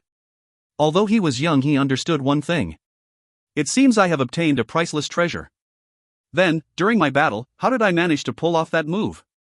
I should not have been able to do it with my current strength. Is this also because of the mask? Of course not. Andy shook his head. What did you think Master's mask was? Did you think you could become a master just by wearing it? If it was so simple, during those days, Master would not. Andy was agitated but soon became silent. It seemed like he remembered something. He then shook his head, changed his tone and slowly spoke, I can see through your body. It seems that a high-ranked warrior left you some kind of power seed. That seed is constantly gathering power into your body. Although that power is weak, it is real power. You used that power in desperation. Unfortunately, you are too weak. Whether it was your body or your power, you are still too weak. As a result, you fainted after using that skill once. Useless fellow. How pitiful. Although Rhodey could not see his own face, he knew he blushed at the moment. I am truly weak. Rhodey remembered Rand's swordsmanship and also the shield of air he used at the last minute. It was close to real power. It was ridiculous for Rhodey to have even dreamt of defeating him. That is also called real power? Don't joke around. The guy you fought is also half dead. That guy is not going to recover anytime soon. Real power is not something you guys can use at your level. Let me think. It has been a long time and my memory is fuzzy. To use real power, you must surpass grade 5. To comprehend and use it properly, you must reach a higher grade. Perhaps a grade 6 warrior by your standards. What were you thinking? Young fellow, just a bit of light and power and you are already half dead. Can you even call this comprehending the power? There is a big difference, a really big difference. Andy's tone was full of disdain. Rhodey could not say a word. It was true. At this moment, he was too weak. Master Autumn could use the technique with ease while he had to muster all his efforts to use it, and he even ended up half dead. Honestly, it was a disgrace. Boy, why have you stopped speaking? Andy laughed. What can I say? I am too weak, Rhodey sighed. Andy suddenly said, it is not too hard if you want to become strong. Your body strength already contains real power. If you practice well, you would progress faster than others in the future. These words in Master Autumn's were the same. Rhodey's heart stirred and said, do you know of a way? No. Andy shook his head. I am just a skeleton and not a master swordsman like you humans. In your world, a casual strike of the sword would break me apart. The small hope in Rhodey's heart was immediately extinguished. This Andy bragged so much, but in the end, he is also just a bungling oaf. A bungling oaf? Boy, you dare call me a bungling oaf? Andy's tone was a bit weird. Rhodey was also a bit surprised. Shit. I forgot that in here, the other party can read my thoughts. Andy seemed to shout angrily, and with a wave, something dropped in front of Rhodey. Boy. Take this. This is the lightsaber that Master left behind. If you use this sword properly, you would not need to be afraid of big-sized opponents and even other grade 5 swordsmen. Humph. I am a bungling oaf? If I use this sword, I won't even be afraid of your sacred swordsman.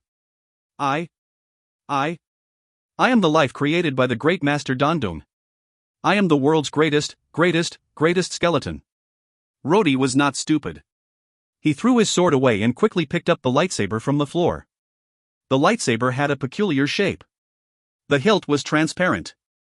A green-colored gem was encased at the tip of the handle. Rhodey drew out the sword from the scabbard. Even though it was only his consciousness that was here, he could still feel the coldness from the sword penetrating into his bones. The sword blade was also transparent. It was not evident what the sword was made from. It looked like it was not made from any metal. Boy, get out. Andy waved his hand. Rhodey felt the space around him distort as he felt himself being sucked out. Everything went dark and he blacked out. If you find any errors, ads pop up, ads redirect, broken links, non-standard content, etc., please let us know. Report chapter so we can fix it as soon as possible. Chapter 25, Amazing Rumors. Chapter 25, Amazing Rumors. Translator, Endless Fantasy Translations Editor, Endless Fantasy Translations. Rhodey regained consciousness and once again found himself on a soft bed. It was clear that this was the Playboy's room. Rhodey's mouth turned into a wry smile. These few days, he had gotten used to inexplicably fainting and then waking up in another place. He looked at the ceiling in a daze. His body was covered by a soft silky quilt. He was so comfortable it was as if he was floating in the clouds. If Rhodey had not suddenly remembered Andy's words, he would have been very complacent. He subconsciously reached out with his hands to touch the sides of his body. Sure enough, on the right-hand side, there was a long sword. It was hidden under the quilt. Young Master Seth, a very soft voice came from the foot of the bed. Rhodey raised his head and saw the beautiful maid that he had met a few times earlier, at the other end of the bed. Her hand held a cloth. Her face blushed as she looked at Rhodey. Angel walked nimbly towards Rhodey and used the moist cloth to wipe Rhodey's face. Her hands were very gentle and careful as though she was cleaning precious jewelry. The girl's body scent wafted into Rhodey's nose and he realized she was leaning too close to him.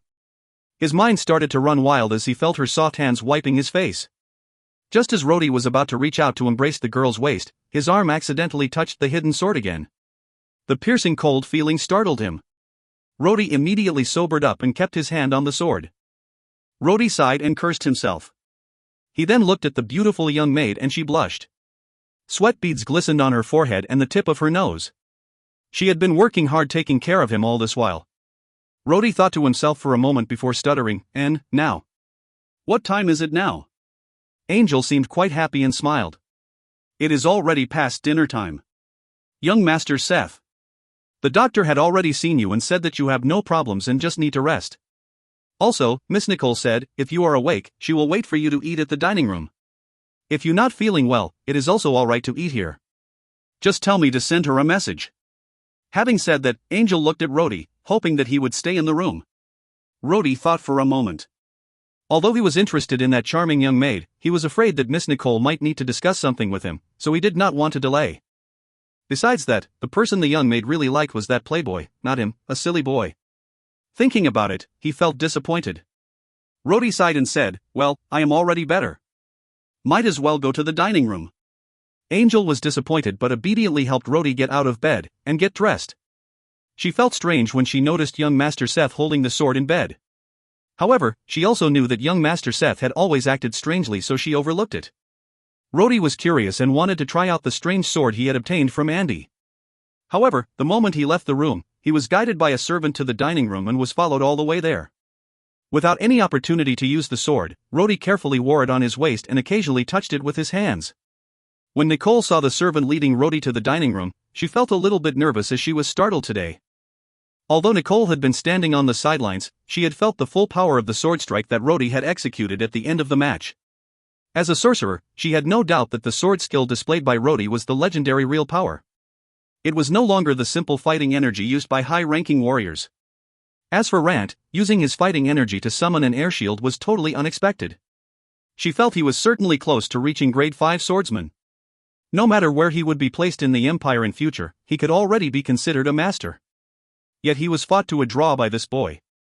Rhodey's sudden outbreak of strength was incredible. Although Master Autumn had said that he had great potential, surely this was a frightening display. My god, could it be that Master Autumn taught him that half-moon blade? Imagine, with just one slash, he could break Rant's air shield.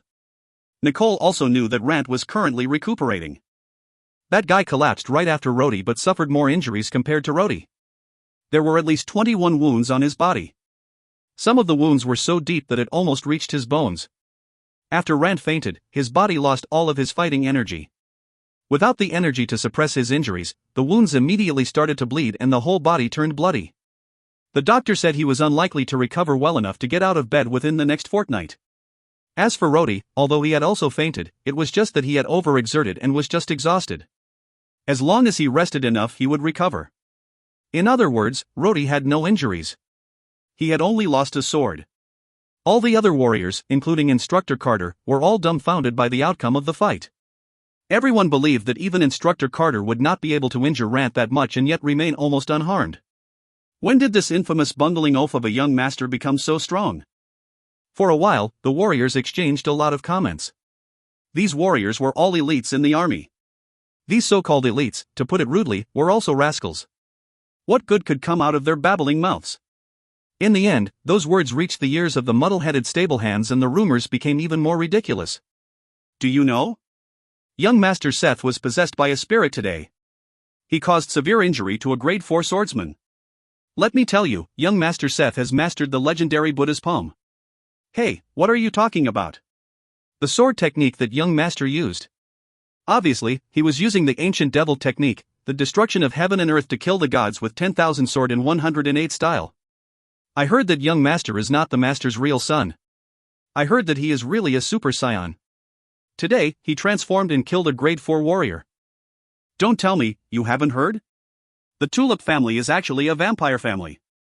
Today, young Master was forced to show his real self. That is why he killed the guard. Nonsense. Let me tell you, young Master all along has hidden ability. With just a punch, he could actually blow out a parallel space. Huh? What is parallel space? How would I know? Some author gave me this line. Seth, come over here. Nicole called out and smiled slightly at Rhodey. She was relieved. The boy seemed to have extraordinary vitality. When Rhodey approached her, Nicole told him in a soft voice, "Remember. When someone else is around, you must address me as sister. Remember that." Rhodey glanced at Nicole before sighing and loudly said, "Yes. Sister." Rhodey's voice sounded a bit helpless. When Nicole heard his helpless voice, her heart quivered slightly. Nicole gently coughed twice and waved to Rhodey to sit down at the opposite end of the table. This was the family's private dining room. Although it was much smaller than the banquet hall at their home, Rhodey felt that this dining room was ridiculously big. Naturally, ridiculously big also applied to that long dining table. This dining table was 7 or 8 times longer than the ordinary dining table in the academy. On the middle of the table was also a large metal candlestick with more than 10 candles on it. It so happens that the large candlestick was also obstructing his view. He could not see Nicole, who was sitting opposite him. More importantly, because the two were sitting at different ends of the table, they could not talk. If they wanted to communicate, they would need to shout, "Nicole, sister." Rhodey almost shouted miss when he noticed a servant nearby and quickly changed his words. You fool! Nicole's voice suddenly rang in his ears. Rhodey was startled. How did she manage, from so far away? Do not speak while eating. If you wish to say something, speak later. A real aristocrat should not speak with food in his mouth. Nicole's tone sounded like she was reproaching him. However, her innate gentle voice made it sound like it was a gentle rebuke between men and women. Strangely, Nicole was not shouting at the opposite end but merely moved her mouth subtly. Yet, Rhodey was able to hear her voice clearly. Rhodey did not dare reply to Nicole, but his heart quietly spoke. It seems that a sorceress is capable of many things. After dinner, Nicole's words put Rhodey in a difficult position. You and I are going to see Rant. He had suffered severe injuries from you. As young master, you ought to go and see him. After all, he is the family guard. Rhodey was immediately taken aback. Heavily injured? That guy was really heavily injured? The skill I used was that powerful? Oh right, Andy had said that the guy would not be able to recover for at least a fortnight. But is it alright for me to go since I was the one who injured him? After all, he was just a fake young master. He did not have the courage to go. Nicole looked at Rhodey's face and realized he was worried. She looked at him and whispered, "Don't think of escaping. You definitely have to go. Now they are already beginning to have doubts because my brother was absolutely not that powerful. Now you should go and show your benevolence. More importantly, I have already thought of an excuse. That is why you must come out and personally explain." What excuse? Rhodey sighed and thought faintly. I am afraid my performance was too eye-catching. Nicole rolled her eyes and curled her lips into a sly smile. If you find any errors, ads pop-up, ads redirect, broken links, non-standard content, etc., please let us know. Report chapter so we can fix it as soon as possible. Chapter 26, Feigned Illness. Chapter 26, Feigned Illness. Translator, Endless Fantasy Translations Editor, Endless Fantasy Translations. Rant was very badly injured. When Rhodey first entered the room, he had a strange feeling. Did I really injure him, this guy, that much? Rant, who previously stood like a giant, was completely wrapped in bandages. If not for his massive head, which was not bandaged, he would have looked like the legendary mummy. When Rant saw Nicole entering the room, he struggled to sit up. After all, he was just a lowly chief guard while Nicole was his master. When he saw the figure behind Nicole, his eyes averted young Master Seth's as he started to have mixed feelings. That match, nominally, he was the winner.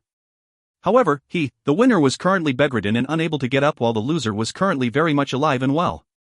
Not to mention the fact that he was a bungling oaf and a playboy who had always been out looking for women. Nicole said some words of encouragement to him. Rand blurted out, in reply, with whatever he could cope with as he was bad with words. Although he had won the fight, he felt depressed. Rand forced a smile and waited for Nicole to finish before speaking. Young Master Seth's skill has improved greatly. It is really surprising. Your subordinate conceded defeat. Miss Nicole must be really gratified. Nicole winked at Rhodey and he smiled wryly. With a calm expression, Rhodey stepped forward and explained, "That day, I was merely trying a skill that I learned recently, like that sword technique. If you ask me to use it again, I may not be able to.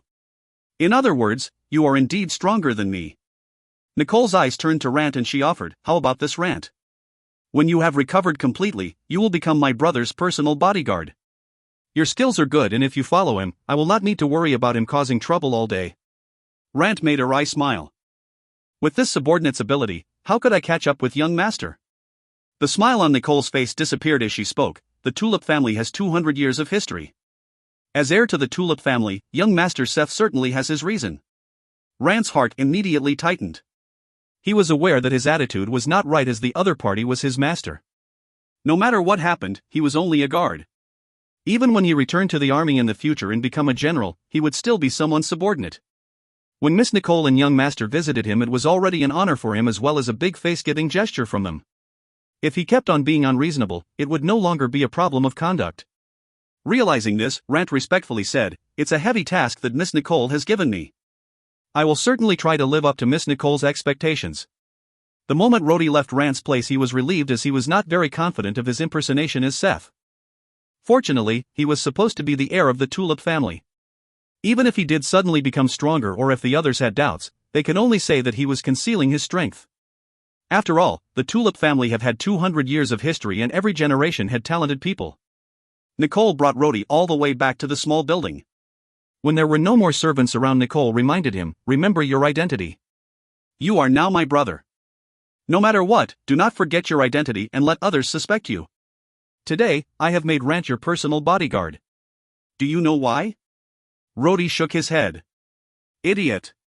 Even if a person can change his face, he cannot change his voice, his expression, the way he talks and the way he walks. How can these change so easily? The past few days, the people you have come into contact with were those that do not normally come into contact with my brother. As a result, they were not able to see any difference.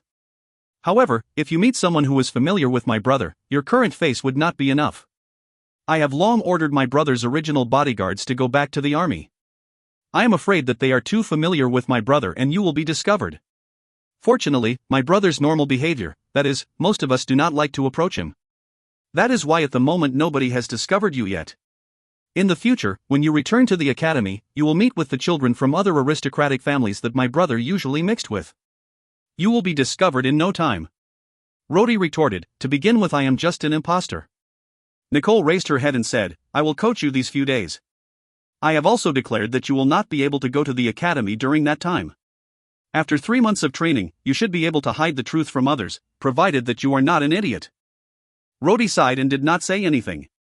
Nicole thought to herself for a moment and walked to a cabinet. After searching for a while, she took out a silver bottle and gave it to Rhodey. "Drink this." Rhodey took a quick look at the bottle and inquired, "What is it?" Nicole sighed and explained in a soft tone, "This is a liquid medicine that I concocted. After drinking this, your whole body will heat up as if you were sick.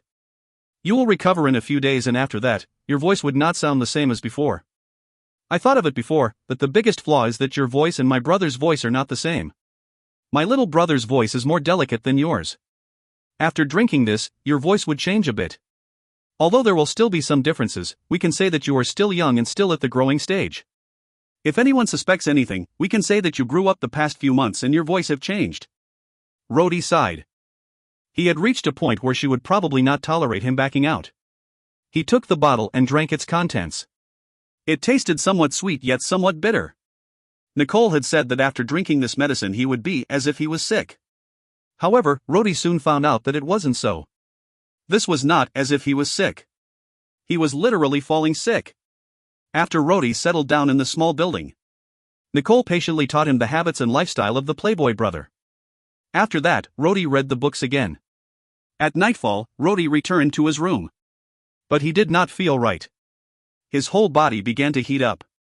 His head started to feel larger and his body felt like it was floating and weak. One of the maids was alarmed and quickly told Miss Nicole. Nicole, of course, was aware that this would happen.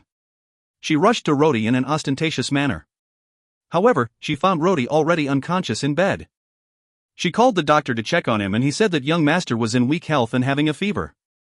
He prescribed some medicines for Rhodey. For 2 consecutive days, Rhodey was in a daze. The people around him thought that young master was not in good health because of the injury he sustained the other day. The injury caused the disease and they could only wait. Rhodey felt dizzy and his mind was not clear. His last thoughts were, "Shit. She tricked me again." If you find any errors, ads pop up, ads redirect, broken links, non-standard content, etc., please let us know. Report chapter so we can fix it as soon as possible. Chapter 27, Donkey Ears Exposed. Chapter 27, Donkey Ears Exposed.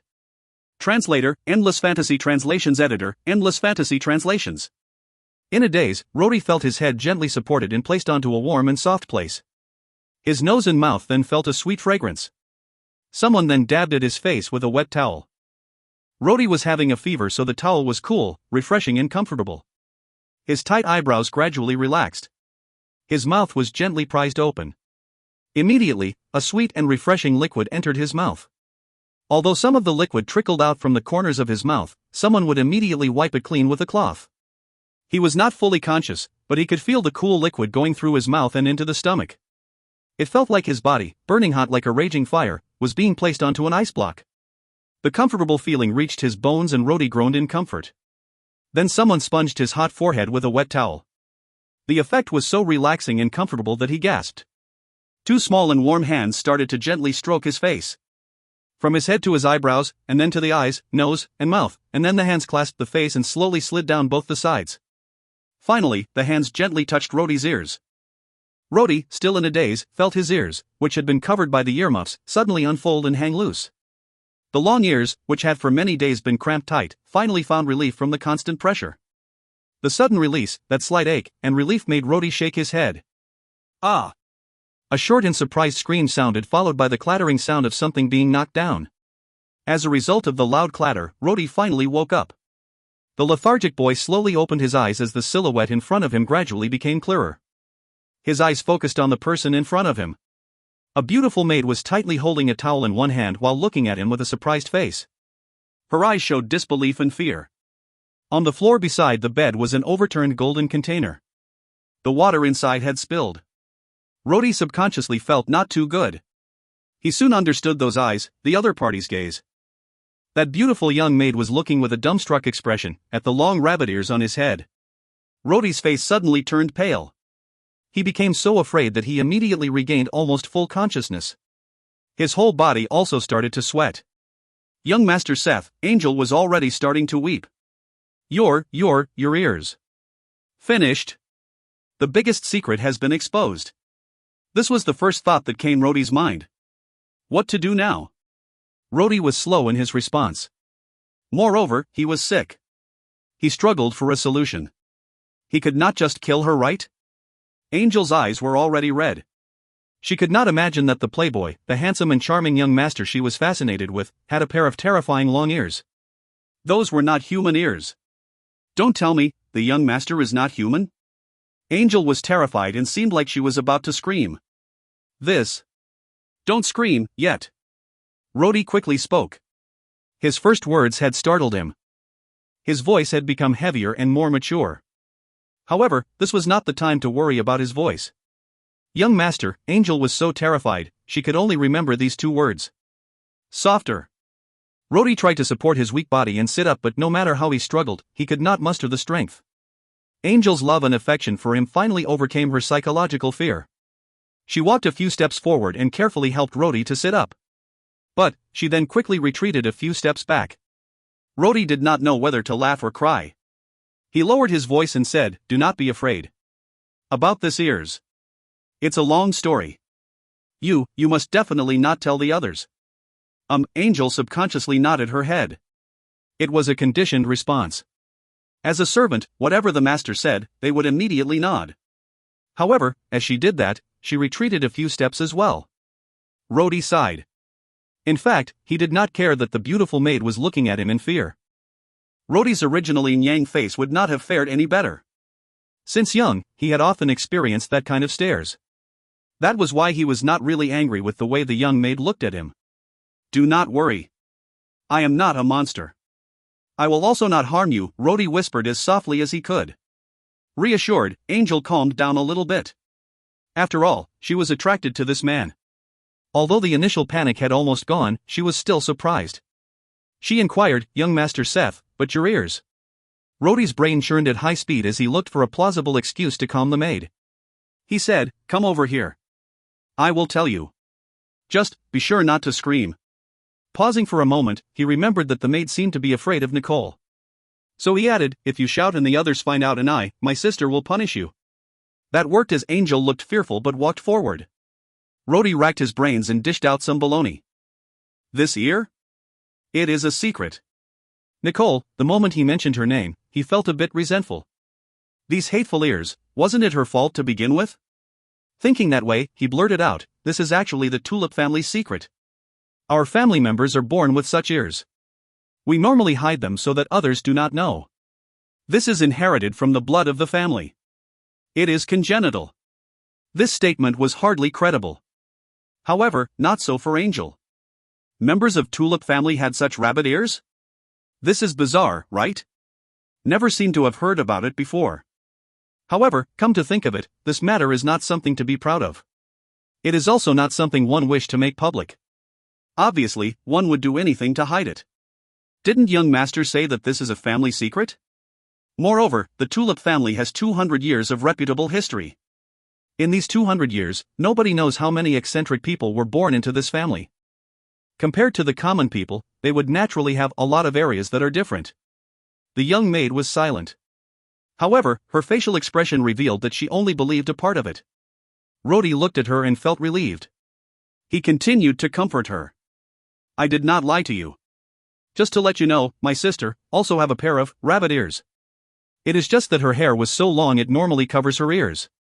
If you don't believe me, the next time you are with her, brush aside her hair to take a look. Rhodey felt guilty. Although this young maid was easily deceived, she did not seem to have the courage to actually brush aside Nicole's hair to look at her ears. Sure enough, Angel now looked more convinced. Rhodey hastily continued. I have let you in on this secret, but you must not let others know. The things I have said, you must also not let my sister know too. If not, I am afraid that she might beat you until your buttocks blossom, punish. Rhodey said that, but in his heart, he thought, if Nicole were to find out that I said that she also has long rabbit ears, I am afraid that the one that will end up with a blossoming buttocks will be me. Although there were many flaws in his statements, they were sufficient to just deceive that young girl. On top of that, Angel had an amiable bond with the young master and believed most of what he had said. Although there was still some panic and fear, she had mostly calmed down. Without a word, Angel quickly picked up the golden container and carefully wiped the floor with a cloth. After that, she packed the container and left. Rhodey hurriedly reminded Angel to keep this matter a secret and she quietly agreed. After settling that young maid regarding his secrets, Rhodey felt relieved. However, he was still worried about his rabbit ears. They could too easily be discovered. He had to think of a way to conceal them properly. Or else, he could ask Andy for help. Since Andy was a creation left behind by that old fellow Dondung, he should be able to find a way out. Rhodey now had a little less respect for Dondung, the creator of the mask, because his stupid god smile transformed his face into his current absurd face. After Rhodey had rested for a few days, he gradually recovered. Angel's panic and fear have also subsided. After the initial panic, the young maid had different thoughts. He even let me in on his secrets. This shows that I have a different place in his heart. Every day, Angel carefully and gently took care of Rhodey. She was a little bit guilty about her fears the other day. Angel had a soft and kind heart. She was empathetic and knew that a person with such long ears would not feel happy about it. Her fear the other day had undoubtedly hurt her young master's feelings. Her guilty conscience made her decide to serve Rhodey more gently than usual. She silently gazed at Rhodey, with her gentle eyes, causing Rhodey's heart to quicken. If you find any errors, ads pop up, ads redirect, broken links, non-standard content, etc., please let us know. Report chapter so we can fix it as soon as possible. Chapter 28, The Lying Skeleton. Chapter 28, The Lying Skeleton. Translator, Endless Fantasy Translations Editor, Endless Fantasy Translations. The past few days were the most wonderful Rhodey ever had. Every day, a beautiful girl would wait upon him attentively. Her words and actions indicated her tremendous affection for Rhodey. Every day, he just stayed in bed to rest. He also had the leisure to read books. The original owner of the room, that playboy, actually had a lot of books. That changed Rhodey's opinion of that playboy slightly. This did not mean that Rhodey liked him and had forgotten his resentment. Rhodey has not forgotten that the playboy was to blame for his current misfortune, getting captured by Miss Nicole and being forced to impersonate him. He still felt like cursing every time he remembered being tricked by the playboy and getting kicked by the horse until he fainted. However, he realized that the playboy was not a bungling oaf after all. His collection of books, which included various strange subjects, showed that the playboy was at least not an ignoramus. In his collection, the subjects ranged from poems to mythology and from notes on flowers to the work of famous scholars. He even had a lot of books on architecture, medicine, and divination. Naturally, as the heir to the Empire's God of War's family, he had among his collection a lot of books on Empire's military strategies. Some of the books were even written by the Tulip family's ancestors. Rhodey's days were spent reading in bed. When he got tired of reading, he slept. The entire time, he was taken care of by the beautiful maid. Even when he ate, he did not even need to move his hands as she would spoon-feed him. The more Rhodey looked at those books, the more surprised he became. The playboy was unexpectedly knowledgeable. The playboy left a lot of notes in the books. It seemed he was not just browsing the books. However, there were so many books and almost every one of the books had detailed notes. The subjects studied were really too varied and complex. Naturally, there were some books that the playboy had not studied meticulously. For example, the books on military strategies looked clean and relatively brand new. The owner seemed to have ignored them. Maybe he disliked military books. Instead of idling, Rhodey devoured the books, making sure not to miss the scribbled notes. Rhodey had always liked studying and been willing to work hard. Compared to the things he had learned in the academy, the material in the books here was much more interesting. With the young maid who knew his secret guarding the front door of the room, Rhodey was not afraid of anyone else suddenly breaking into the room. When he was alone in the room, he would let his long ears hang loose as it had been folded the entire day, causing an uncomfortable ache. If the other servants wished to come in, they would be turned away. Every time he and the young maid were alone in the room together with his ears exposed, she would look at his ears with a mischievous expression. That look made Rhodey feel gratified. It was because this was the first girl he knew who did not jeer or ridicule him for his unusual appearance. Miss Nicole would visit Rhodey once a day. However, she would come and go in a hurry. She looked very imposing, but having seen that Rhodey had not fully recovered, she did not say anything. Normally, Miss Nicole was someone impatient and expected improvements in a hurry. If Seth were here instead, she would have constantly rebuked him. Occasionally, when the two of them were alone together, she would quietly warn Rhodey to be careful. Rhodey had fallen to her schemes before and ended up with the donkey ears. The last time it happened, he ended up with a serious illness. At first, he resented Nicole, but when that beautiful girl approached him and whispered into his ears, the unhappiness disappeared. He was now quite infatuated with Nicole, especially since the night he got his first kiss. Dreams and fancy illusions were indeed not lacking in his sleep. He dared not mention this to anybody. On the 7th day, Rhodey finally recovered. That day after he got up, Angel immediately waited upon him and then dressed him. She even helped him to cover up his ears with the ear muffs. After combing his hair, the young girl tied Rhodey's hair into a small braid to make him look more gentlemanly. Angel, who had personally taken care of Rhodey these days, grew more familiar with him. She was secretly happy that her young master, who was known to be flirtatious, would occasionally show some interest in her. He would flatter her or maybe tease her. The past few days, she was secretly delighted because she had the opportunity to stay close by young master's side. She felt that young master seemed different from before. He seemed to be more honest, and she considered that as part of the illness. As for Rhodey, although he was an honest guy, he still loved to show off in front of a beautiful girl. Especially when her beauty could make normal guys like him go crazy. As the two became more familiar with each other, Rhodey also started treating the young maid kindly and flatter her to dispel her doubts. After he had put on his clothes, he sent Angel out of the room and carefully closed the door. Alone in the room, the first thing he did was to take out and closely inspect the sword which he obtained from the skeleton, Andy. Although Rhodey had been unhappy with Andy, he was glad that Andy had given him the precious sword. It must have some sort of magical capabilities. Taking advantage of the fact that there was nobody around, Rhodey took out the sword and examined it. Immediately, he knew he was holding a treasure. In the daylight, the transparent color of the blade was dazzling. The sharp edge of the blade reflected brilliant rays of light. With the sword in his hands, Rhodey waved it randomly a few times and then worked through a few swordsman techniques a few times. He felt, more and more, that the weight and the length of the sword were perfect for him. He was excited and could not wait to try out the weapon with someone. He grew up in a poor family, so he had never had such an amazing weapon. To warriors like him, precious weapons like these were more valuable than jewelry. I wonder how sharp this sword is. Since it was given by the skeleton, it cannot be too terrible, right? Out of curiosity, he walked to a nearby wall to look and then took one of the swords hanging there. Although the previous owner of the room did not like weapons, it was still the god of war's house. They would naturally use weapons for decoration. Rhodey took the lightsaber in one hand and the ordinary sword in the other. He took a deep breath and then clashed the two weapons hard against each other. Ding! With a crisp sound, a piece of a blade fell onto the floor. One sword was unable to withstand the hard clash. The moment the swords clashed, a section of that sword fell in front of Rhodey. Rhodey was shocked by what he saw. His expression was as if he had swallowed a fist in one mouthful. He was horrified. The weapon that broke was not the ordinary sword he took from the wall but the lightsaber given to him by Andy, one of Dondong's treasures. No way! Rhodey screamed half a day later. If you find any errors, ads pop-up, ads redirect, broken links, non-standard content, etc., please let us know. Report chapter so we can fix it as soon as possible. Chapter 29, Rich Folks Evening Banquet. Chapter 29, Rich Folks Evening Banquet. Translator, Endless Fantasy Translations Editor, Endless Fantasy Translations. That skeleton. He dares to lie to me. Rhodey cursed. What kind of treasure is this?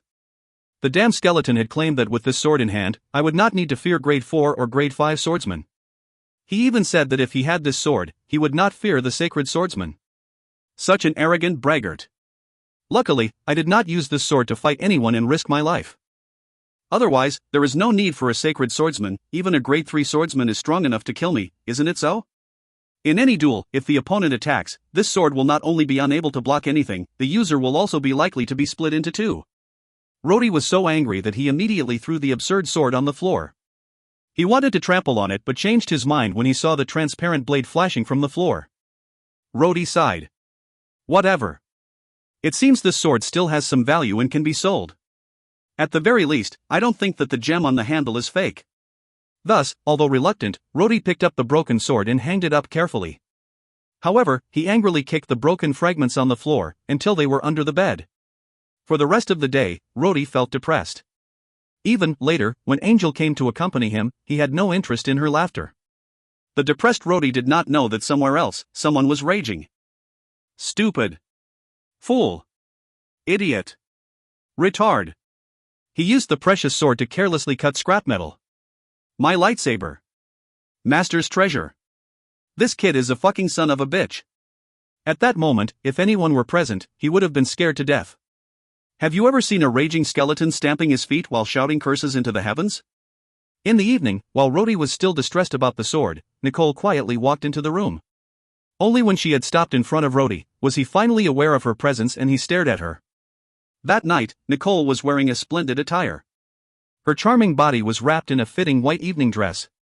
It exposed her white shoulders and thin neck. She looked like an elegant and noble swan.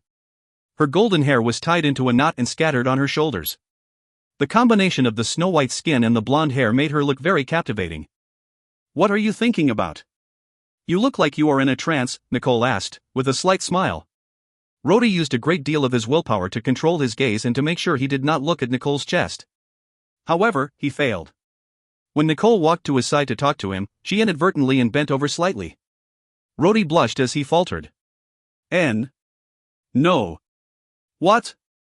Nicole became aware of Rody's blushing face and immediately realized why he stuttered. Her face turned red and she cursed in a whisper, "Little lecher."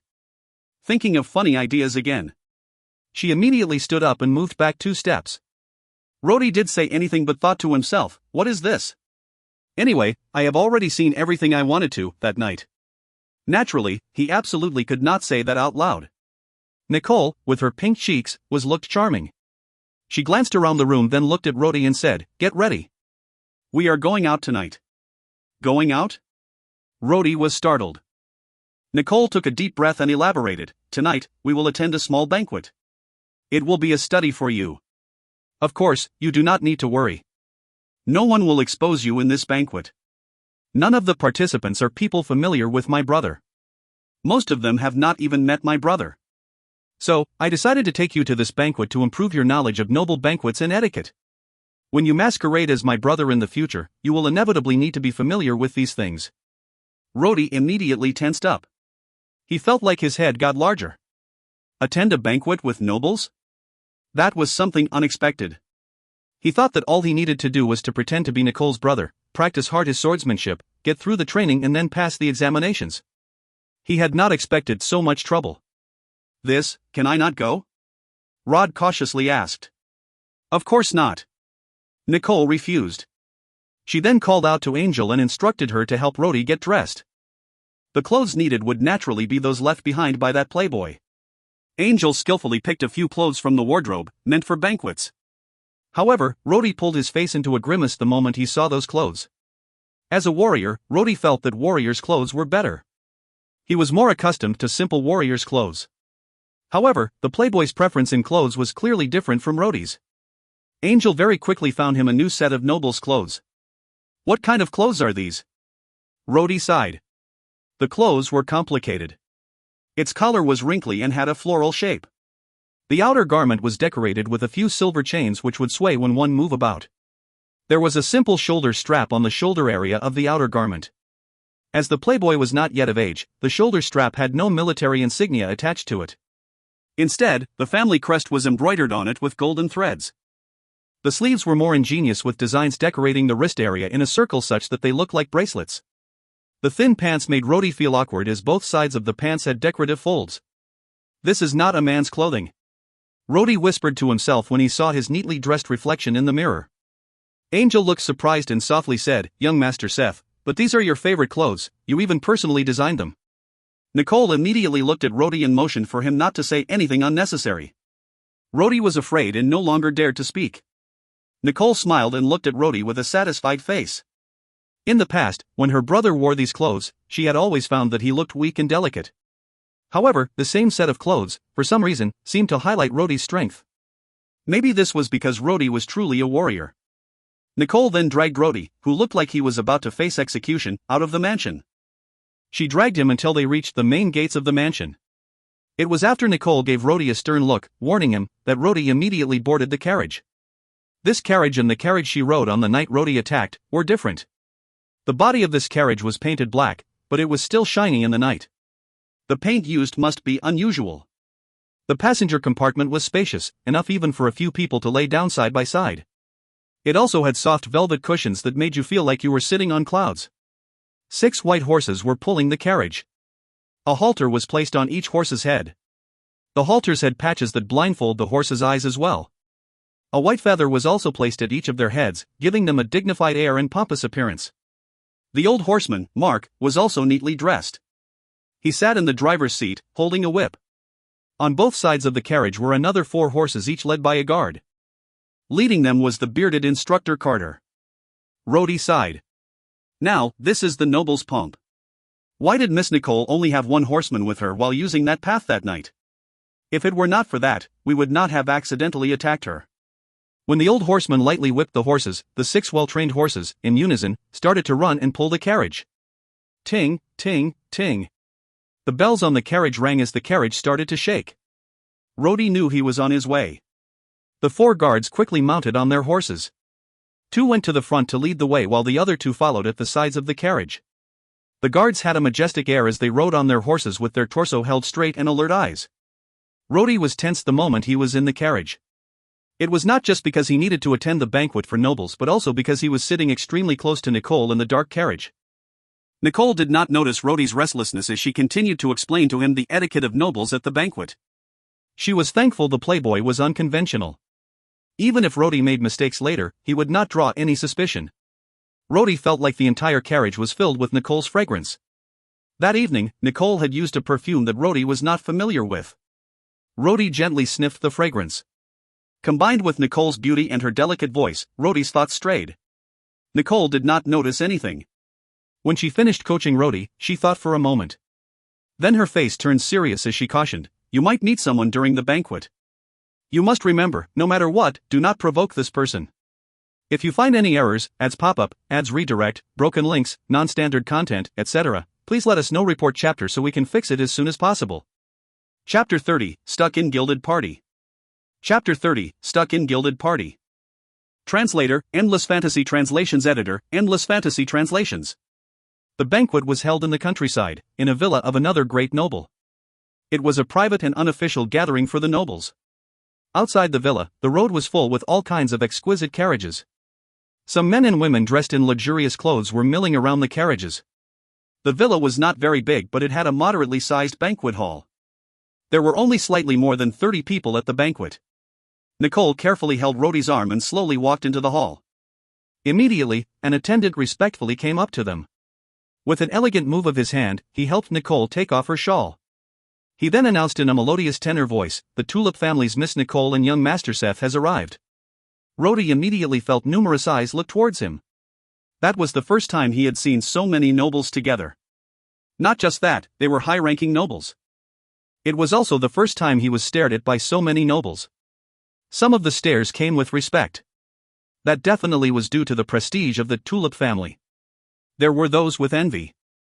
That came mostly from nobles with slightly lower status and position. There were also stares accompanied with a slight smile. That came from families with good relationships with the Tulip family. Of course, some of the stares were not friendly. Some of them had malicious intentions, looking to take advantage of the current predicament of the Tulip family. The family's influence was fading because their heirs had failed to live up to expectations. Their only talented and useful member was a daughter who could not inherit the family title. Invariably, there were many young ladies looking at Rhodey. Rhodey's costume that night was refined and chic. Along with the playboy's handsome face and the shining blonde hair of the Tulip family, it somehow attracted some favorable attention. To the young ladies, Rodi's evasive looks made him seem shy. In fact, he looked cute to the ladies, and that was contrary to the rumors of the playboy being very good with women. Nicole calmly smiled and quietly greeted her friends. Her light and cheery smile was like a fresh breeze. She quietly coached Rodi about the people present. She was telling him which ministers His Majesty recently favor, who came from which famous families, and their families' allies. Rodi could not remember them all. He could only understand about 2/3 and maybe only remember about 1/3 of all that he heard. As it was not a formal banquet, only a small buffet was arranged. The guests gathered in separate groups according to their own familiar circles. Nicole brought Rodi along with her to greet all the groups. She did not linger too long or engage in deep conversation with any group or treat them coldly. Occasionally, a young noble infatuated with Nicole would attempt to strike a conversation with her. Nicole would politely respond. She certainly did not have the appearance of the terrifying sorceress that had made Rodi miserable and silent previously. Rodi nervously kept following behind Nicole, but Nicole wanted to train him and urged him, "Go mix around by yourself. Be careful. Do not forget the common courtesy I taught you on our way here." She then walked away with a few female companions. Rodi was thinking of going up to a group of girls, but a few of those girls had started heading for the inner rooms. Rodi was too embarrassed to follow them. He ended up standing there like an idiot. A waiter offered him some wine in a cup made of pure gold. The wine that was as red as blood made Rodi hesitate to drink. He did not feel comfortable at the banquet, but that was not the case in the eyes of others. For the noble ladies interested in him, his actions only confirmed that he was not an ordinary person. He was handsome and came from an illustrious family. Was there anyone more suitable as a wealthy husband? Of course, soon after that, Rodi was surrounded by several noble ladies. It is said that a skillful man knows how to strike up a conversation with a woman. However, this applies equally to women. Within a short period of time, 2 noble ladies had accidentally dropped their handkerchiefs in front of Rodi. 3 others had hurriedly opened their folding fans and dropped them, and another one accidentally tripped on her skirt. She almost fell on top of him. Rodi remembered the instructions of his fake sister and acted accordingly. He picked up the dropped handkerchiefs and folding fans and carefully returned them to their owners. As for the lady who almost fell into his embrace, Rodi was startled and hastily dodged. That noble lady almost fell onto the floor. Rodi had a headache because these ladies kept following him.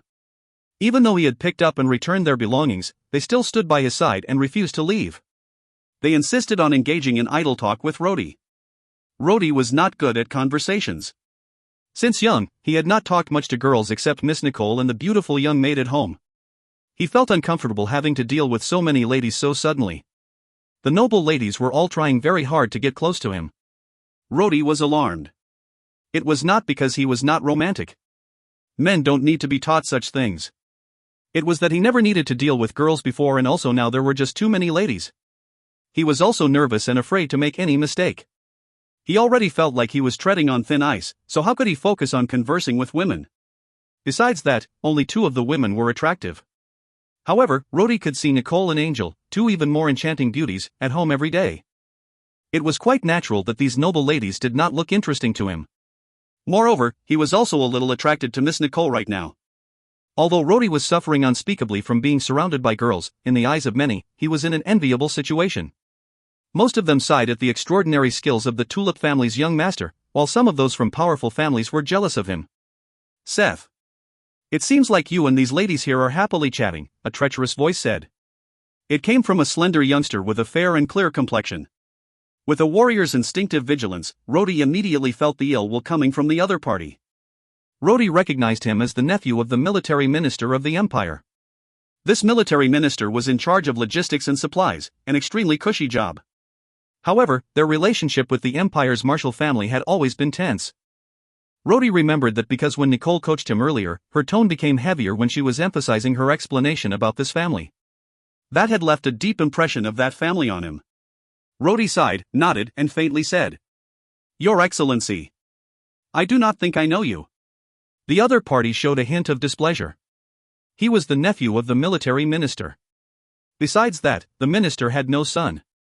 As a result, he was established as the official heir of the family, and the moment he returned to the imperial capital, he became an influential figure.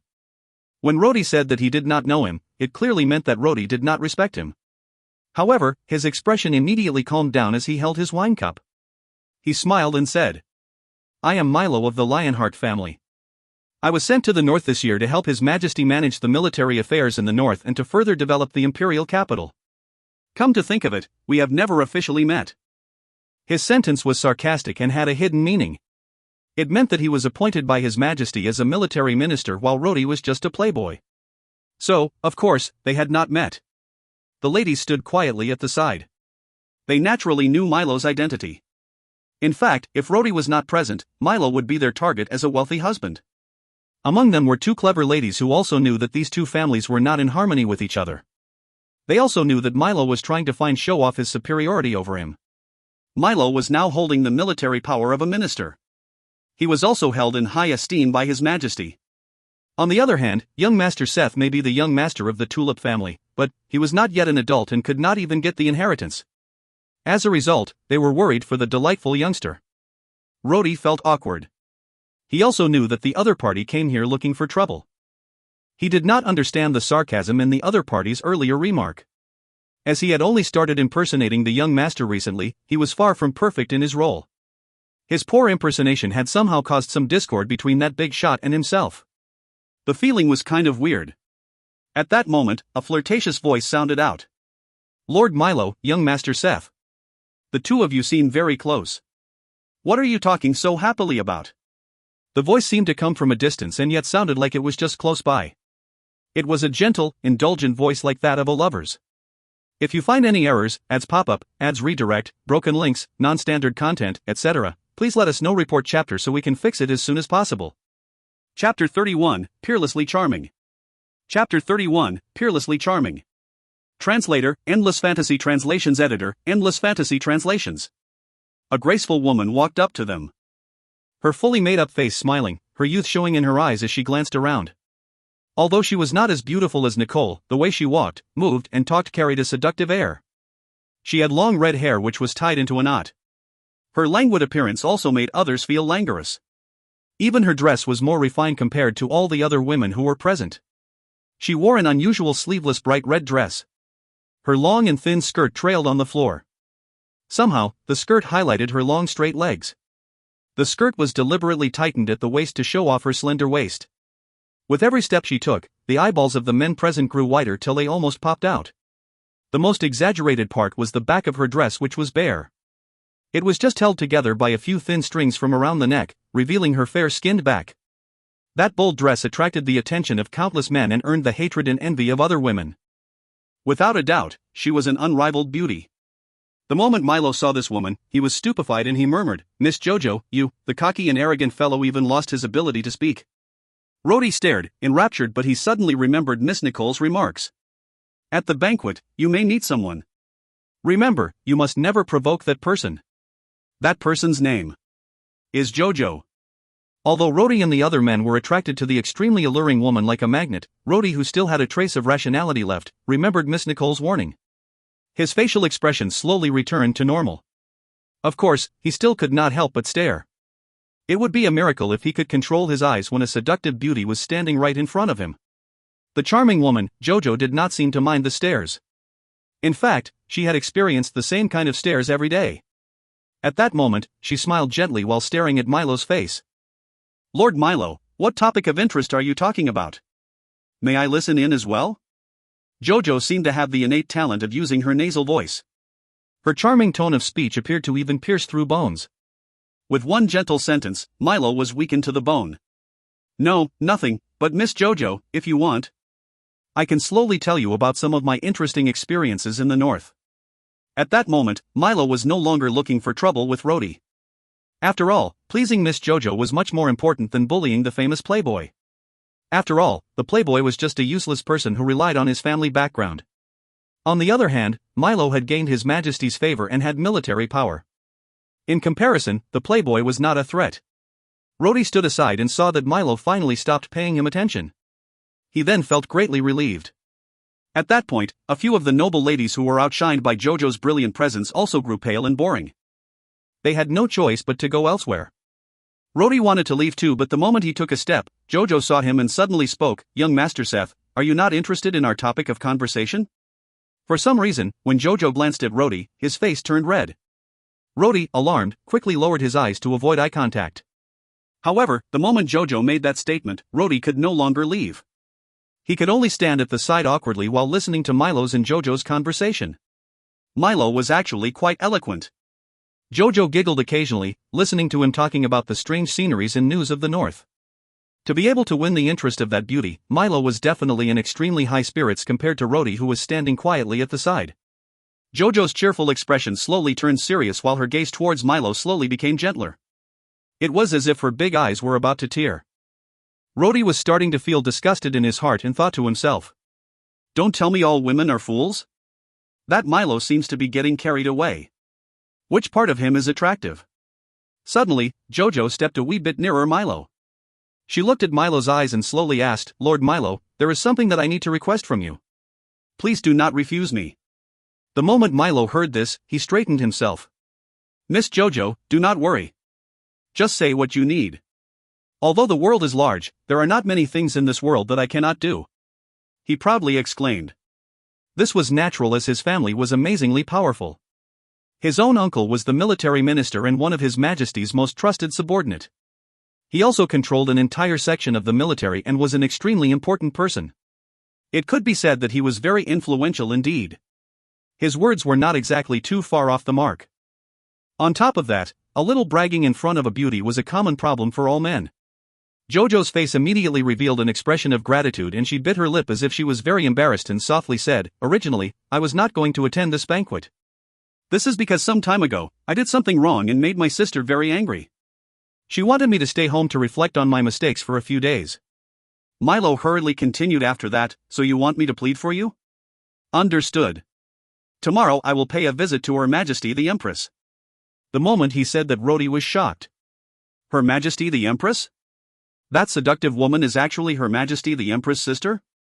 In fact, the only one at the banquet who did not know about Jojo's background was Rhodey. Jojo's sister was Her Majesty the Empress, but her status was a bit weird. According to convention, if the Empress' sister was married, the Emperor would confer the title of lady to her. If she was not married, she would be given titles like princess or its equivalent instead. Unfortunately for Jojo, even when her sister became Empress and the status of her family was upgraded, she was still not given any title. That was why the noble families in the Empire speculated that His Majesty the Emperor also drooled over Jojo's beauty and was unwilling to give her the title of princess. That way, at a later date it would be more convenient to bring her into the palace if His Majesty the Emperor wanted to. In fact, Miss Jojo's influence in the Empire was not weak. It was not only because she was the Empress' sister but more so because of her beauty, as she was able to attract large crowds of ministers. In addition, she was daring enough to wear bold outfits and was a natural beauty. Inevitably, there were a lot of rumors circulated as a result of jealousy. As she was highly regarded among the Emperor's circle of well-known nobles, nobody could really do anything to her. However, everyone would refer to her as a famous social escort for the nobles. Those were things that Nicole knew but did not tell Rhodey. She really did not want Rhodey to provoke her. However, when she remembered what her brother was like and his reputation, Nicole could not stop worrying. Although she knew Rhodey was an honest man and he would not provoke Jojo, she was afraid that Jojo would provoke Rhodey. That was why she seriously warned Rhodey on their way to the banquet. Jojo looked at Milo and shook her head. "That's not it. My sister will only be angry for 2 days, but she will soon calm down. I do not want you to plead for me. I want to ask you for something else." Milo laughed loudly and heroically waved his hand. "Miss Jojo, just say it." Jojo's face showed a shy expression and said, "Even though I received an invitation, I originally planned to stay at home tonight. But then I heard that the owner of this villa, Madame Sarah, was someone who likes flowers. I also heard that she was growing a rare kind of flower, called the soul taker, in her courtyard. This flower is not exactly expensive, but it is good for making perfumes. This sort of thing is regarded as a treasure to females. That is why I do not dare to ask Madame Sarah for it. Instead, I am asking you." Milo immediately asked back, "Is Miss Jojo asking me to help ask Madame Sarah for it?" Jojo shook her head and blushed a bit. That made her even more charming, to the extent that Milo's eyeballs almost popped out.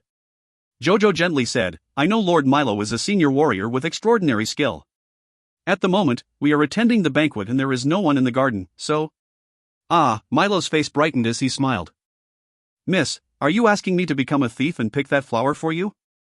Jojo seemed to feel ashamed and looked down. She then whispered, "Lord Milo is a renowned figure. You won't just reject a woman's request, right?" At that moment, Milo lost his soul.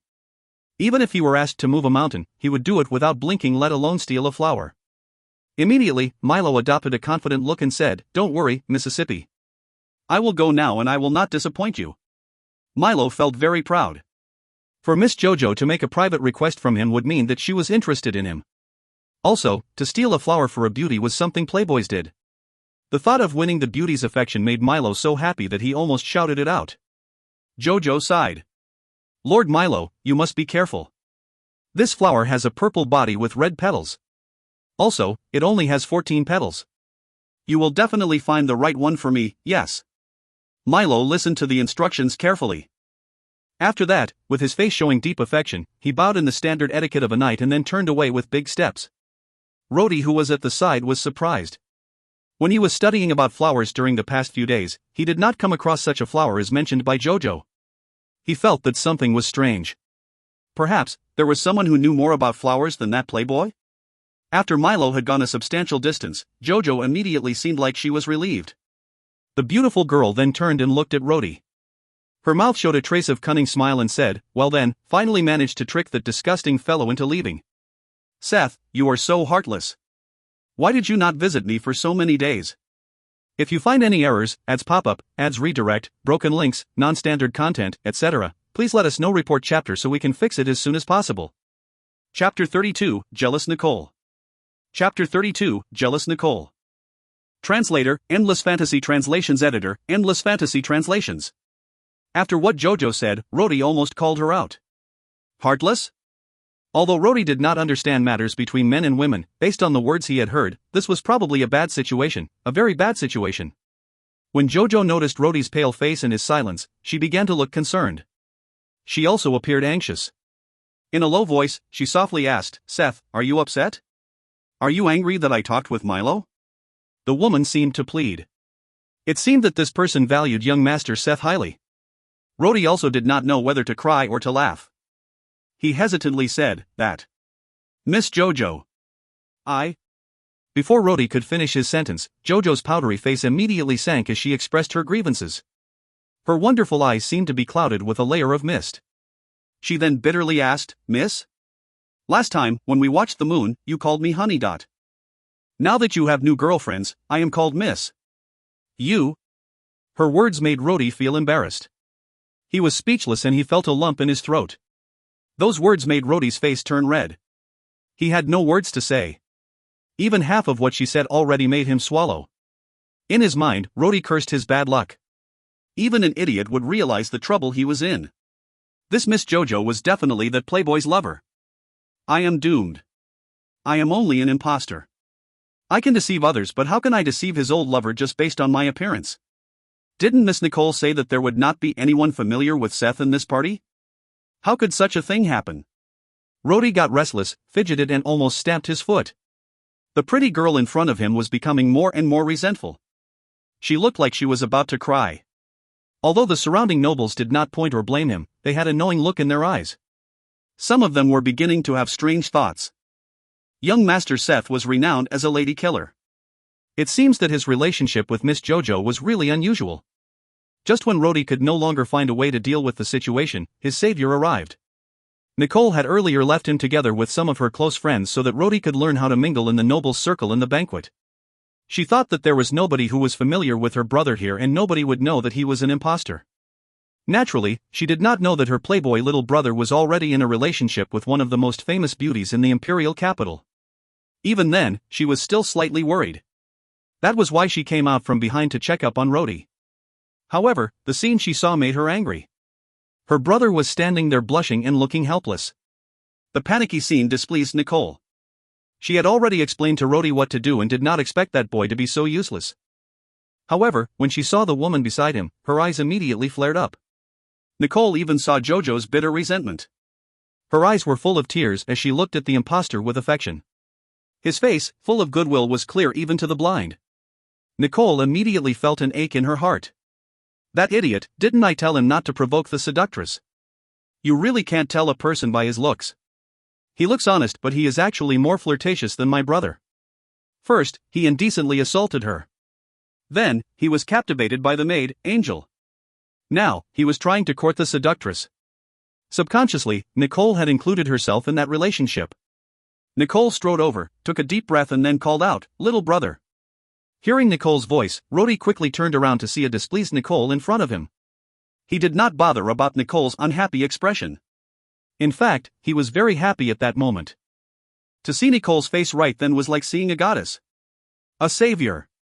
When she saw Rhodey look at her with a relieved expression, Nicole was stunned for a moment. She expected Rhodey to have a guilty look when she caught him having a good time. However, not only were there no traces of guilt on Rhodey's face, he, in fact, looked quite happy. "Sister." Rhodey took a deep breath and then deliberately spoke loudly, "Are you looking for me?" After he had finished, Rhodey winked at Nicole. As Jojo was now behind him, she did not see his contrivance. Nicole was also a smart girl and immediately responded, "Yes, did you forget your night training already? We need to go home now." When Jojo saw Nicole, her love-struck expression was immediately concealed. She knew that Seth had always been afraid of his sister. That was why he told Jojo that their relationship must be kept secret from his sister. That was why Jojo also understood that in front of Nicole, she could not reveal even the slightest hint of their relationship. It would be undesirable if her lover was also unhappy. Rhodey quickly nodded and turned his head around. He pretended to sigh. "Miss Jojo, it seems that we have to end our conversation. I have matters I need to attend to and must leave now. I wish you a pleasant evening." The words Rhodey used were quite decent. There were also no problems with etiquette. It was all according to Nicole's instructions. Jojo's eyes showed a hint of disappointment, but then she stretched out her hand. A smile could be seen on her face as she gently said, "In that case, young Master Seth, let us meet again some other day." Rhodey froze for a moment but soon remembered his manners.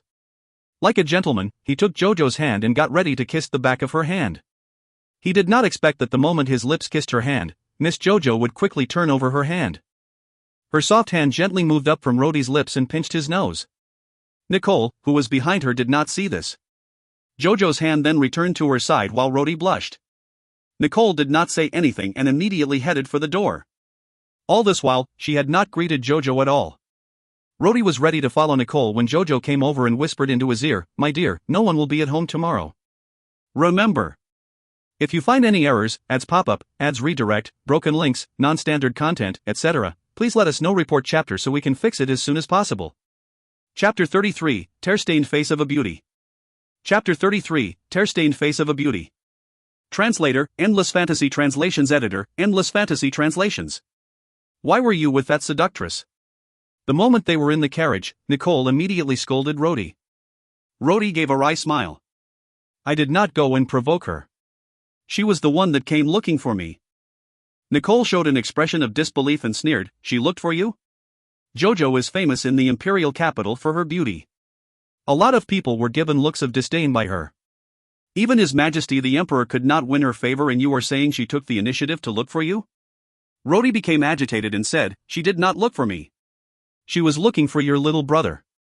"You are better off questioning your brother." "What?" "Your brother seemed to have been acquainted with her for a while." "And?" Nicole's expression immediately changed as she pondered. "Seth and Jojo? How is it that I have not heard of this before?" The guards around Seth must have kept it a secret. Those two fellows actually dared to hide such an important matter from me. It seems that sending him back to the army was the right move. After taking a deep breath, Nicole hatefully said, "You are not allowed to speak of this matter ever again. When we reach home, you will be punished." I will. I still haven't thought of a punishment." Rhodey curled his lips and said, "Yeah, go ahead and punish me. It's not like you have never punished me before." Nicole stared at Rhodey. Rhodey sighed and mumbled to himself, "Such a good and gentle-looking girl. Why is she such a fierce person in private? What did you say?" Nicole immediately heard him because she had sharp hearing. Rhodey quickly shuts up and no longer uttered a single word. He quietly cursed along the way. The two of them no longer spoke for the rest of the journey and were silent until they reached home. Alighting from the carriage and without saying anything, Nicole led the way in. Without any orders from her, Rhodey just followed Nicole from behind. He subconsciously followed Nicole until they reached the small, quiet building. That was a restricted area for the family, so none of their servants followed them. Nicole still did not say anything and continued to lead the way in. Rhodey hesitated for a moment and soon followed her. Rhodey thought that the moment he walked through the door, Nicole would explode in anger. He did not expect that she would instead look for a chair to sit down. "You, sit down as well," Nicole said lightly. She was feeling downcast. Nicole spoke the moment Rhodey sat down. "You must think that I am very harsh on you, correct? Isn't that the truth?" Rhodey said coldly. "Ever since I came here, I was constantly being manipulated by you. You gave me these ridiculous ears. You lied to me and made me fall seriously ill. You made me pose as your brother. Whatever you asked, I had to do. But I also gave you an opportunity. Did you not think about this? As long as you complete my task, I will give you a good future. You are strong enough and I can arrange for you to join the army. With our family's influence, the moment you enter the army, you will go very far. Is this not better than you remaining as a civilian warrior and living a vain life in the imperial capital? You may be strong, but there are a lot of stronger people in the imperial capital. A great majority of them end up just drifting aimlessly every day. If you are fortunate, the nobles would hire you as their personal guard. If you are unlucky, they would hire you as a mercenary. Do you know that?" Nicole frowned. "But I do not like the current situation." Rhodey protested. "I know my status. I am a civilian. However, I am a person, not a tool. I want to be myself. I want to be Rhodey, not your brother. I do not want to be a noble. I dislike nobles." Rhodey did not notice that the moment he said "I dislike nobles," Nicole was startled. Rhodey continued, "When I was in the academy, the people around me respected me. All of us were not nobles. However, they still respected me because I was stronger than them. I was more skillful with the sword than them. My studies were better compared to them. Although I was ugly, I did not feel inferior. However, I feel very uncomfortable here." Unexpectedly, Nicole did not get angry. She merely lowered her head in thought for a moment. She sighed and her eyebrows wrinkled. Her expression did not have the usual anger, instead, it had a vulnerable look. "I am a girl," Nicole gently opened her mouth. "I am only 2 years older than you at most. With a family status like mine at this age, I am supposed to be living a carefree life. Every day, I would chat with my good friends, read books, learn about music, flowers, or some other things. Every day should be filled with happiness. In fact, a few years ago when I was younger, I was indeed very happy. But then, my father passed away. I, who was born into the Empire's tulip family, was powerless. The family's glory must never be destroyed. However, my little brother, he could not understand this. I was forced to put down my books and stop the zither music lessons that I loved. I could not even have a leisurely chat together with my friends. I had to bear with things that I did not like, and become the manager for the family. There are many things I worry about every day. My father's subordinates are all watching me. I know they are also helplessly watching the state of the tulip family. This family's prestige must not fall. I am like you. I do not like this as well. I also want to be Miss Nicole. I do not want to be Manager Nicole or head of the family Nicole." As she talked, Nicole's eyes turned red. She had a grievous expression. Rhodey felt something tugging at his heart. He suddenly remembered the scene he saw that night in the horse shed. Nicole had taken off the mask she wore on normal days. The girl in front of him now was like the girl whom he met that night, who cried as she held her father's horse. She was just a weak and helpless girl. She too could feel sadness, discomfort, or cry. She also needed someone to support and comfort her or to dote on her. Nicole sighed and slowly wiped away her tears. She then lightly said, "At times, I even thought of marrying myself off. Perhaps, if I could marry into a powerful family, the political marriage might be able to help me get external support for my family. But..." The tears she just wiped away came out again. Nicole's voice sounded very weak, "But I really couldn't do it. Rhodey sighed. He stood up, walked to Nicole's side and gently said, "You shouldn't be bearing this burden. Where is your brother?" There were just times that I really hated him. He could not comprehend the amount of burden placed on the family. I promised my father that I would not let the banner of the tulip family fall. But I am just a girl." Finally, Nicole could no longer suppress her feelings and started to cry. When Rhodey saw the sobbing girl, his heart gushed forth an indescribable tender feeling. He slowly stretched out his hand and gently stroked Nicole's hair, hoping to ease the sadness in her heart.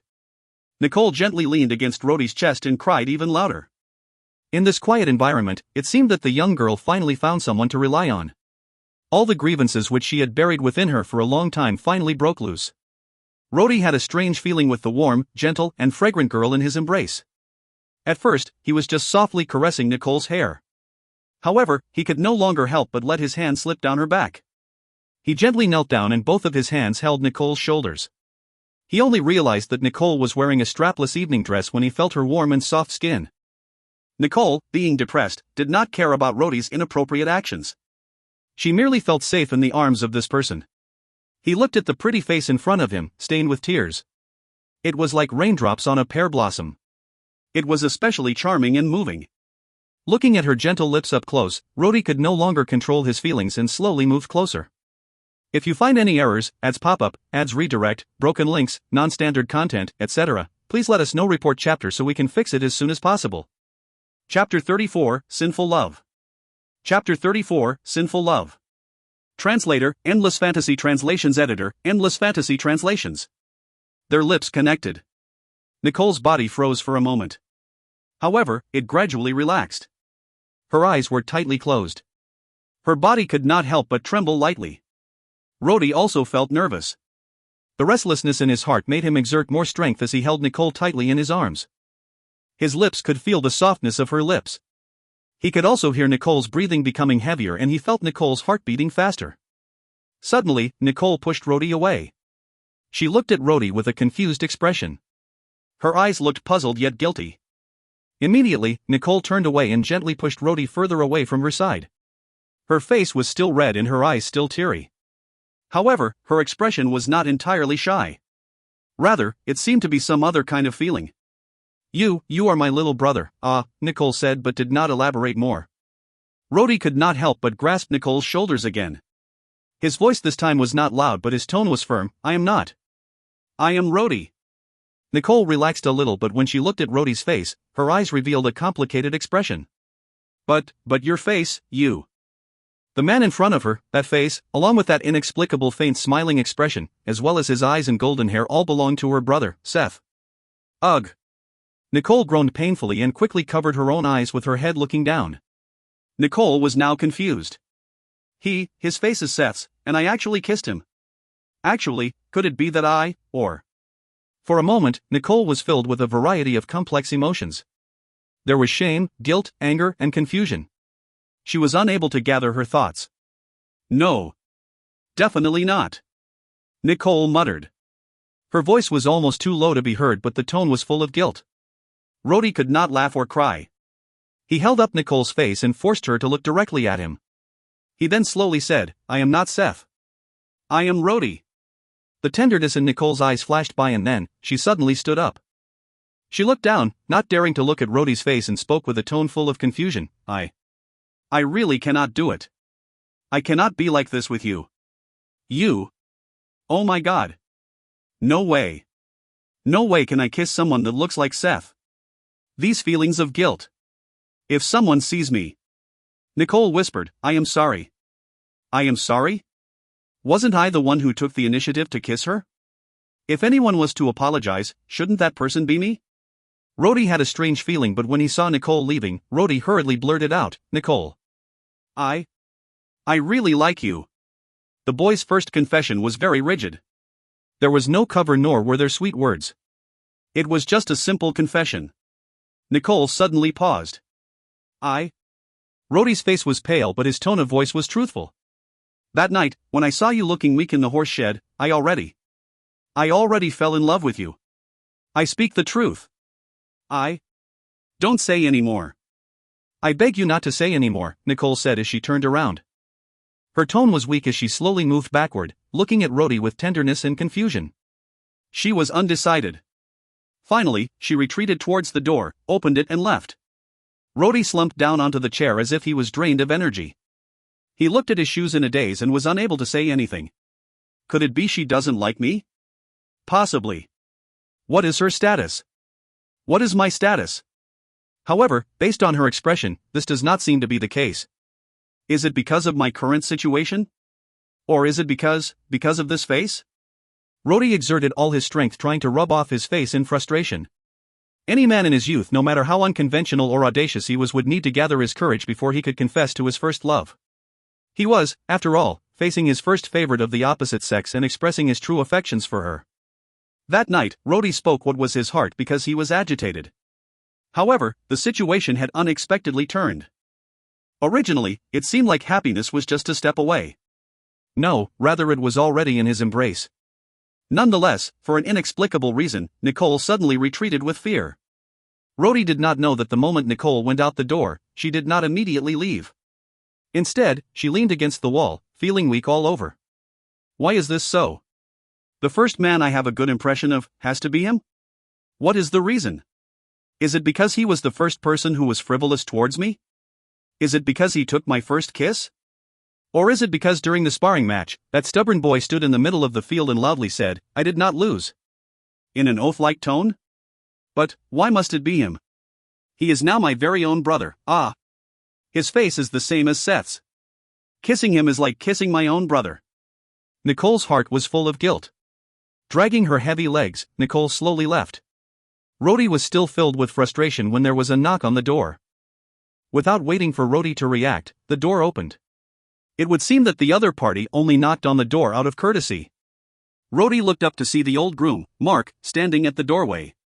His eyes narrowed with a deep gaze as if he was sizing Rody up. "You should not have done that," the old man suddenly said. Rody frowned. What did he mean? What? "You should not have done that," Mark repeated, but then he said something else that frightened Rody. Boy. Boy? Why didn't he call me young master? Rody suddenly jumped up from his chair. Old Mark did not panic and simply walked in. He walked till he was in front of Rody and suddenly slapped Rody in the face. Arg! Immediately, a clear palm print was left on Rody's face. Rate translation quality. No comments. Be the first. If you find any errors, ads pop-up, ads redirect, broken links, non-standard content, etc., please let us know. Report chapter so we can fix it as soon as possible. Chapter 35, Soul Swap. Chapter 35, Soul Swap. Translator, Endless Fantasy Translations Editor, Endless Fantasy Translations. Rody's face felt a burning pain. He looked at old Mark with frightened eyes. What just happened? He actually dared to hit me? On top of that, he succeeded? When old Mark lifted his hand earlier, Rody had already moved to the side subconsciously to avoid it. As a warrior with decent skills, no ordinary person would be able to hit him. However, the slap somehow managed to land on his face. On top of that, Rody could barely catch the movement of his hand. Rody, without realizing, took a step back and knocked down the chair behind him. You? Mark showed an indifferent expression and calmly said, "I did not hit you because of what you just did to the miss, but because you should not have made her sad. You should not have reminded her of sad things. You should not have gotten angry at her. Boy, she has suffered enough." What? Said Rody, covered his face, looking dumbstruck. That's enough. Stop making that stupid face, boy. Mark lightly continued, I know your identity. You are not young Master Seth. You are an Imperial Academy student, Rody. Ah. Rody took another step back, but he tripped on the fallen chair. He stumbled a bit before regaining his balance. You fool. Mark's expression was now no longer respectful. His tone was cold. Let me tell you. This entire matter was arranged by me. Otherwise, do you think a little boy like you could quietly sneak into the Tulip family's estate that night? Do you really think the guards here ate nothing but plain rice? If it were not for me, you would have been caught the moment you climbed the walls. Rody was speechless. He was dumbstruck and just stared blankly at the mystifying old groom. Let me tell you, boy. Mark bent down, picked up the chair and casually sat on it. His gave a deep smile and said, first, some self-introduction. My name is, well, I have forgotten after so many years, but you can call me Mark. As for my occupation. I am a groom if it could be considered as an occupation. I am the fourth generation of Dondom's disciples. Dondom? Rody really started to feel like he did not have an adequate amount of brain cells. Shut up and let me finish. Old Mark became unhappy at Rody's interruption and continued, how things developed had nothing to do with me. I merely pushed the situation this way by coincidence. That night, I noticed you hiding behind the tree from the start. Thinking that you were a coward, I ignored you. However, I soon found you tailing our carriage and then trying to sneak into our house. As a result, I could not ignore it. I wanted to know what kind of person was brave enough to attack the Tulip family's house. That was why I rearranged the staff assignments and allowed you in. I wanted to see what you wanted to do. However, I was soon surprised when I found out all of you were just hired thugs who attacked the wrong carriage. I then lost interest in you. But then I saw you at the horse shed and decided to observe you again. Wait a minute. Rhodey suddenly spoke. You were there? You were there that night? Old Mark gave a supercilious expression. Of course I was. Why did you not attack me? Attack you? Old Mark showed a profound smile. Attack you? Who do you think you are? You are not worthy of my attack, but you dared to do that thing to the miss that night. At first, I could not stand it, but then, the young master appeared. Quite frankly, I did not expect the child to have that kind of courage. To think he actually dared to leave. Ah, I'm speaking out of topic. Anyway, the young master knocked you out, so I didn't need to do anything. Everything that happened after that was much simpler. After the young master left, his sister had to arrest you and use you as a substitute. I saw the entire thing, but I am old and not bothered about it. Anyway, it is not my responsibility. Whatever the miss wishes, so be it. Rhodey was still speechless. Is it strange? I wonder if you know who I am. Old Mark continued. I told you. I am Master Dondong's disciple. We have been following the Tulip family. My duty was to protect the safety of the Tulip family's descendants. Rhodey finally decided to ask, why did you not stop Seth that day? Why do I need to stop him? Old Mark asked. Seth does not like to be a duke. It is his choice. Why should I stop him? Since he does not like it, it is better not to force him. Let him do the things he likes. But Rhodey was dumbfounded. Didn't you say you were protecting? I just protect the person, not some stupid family glory. What does the Tulip family's glory have to do with me? I see the miss frowning unhappily every day. The old man suddenly became angry and said, "Humph. What family glory? The earlier it is destroyed, the better." He immediately realized that he should not have said that. He then sighed and slowly said, "I will say it straight. My duty is to protect their safety. If someone wants to hurt the miss or young master, then I am duty-bound to act. However, the family's responsibility is completely irrelevant to me. Understand? What duty? Dondong's disciple? Weren't Dondong and the Tulip family quite close? Or could it be that he just refused to acknowledge the decline of the Tulip family? I know you don't really understand.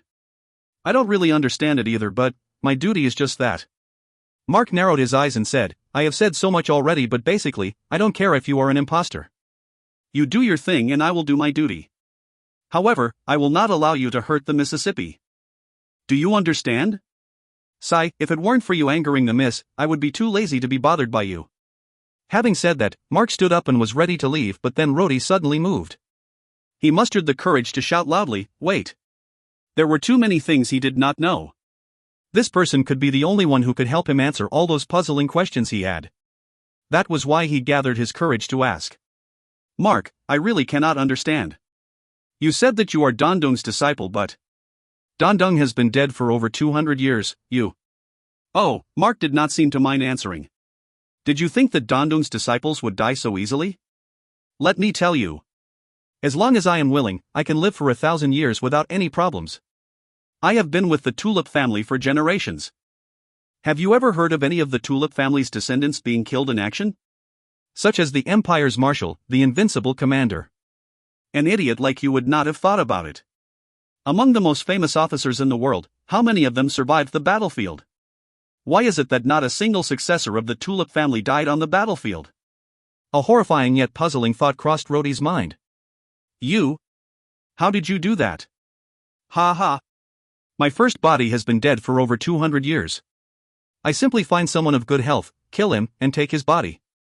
I was the 9th Duke's adjutant, the 11th Duke's servant, and the 12th Duke's personal bodyguard. As for this body, when my previous body died a few decades ago, I found the body of this young servant. Rhodey's mouth was hanging wide open and his eyes almost fell out. Eternal life. This guy can actually possess people's body to keep on living. Dondong. It is Dondong again. How many miracles did he create? First, he created life. Then he created space.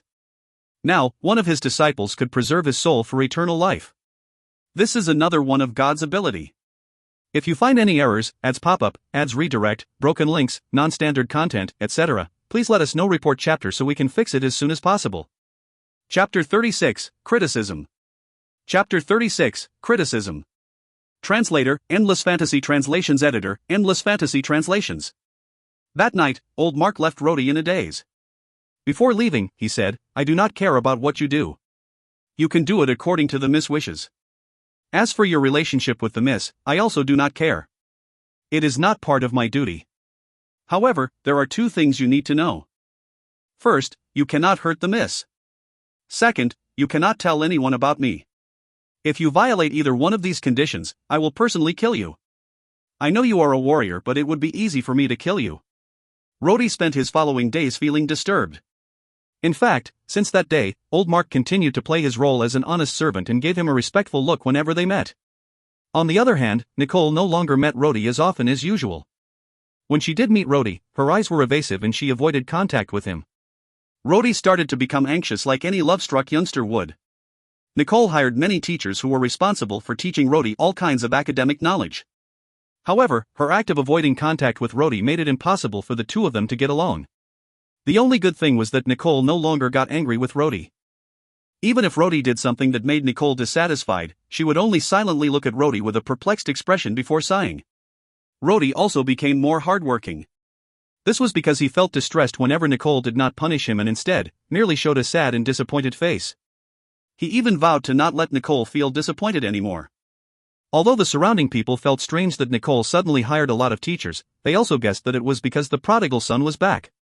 Their other assumption was that because of the approaching major examination, the pressure from it would cause him to focus, reducing all other distractions. Of course, there were also mishaps. The teachers gave Rhodey incessant headaches, leaving him terribly bored. He had to spend his entire time studying or training. The swordsmanship instructor was a senior warrior, but he was full of praises for Rhodey and even commented that the Tulip family's descendants were deserving of their reputation. However, the academic teachers made Rhodey feel awkward. Reading a lot of the books from the Tulip family's house, Rhodey's perspective was now different. When an academic question arose, Rhodey would frequently ask strange questions. His difficult questions often troubled the teachers. That was because Rhodey's questions and the popular, common academic theories were entirely different. Many of his viewpoints and different ways of understanding were too peculiar in the teacher's eyes. If it was not for the fact that the person saying it was the Tulip family's young master, the grumpy old scholars who taught him would have cursed him for speaking nonsense. They did not know that the one speaking nonsense was not Rhodey but the playboy who had already run away. Rhodey merely looked at the playboy's notes and went to the teachers to confirm his doubts. This often made the teachers foam at their mouth. Although the teachers often scolded Rhodey, Rhodey felt that the playboy's opinions were correct. However, he did not argue with the teachers because he did not want to make Nicole unhappy. Gradually, Rhodey started to respect the playboy. One day, when Rhodey was reading alone, Angel rushed into the room with a panic-stricken face. What happened? Rhodey put the book down and gave a faint smile. Rhodey had recently become more accustomed to his identity as the young master. He was now able to keep calm in unexpected situations. Although it was surprising to others, they felt that the young master had finally matured and became more stable. After what he saw and experienced the past few days, there were not many things that could surprise him now. After all, he had already seen a cursing skeleton and a monster who was a few hundred years old. What else could surprise him now? Young Master Seth. This is terrible. Miss Nicole is coming here. She looks really angry. You better hide quickly. Rhodey froze for a moment. He immediately knew the young girl's intention. He understood the young girl's feelings for him, or rather, her feelings for the real young Master Seth. He also knew that no matter what happens, the young girl would stay by his side. When Rhodey did something wrong, she would always try to cover up his mistakes and keep it a secret from Nicole. That being said, Nicole had not been punishing him for his mistakes lately. What happened? Angel hesitated for a moment before speaking. Today, a beautiful woman came to the house. When she arrived, she did not seem to be happy. She said she was looking for you. However, Miss Nicole met her first. After a long talk, Miss Nicole became angry and she is now coming over here. Woman? What woman? Angel showed a long face and softly said, I do not know, but she is very beautiful, very beautiful. Yes, perhaps she became jealous when she heard of a beautiful woman looking for me. Then she secretly looked for her to see what happened. After that, she found out about Nicole coming here. Rhodey smiled and said, "Alright, I understand. You should hide first. I will speak with Nicole." He looked at the young girl to see her worried look and then he reassured her, "Don't worry, nothing bad will happen to me." Angel felt puzzled. How could this be? In the past, when Miss Nicole came to ask about the problems the young master had caused, the young master would become frightened and immediately flee. If he did not have time to escape, I would usually help him climb out the window, but now, why does he look so calm and confident? Then again, the young master has changed a lot recently. Angel hesitated for a moment before leaving. Rhodey watched Angel walk out the door before he made a wry smile. A beautiful woman most likely came here to settle some kind of debt, but the person she is looking for is not me. Seth, you really left behind a lot of problems for me. If you find any errors, ads pop up, ads redirect, broken links, non-standard content, etc., please let us know. Report chapter so we can fix it as soon as possible. Chapter 37, Abstain from Women. Chapter 37, Abstain from Women. Translator, Endless Fantasy Translations Editor, Endless Fantasy Translations. The moment Nicole entered Rhodey's room, she started to regret it. That night, the woman made an appointment with Rhodey. Rhodey missed it and therefore she came looking for Rhodey. For some reason, when the seductress came looking for her brother, Nicole immediately became furious. Although she held her temper and talked to the seductress for a long time, she became angrier the more she heard. Finally, she heard that the seductress and Rhodey had arranged a meeting. However, Rhodey missed the appointment, so she decided to look for Rhodey. In the end, Nicole was unable to contain her anger and wanted to get even with Rhodey. But why am I angry? Even if it is that woman, it is my brother's fault. It has nothing to do with Rhodey, so why am I getting angry? Is it because it is Rhodey? Or is it because, that night, Rhodey actually contacted her and made an appointment? That bastard really had the audacity to make an appointment with that seductress. Nicole, who was unable to contain her anger, immediately rushed to find fault with Rhodey. However, the moment she entered the room, she saw Rhodey calmly looking at her. His calm blue eyes were as if he could see through her. Nicole's anger immediately flew away and her heart felt weak. She had come to vent her anger towards Rhodey, but now she just stood there and was unable to make eye contact. You are finally willing to see me, Nicole. Rhodey tried to suppress his excited feelings and slowly walked forward. He then suddenly grabbed Nicole's hand. Nicole trembled as though she was suddenly struck by lightning. She wanted to move back, but Rhodey held her hand tightly. "Let me go." Her voice did not sound like she was struggling. Rather, it would be better to say that it sounded more like pleading. Rhodey's face also turned red. Although they had close contact before, the first time was when Nicole was unconscious due to Rhodey's philandering, and the second time was when both of them were emotionally agitated. Rhodey felt a strange kind of feeling when he caught hold of Nicole's hand. It felt like they were lovers. Fortunately, Rhodey barely used his strength and soon eased his grip. Nicole quickly took a step back in fear of Rhodey's next move. Why did you come to find me so suddenly? Did something happen? Nicole was stunned for a moment. She then remembered the reason she looked for him. She resented her own failure to control herself and also her inability to understand her own timidness and anger. Without the courage to look at Rhodey's face, she whispered, "That Jojo." She came. Rhodey's hands immediately started to sweat. He had personally experienced the bewitching powers of Jojo. To a boy like him, Nicole and Angel had a young charm, but Jojo was like a witch. On top of that, she was also the playboy's old lover. She would probably see through his disguise in no time. What should we do? Why did she come here? Could it be she has already learned of my identity? Rhodey rubbed his hands and gave a wry smile. When she spoke of Jojo, Nicole's bashful feelings all but disappeared. She stared at Rhodey coldly and said, "Why? Of course, it is for you. I did not know that you two already arranged a meeting that night. Is it true?" Rhodey shook his head and looked disgruntled when he suddenly remembered the words Jojo said to him just before he left that day, "There will be no one at my house tomorrow night." The moment he understood the meaning of that sentence along with Jojo's seductive appearance, Rhodey's face turned red. After Nicole carefully finished listening to what Rhodey had to say, her complexion became heavier. She tilted her head to one side as if she was pondering deeply and seemed preoccupied with her thoughts. Rhodey thought that Nicole suspected he was in a relationship with Jojo and immediately waved his hands. "Nicole, do not think too much. I have nothing to do with her." Nicole gave a strange smile and lightly said, "Of course, it has nothing to do with you." "Who is Jojo?" "The person she likes is a playboy like Seth. She won't even look at a fool like you." Rody sighed and mumbled, yes, I am a fool. In your heart, I am just an insignificant fool. That implication made him quite depressed. Seeing Rody unhappy, Nicole's heart softened. She spoke in a small voice, that's not it. You are not a big fool. As she said this, Nicole suddenly burst into laughter. Her laughter was like a blooming flower. Rody looked straight at Nicole's eyes, feeling quite silly. He had never seen Nicole laugh like this before. Suddenly noticing Rody's gaze, Nicole became bashful again as she stomped her feet angrily. You! Nicole only managed to shout out a single word when she noticed Rody's infatuated eyes. She was then unable to speak anymore. They gazed into each other's eyes and fell into a delicate mood when they abruptly heard the sound of people talking outside the door. They could only hear the sound of arguing outside. Then with a loud cry, the door was pushed open and a fiery red figure rushed in. The two were immediately frightened and separated. Nicole was so afraid that she moved back towards the wall. The person who arrived was the gorgeous woman, Jojo. After that night, Jojo waited for Rody the following day and was very angry when Rody did not appear. She had high standards and thought that all the nobles in the empire were useless. Some nobles indulged in exaggeration while others were militaristic and boorish.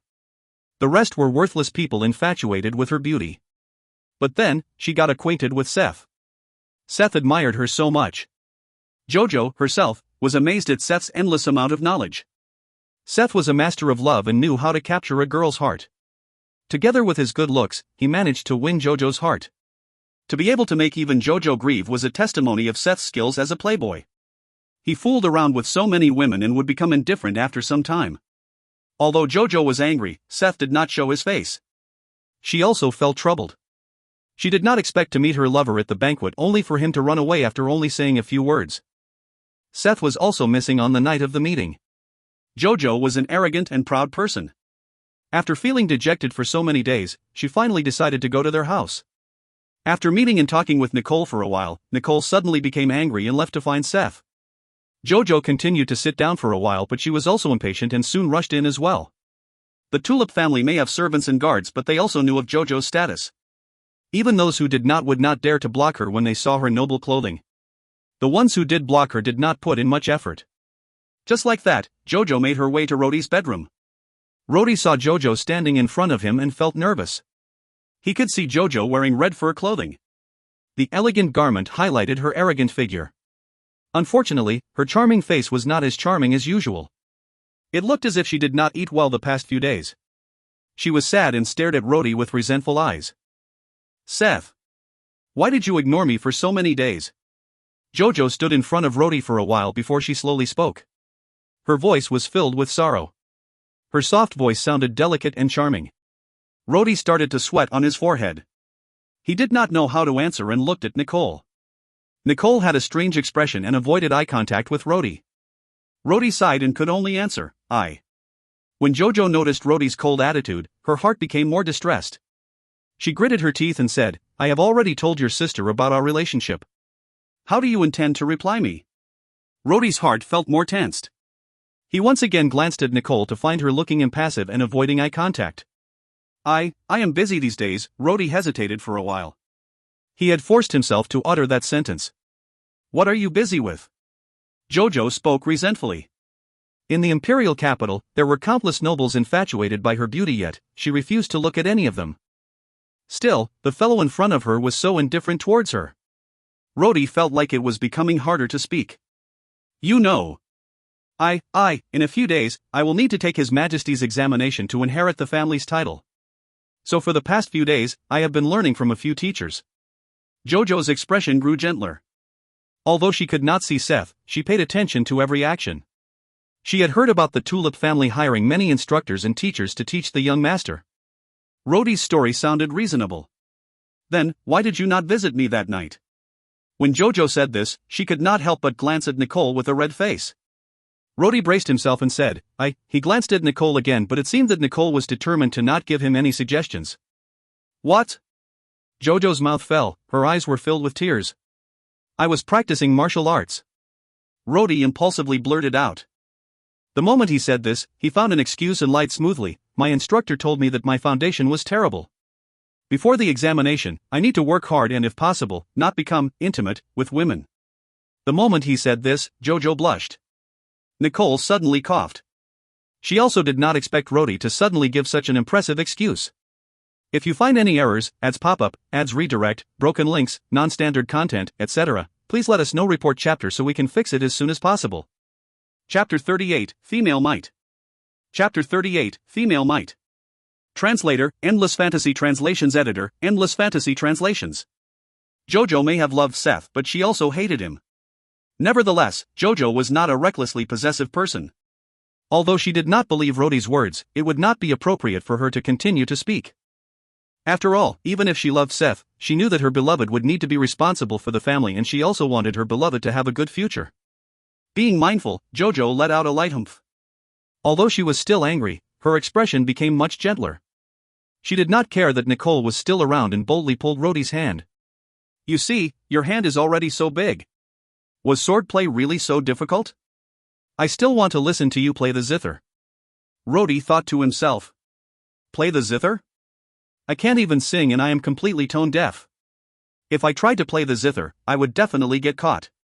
I must definitely not play the zither. JoJo felt sorry for him and her heart became soft. She then said, Today, I risked everything to come and find you. You can no longer deceive me. I will not pursue the matter of you treating me coldly the past few days, but you must accompany me tomorrow. Rhodey was about to refuse but stopped when he saw JoJo's glare. He was thinking of promising her first and then going into hiding. Since the Tulip family's house was so big, it may be difficult for her to search for him. The moment Rhodey tried to speak, Nicole spoke out coldly, He cannot go tomorrow. Why? JoJo frowned. Tomorrow, he is going to practice his swordsmanship. What about the day after tomorrow? No can do. The following day? Nicole looked at her coldly, No. Why are you so strict with him? JoJo glared. Why are you preventing him from being with me? Nicole did not lose her temper but coldly replied, No particular reason. Until he has passed the assessment, I will not let him be distracted. JoJo became very angry and almost turned hostile. Her elder sister was the empress and a noble. She was always pampered in the imperial capital. How could she control her temper? To add, it was natural for a maiden in love to feel extreme hatred towards the people who prevented her and her beloved from being together. However, she knew that Nicole was Seth's sister. It would not be good if she turned hostile. She furiously stomped her foot and glared at Nicole. After that, she suddenly leaned and kissed Rhodey before glancing at Nicole once again. Before Rhodey could react, he felt her lips on his cheek. While Rhodey was still in a daze, JoJo looked at him with a flushed face and whispered, I will secretly come to find you. The seductress then turned and ran away. The look on Nicole's face could be compared to turbulent winds which forebode a coming storm. After a long time, Nicole finally glared fiercely at Rhodey. She then walked out without uttering a single word. The drama was finally over. Although Rhodey was determined to stop Nicole as he had a lot of things to talk about, he was unable to do so. He just held his cheek which JoJo kissed in a daze. The next day, Nicole changed her attitude towards Rhodey again. She became even sterner compared to previous days when she did not hit or scold him. Overnight, she changed from a gentle sister to a devil-like instructor. Rhodey's swordsmanship instructor was also replaced. Now, Rhodey's swordsmanship instructor was the bearded instructor Carter. Rhodey was trained every day by him until he felt miserable. As Carter was an officer in the army, he trained Rhodey using his own method which he used to train elites of the army. Although Rhodey had a strong constitution, after becoming the young master for so many days, he had gotten too comfortable. As a result, he became lazy. Instructor Carter did not speak much but made him carry a 30-kilogram sword and wear 20 kilograms of armor. He then needed to run around the field for 70 or 80 laps. It was enough to make him tired to the point of collapsing. However, Carter did not have mercy on him and would whip him if he slowed down. After several days, Rhodey lost count of a number of whippings he received. Every day, Nicole would observe him but she was not distressed by his torturous training. Instead, she would support Carter. Sometimes, Rhodey could not help but think that this was a jealous woman's form of vengeance. Shit. JoJo only kissed me once. If you want to be jealous then just kiss me as well. Naturally, these weren't words that Rhodey was brave enough to utter. Fortunately, Instructor Carter's swordsmanship was good. After running every day, Carter would teach Rhodey some swordsmanship and also pass on some advice on what to do when encountering an enemy. This was because Rhodey's strength at that moment was already not much weaker compared to Carter's. However, Rhodey's did not have much experience fighting an enemy. Rody barely had the chance to fight. Those few days, Rody felt so tired that he fell asleep the moment he touched the pillow every night. He would even drool while he was asleep. Angel, who woke him up every morning, had to call him for a long time. Angels felt distressed. Without a doubt, within those few days, Rody's body became more muscular because of his strenuous training. On the other hand, the academic teachers no longer had anything to teach Rody. In fact, the scholars received a headache the moment they saw Rody. In their eyes, their student was someone who rebelled against the typical way. He often said outrageous things the moment he opened his mouth. If he was not from an influential family but from a commoner's family, he would have already been hanged. An example was when a teacher once talked about the relationship between theology and the emperor's power of monarchy. According to the tradition of the empire, the emperor's power needed to be recognized by the pope.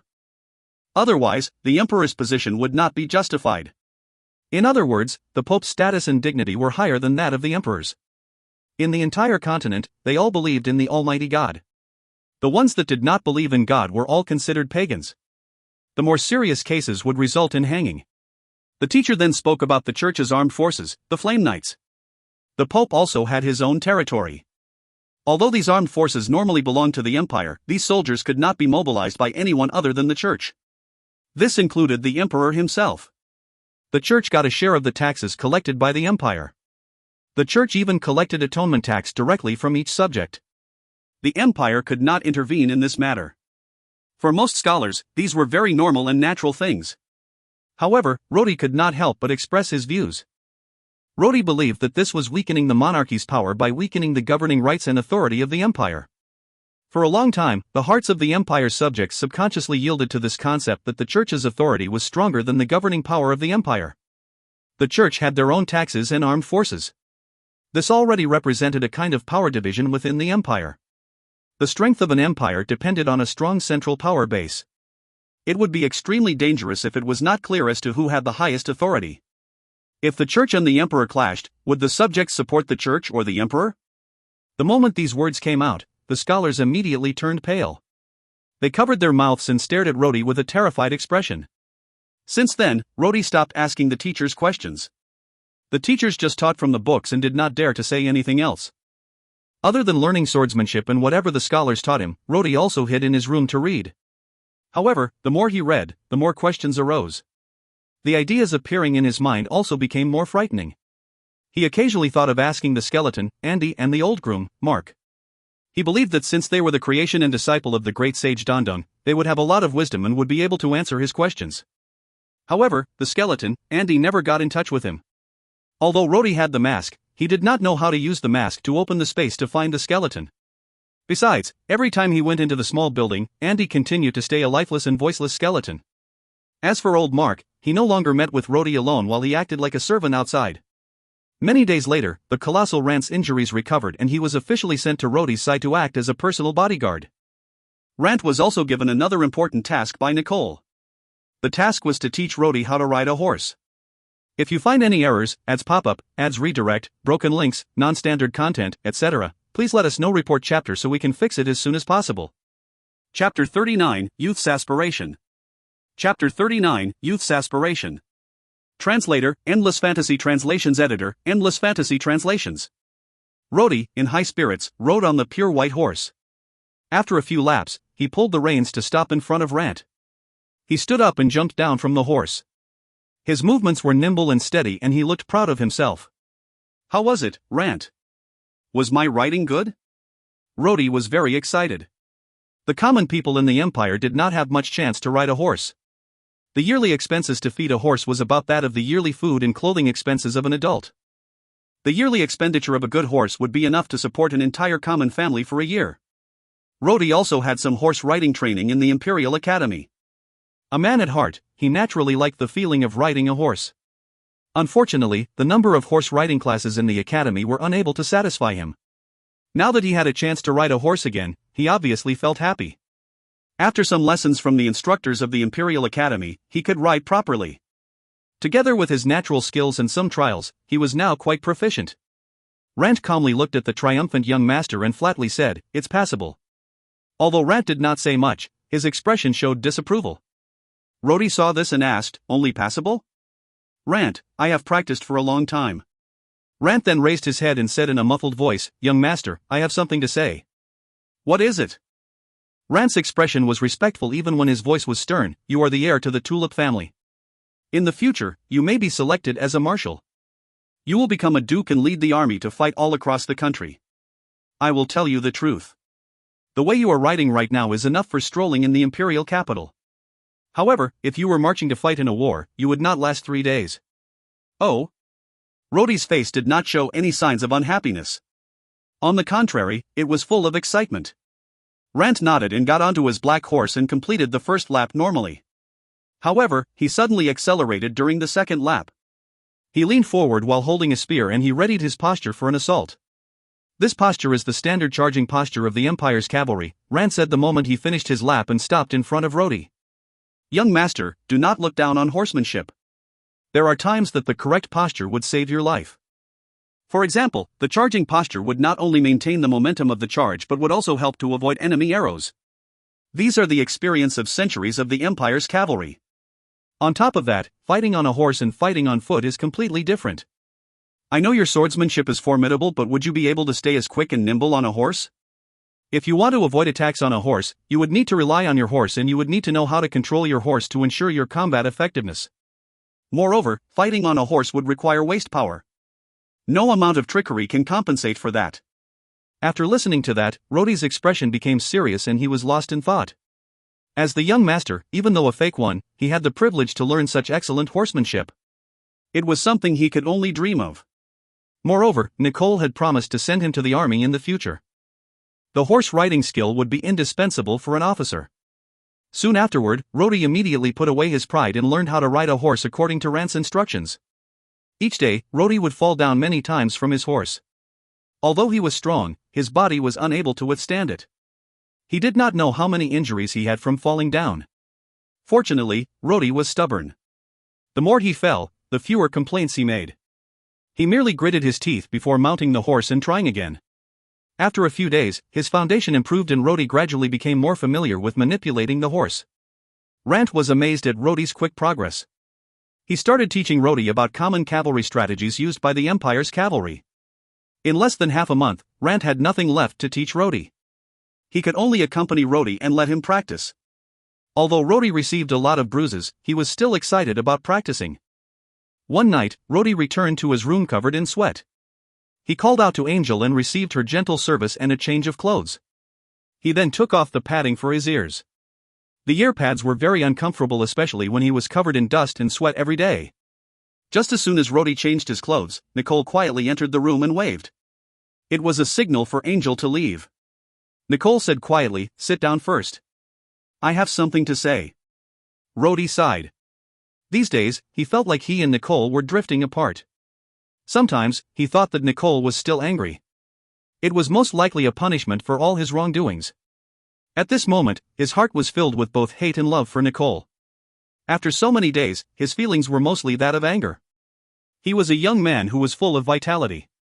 His strength was also improving. It inevitably started a form of youthful arrogance in him. This gave birth to a feeling of anger towards Nicole. Although he wholeheartedly loved Nicole, the treatment he received from her made him extremely depressed. "Now you really have an aristocratic appearance. It seems that you also learned quickly these past days." Rodi faintly said, "What's the point of looking like an aristocrat? I myself know that I am just a civilian." Nicole nodded. She pretended to not hear the bitterness in Rodi's words and bowed her head nearer to his as she said softly, "For the next few days, I want to teach you a few things. After that, you will need to go to the academy." Rodi asked, "Have you found your brother yet?" Nicole's face changed slightly and she whispered, "I don't want to hide the truth from you. I sent someone to the sea to chase his boat, but..." Rodi sighed and gently said, "I really hope you can find Seth and bring him back." Nicole sighed. "No. Even if I drag Seth back, you will still need to pretend to be Seth. That is until you pass the examination and inherit the title." "Why? Do you still not understand?" Nicole's eyes had a puzzled look. "Rodi, you are very smart. I heard from your teachers that you learned quickly and that you were really outstanding. Seth was definitely not as good as this. If he is the one who sits for the examination, he will definitely not be able to inherit the title. That is why, even if I find him, you will still need to complete your task. Rhodey was silent for a moment before whispering, "I understand." He then looked up to Nicole's face and asked, "So, what are you going to teach me today?" Nicole's face was deep in thought and then she asked, "Do you know who, within the Empire, doesn't want to see the Tulip family inherit the title the most?" "Who?" If you find any errors, ads pop-up, ads redirect, broken links, non-standard content, etc., please let us know. Report chapter so we can fix it as soon as possible. Chapter 40, Innate Rebellious Spirit. Chapter 40, Innate Rebellious Spirit. Translator, Endless Fantasy Translations Editor, Endless Fantasy Translations. For hundreds of years, the Tulip family was known as the Empire's God of War family. All the successors of our family were undefeated commanders on the battlefield.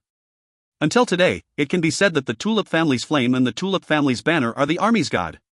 Just the Tulip family's banner would be enough to raise the soldiers' morale. It is wonderful and glorious. However, behind all this glory, there are many people who hate it. The monarchy would not tolerate being challenged. Would the emperor tolerate the prestige of a military power? Would he tolerate someone in the army having more authority than him? An invincible commander would definitely be the pillar of the empire. However, the god of an army would make the emperor restless. If something bad happens, would the army follow the Tulip family's banner or the emperor's banner? Talking about standings in the empire, the original Tulip family was unparalleled. My father was the imperial army's marshal. He was also the duke of the entire Qianlin province. There was no other family who was as impressive as that. However, such a situation only made His Majesty disturbed. The Tulip family's meritorious service also made His Majesty feel embarrassed. For a family of such status to continue to have high meritorious service, what would His Majesty reward us with? Fiefdom? This family already owned an entire province in the empire. Titles? This family already had dukes. Wealth. The taxes from Qianlin were already a tremendous amount, so Nicole's tone gradually lowered. Rhodey was also starting to be frightened. He was merely a commoner, unknown to the public. Though he had learned some history of the empire, he had never heard of the power struggles of the upper-class people before. Nicole sighed and continued. So, when my father died, His Majesty thought this was an opportunity to take back the long-standing military power of the Tulip family. Coincidentally, my brother was not yet an adult and could inherit the title. At the same time, it seemed that the Lionheart family was becoming more glorious. His Majesty also seemed to be fond of the military minister. It was to the extent that even though the military minister's nephew, Milo, just became an adult, he was already given military leadership of a region. Do you know, when my father was alive, the Lionheart family needed to consider the Tulip family opinion before taking any action? Their current glory only came about in recent years. His Majesty is intentionally patronizing them to restrict us. That is why, in the Empire, the one person that is most reluctant to see the Tulip family rise again is His Majesty the Emperor. He definitely does not want to see the army support another banner. In the heart of every emperor within the Empire, the imperial authority is supreme. These words made Rhodey's mouth dry and his heart confused. After a while, he asked, "But this is not the Tulip family's fault. Is it wrong to have outstanding meritorious service?" Nicole quietly replied, "This is not our fault. It is also not His Majesty the Emperor's fault. The only thing that is wrong is that the Tulip family has overshadowed His Majesty's brilliance." Rhodey thought to himself and sighed. Yes, this is not the Tulip family's fault and it is also not His Majesty's fault. So in the end, whose fault is it? Nicole shook her head weakly. I do not know. No matter how I think about it, I could not find the answer. I often have sleepless nights trying to think of an answer. I know that the family must be revived, but I do not know how. Right now, I do not even know what to do. Nicole's tone was extremely weak. She was just a girl who had to carry the heavy burden of the family. How could she find the solution to such a complicated problem? Even if she found the solution, how would she go about solving it? All sorts of ideas flashed through Rhodey's mind. In the end, he found something that scared even himself. The Tulip family's glory was established during the founding of the empire. If the emperor of the empire also became the enemy of the Tulip family, then the Tulip family will perish. Rhodey was agitated and could not help but say what was on his mind. Unexpectedly, there was not much change in Nicole's expression. However, her beautiful eyes exposed a peculiar gaze and she spoke in a strange tone. Do you know, someone said that before? Who? Master Dondong. 200 years ago, before his death.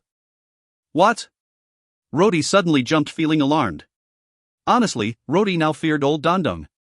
It was as if all the things related to this old guy had to be universally shocking. Rhodey suddenly remembered old Mark and his duty. It was to protect the descendants of the Tulip family and not to help the Tulip family's cause. Could it be that the Dandong family anticipated the decline of the Tulip family? Was that why he left this job to his disciples? That was how he could protect the family's descendants, but he ignored the decline of the family status. No wonder that day old Mark was not bothered by Seth running away. What did he say again?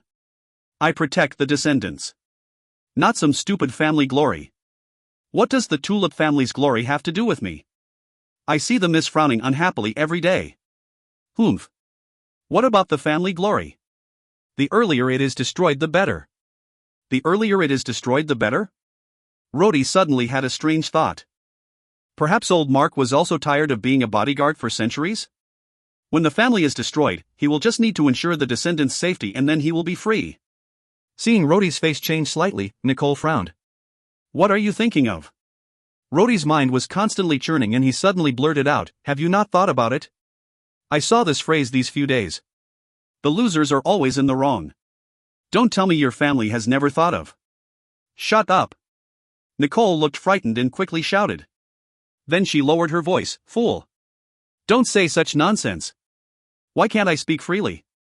The Emperor, Was he always the Emperor? Hundreds of years ago, before the Empire existed, not only was there no Tulip family. Did emperors even exist? Nicole was stunned for a moment. She felt that Rhodey's words were wrong, but she could not tell where he was wrong. Rhodey bravely said, I am not someone from the Tulip family. I am just a civilian. However, I have never felt that His Majesty the Emperor was sacred. Is he someone who deserves my respect? In the Empire, the common people cannot even afford a horse. Most of a commoner's hard-earned money are given to the nobles. Common citizens cannot enter the academy and only the nobles can sit in carriages. People without ability can live extravagant lives while people with abilities work so hard yet they cannot afford to have rice. A heroic grade 5 swordsman must become a bodyguard of a fat and useless man. If the rules of this world are set by the Emperor, why must I respect him? I am just a common civilian. If the Emperor does not love us, why must we love him? Ah! Nicole exclaimed and covered her mouth. She was surprised to see the agitated Rhodey. It felt like the usual honest and hard-working Rhodey had suddenly changed to a different person. Do you think what I said was wrong?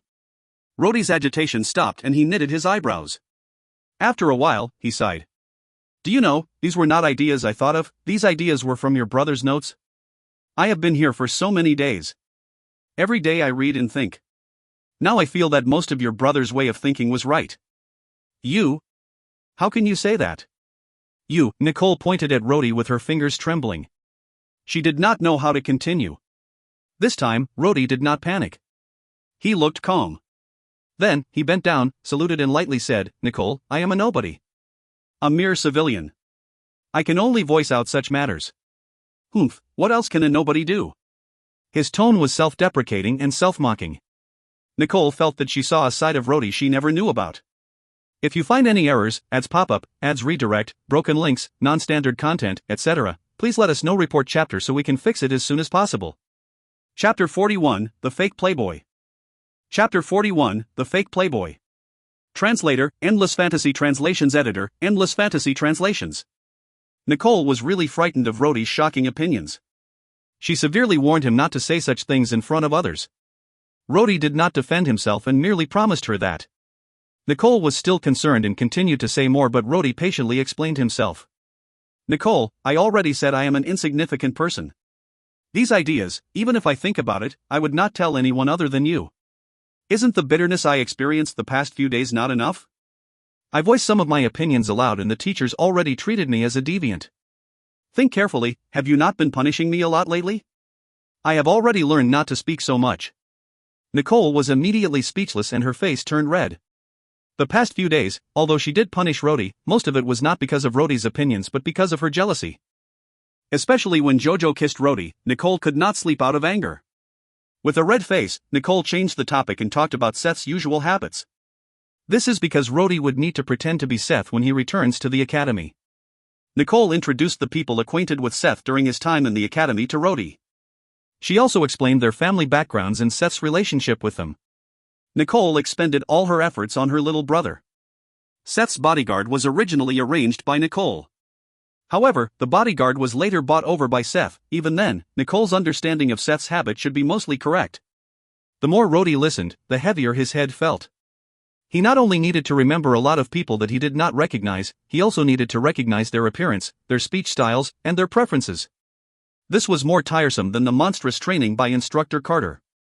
Even if Rhodey had extraordinary perseverance, he was still unable to understand these concepts that he has no knowledge in.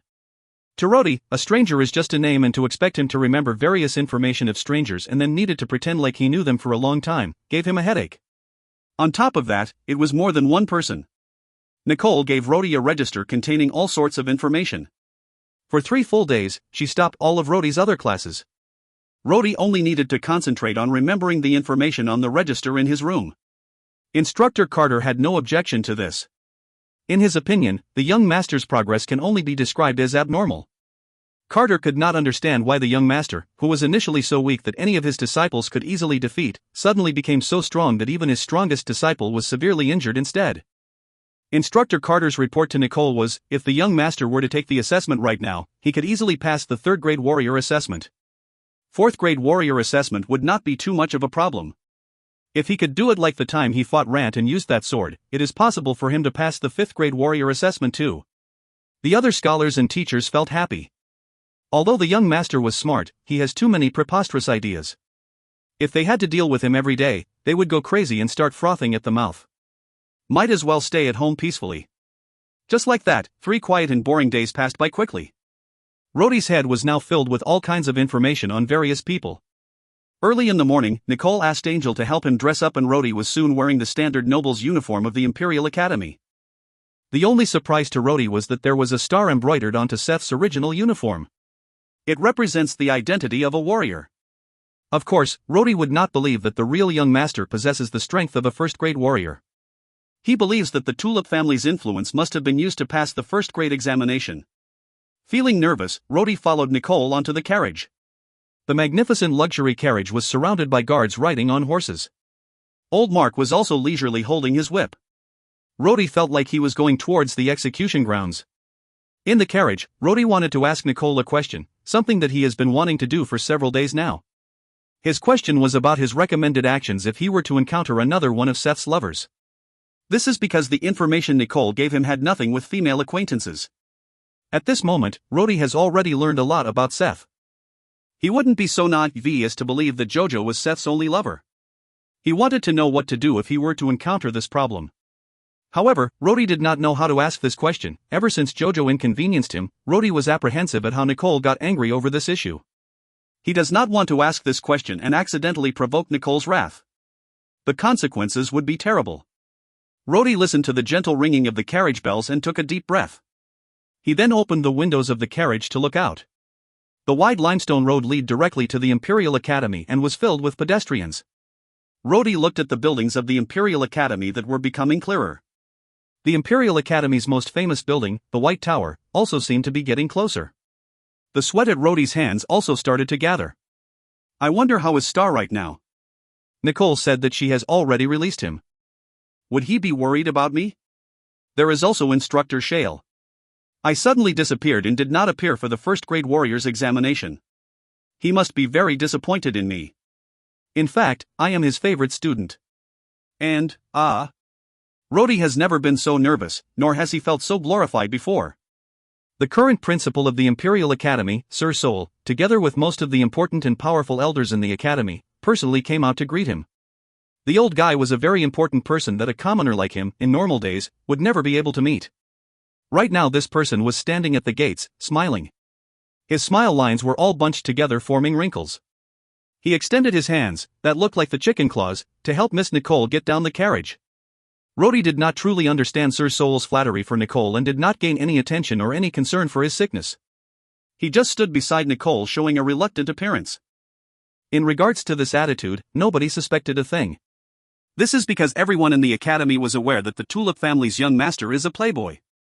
It was common knowledge that Seth's role in the academy was to get himself into trouble and hated wasting his time in the academy. The amount of time he actually spent in the academy was less than the amount of time he secretly escaped the academy. Sir Sol, my brother has not fully recovered. Considering that he will soon participate in the assessment to inherit the title, the time he has left in the academy is also not much. At first, I was thinking that he should not come back, but then I also think that he needs some final training. As I cannot provide him with these final training at home, I brought him here, hoping that he can receive strict instructions.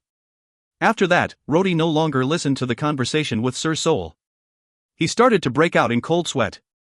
This is because he saw several young ladies walking around. Naturally, they were also students at the Imperial Academy. Among them, a few already threw flirtatious looks towards him. Rody understood its significance. Shit. It would seem that the playboy really did have more lovers than just Jojo. Of course, the eyes of the male students were not so friendly towards him. Nicole pretended to have a stern look as she made the situation clear for Rody, and then, while everyone is not paying attention, gave him a gentle look. After that, she went back to the carriage. Just before leaving, old Mark walked up to Rody, and before Rody could react, he already stuffed something hard into his hand. If you meet with something troublesome that you cannot settle, crush that thing. No matter where you are, I will come and help you. If you find any errors, ads pop up, ads redirect, broken links, non-standard content, etc., please let us know. Report chapter so we can fix it as soon as possible. Chapter 42, Voyeur Skeleton. Chapter 42, Voyeur Skeleton. Translator, Endless Fantasy Translations Editor, Endless Fantasy Translations. Following Seth's original schedule, Rody was brought by the principal to the Imperial Academy's famous White Tower. The White Tower was the Imperial Academy's tallest building. It was 22 stories high and almost 100 meters tall. It was built 200 years ago, and was where Dondons experimented with new spells. It later became the landmark of the Imperial Academy. The whole tower was built using white granite shipped from the north. Every day at noon, the sun would shine on the huge magic crystal on top of the White Tower. The magic crystal would reflect the light and could be seen by everyone in the Imperial capital. That is why the people in the Empire called it the Tower of Light. Rody arrived there with an uneasy feeling. This is where all the students learned different spells. The Empire's most famous magician, Elder Glenn, teaches his disciples here. Rody's identity as a commoner meant that he was not eligible to study under Elder Glenn. As a matter of fact, the entire tower was off limits to common civilians. Only those from the noble families have an actual opportunity to learn the teachings of Elder Glenn. There were also a few commoners that were studying there as well. This is because every 2 years, Elder Glenn would choose a few commoners with potential to study under him as his disciples. Unfortunately, Rody was not so lucky. As he was from the warrior department, he does not have the chance to learn spells. However, Seth was different. He was someone who hated to use the sword and preferred more refined subjects. As a result, learning spells was indispensable. Unfortunately, based on the information given by Nicole, the genius young master was completely hopeless in learning spells. He was an outright playboy. He was a complete layman, whether it was in military, magic, or sorcery. While Rody was thinking these thoughts, he slowly followed Principal Soul up the spiral staircase. His mind also gave birth to all sorts of strange thoughts. Just the fact that this was Dondon's old domain filled Rody's mind with many thoughts. These past days, he had seen and met lots of the old Dondon's creations. Who knows what else he would discover in Dondon's old lab? The old principal in front of him started to breathe heavily. His large buttocks constantly swayed in front of Rody. Two slender legs supporting Sir Soul's fat body, which seemed to almost give way. Rody had a difficult time understanding how a person's body could be so fat yet his hands were as slender as the talons of a chicken. Rody wanted to kindly tell him that it was not necessary to personally send him up. However, he also knew that the old man was not going to give up the opportunity to curry favor. After all, he is currently the heir to the Empire's most influential family. At this time, Rody suddenly heard a familiar shout. Rody was so surprised that he almost fell down the stairs. Aha! It has been 200 years yet this place has not changed at all. This clearly is that scary skeleton's voice. Rody subconsciously cried out, Andy. Sir Soul immediately turned around and asked, What? Seth, what did you say? No, nothing. Rody replied. However, Rody's eyes wandered around looking. When did the skeleton follow me? Did the world change so much that a skeleton can walk out in broad daylight? Shut up, stupid. Andy's voice rang again in his ear. I am not around you. I am still at home. At home? This time, Rody covered his mouth and fought against his urge to speak. Fortunately, Sir Soul has already continued to walk in front and was not looking back at him. I am really at home. Didn't I tell you? When you wear this mask, I can see and hear the same things as you. Rhodey's immediate response was to feel faint on the spot. Do not be so alarmed. I am the mighty skeleton and the first man-made skeleton with intelligence that was created by the mighty Dandong. If I can't do this, what else can I do? Andy's voice was excited. If he could, Rhodey wanted to immediately go back and smash the skeleton to pieces. The last time, he was given an exceptionally good sword only for it to get cut through by an ordinary sword during an experiment. Now this guy is also saying that by using the mask, it could see and hear the same things as him? What is this? Could it be that he was watching when I am eating, sleeping, and in the toilet? He can see and hear everything? Rhodey thought to himself. Don't get angry, little guy. You want to be angry? Do you even have the rights to be angry at me? I did not even go looking for you after you broke my precious sword. Yet you dare to get angry at me? Andy's tone was filled with anger. Rhodey felt so angry he was about to faint. Thankfully, he was nimble and managed to prevent himself from falling. This is because he suddenly noticed that the other party could read his mind. There was nothing he could hide from that irritating skeleton. For now, shut up. Boy. I won't always follow you. You can rest assured about this. Who do you think you are? Master Dandong? I only borrow your eyes and ears temporarily. Remember. This is only temporary. We old people do not inconvenience others for no reason. Rhodey's facial expression at the moment can only be described as wonderful. For an instant, it was blue. After that, it turned red and then turned white. His face was filled with many different emotions. Unfortunately, there was nobody around to enjoy it. Elder Glen's lecture was on the 12th floor of the White Tower. After going up 12 floors, Sir Soul looked so tired and he was gasping for air. However, Rhodey was no longer the same as he was in the past. He could see that at least half of the principal's fatigue was an act to pretend that he exerted all his strength, to curry favor. Glen was not pleased when he saw the headmaster open the door and walked in. Glen was even more displeased when he realized that it was the headmaster. Your Excellency. I remembered saying not to disturb me when I am teaching. Elder Glen looked as if he was at least 80 years old. He was wearing a pointed hat and a standard gray magician's robe. His long, white beard reached his chest. At this moment, the old man was looking at Sir Soul, who was still standing at the doorway. Soul immediately showed a smile. He does not dare to put on airs as a principal in front of Elder Glen. Although Elder Glen was not the most powerful magician in the Empire, he was the most reputable one. This old guy had been teaching magic spells for a long time. Even before Sir Soul became the president, this old man has already worked for several principals in the Imperial Academy. His disciples are mostly the wealthy nobles. Even in the Imperial capital, there are not many that had more prestige than him. Sir Soul cannot afford to offend such a person.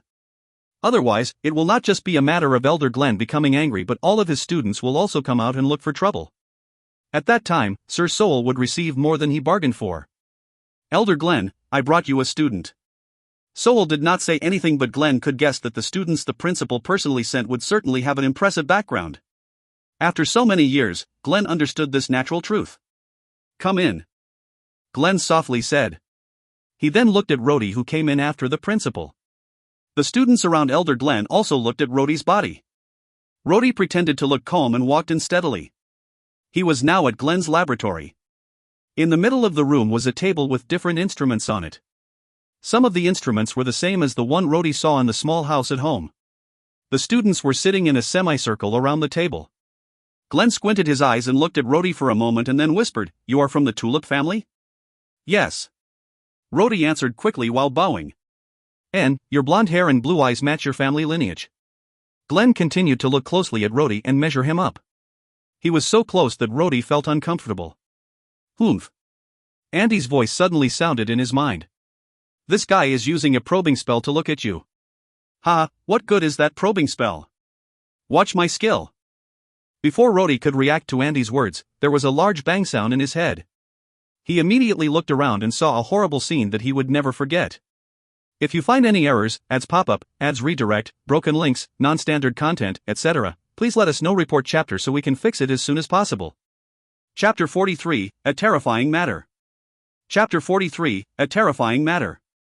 Translator, Endless Fantasy Translations Editor, Endless Fantasy Translations. Rhodey felt as if his eyes brightened. The scene in front of him totally changed. Glenn's gray robe, which was supposed to shield him, had instantly turned transparent. Beneath the robe, the clothes also became transparent layer by layer. With one glance, Rhodey could see the elderly Glenn's skinny body. My God! Is that a human's body? This is just a set of skeletons. Then there is the body hair, and... Rhodey shook his head hard. This was because he clearly saw the serious-looking elderly Glenn wearing bright red underwear. The moment he saw that, he looked away and dared not glance at Glenn anymore. Once again, he has the power to see through things. Damn it! The last time he had this power, he watched Miss Nicole change her clothes, but this time, this power made Rhodey feel like screaming. The body of a charmingly fair maiden when compared to the skinny body of a 90-year-old man, the difference in feeling was too great. Oh my God! This is a nightmare. Rhodey was afraid that he would be traumatized in the future. Thankfully, the ability to see through objects only lasted for a few moments, before that power disappeared. However, this does not prevent Rhodey from going crazy. Andy, you detestable fellow. What are you doing? Humph, this guy is quite clever. He is actually carrying two treasured objects. Those magic crystals are really good things. Unfortunately, it only enhances a magician's power by 30% at most. Rhodey gave a wry smile. As he did not dare to close his eyes in front of elderly Glenn, he could only try and look elsewhere. Idiot. I was actually helping you. That guy was using a probing spell to look at you. If not because I helped to block you, your long ears would have already been discovered. Andy said in disdain. However, it was not necessary to let me see through his clothes. Glenn observed the Tulip family's descendant in front of him. Although he found that the boy's face was a bit strange, he had not discovered anything. He did not notice any fluctuation of power within the boy. Another useless waste. Glenn felt disappointed and offended. This principal always put those aristocratic wastes with no potential in his class.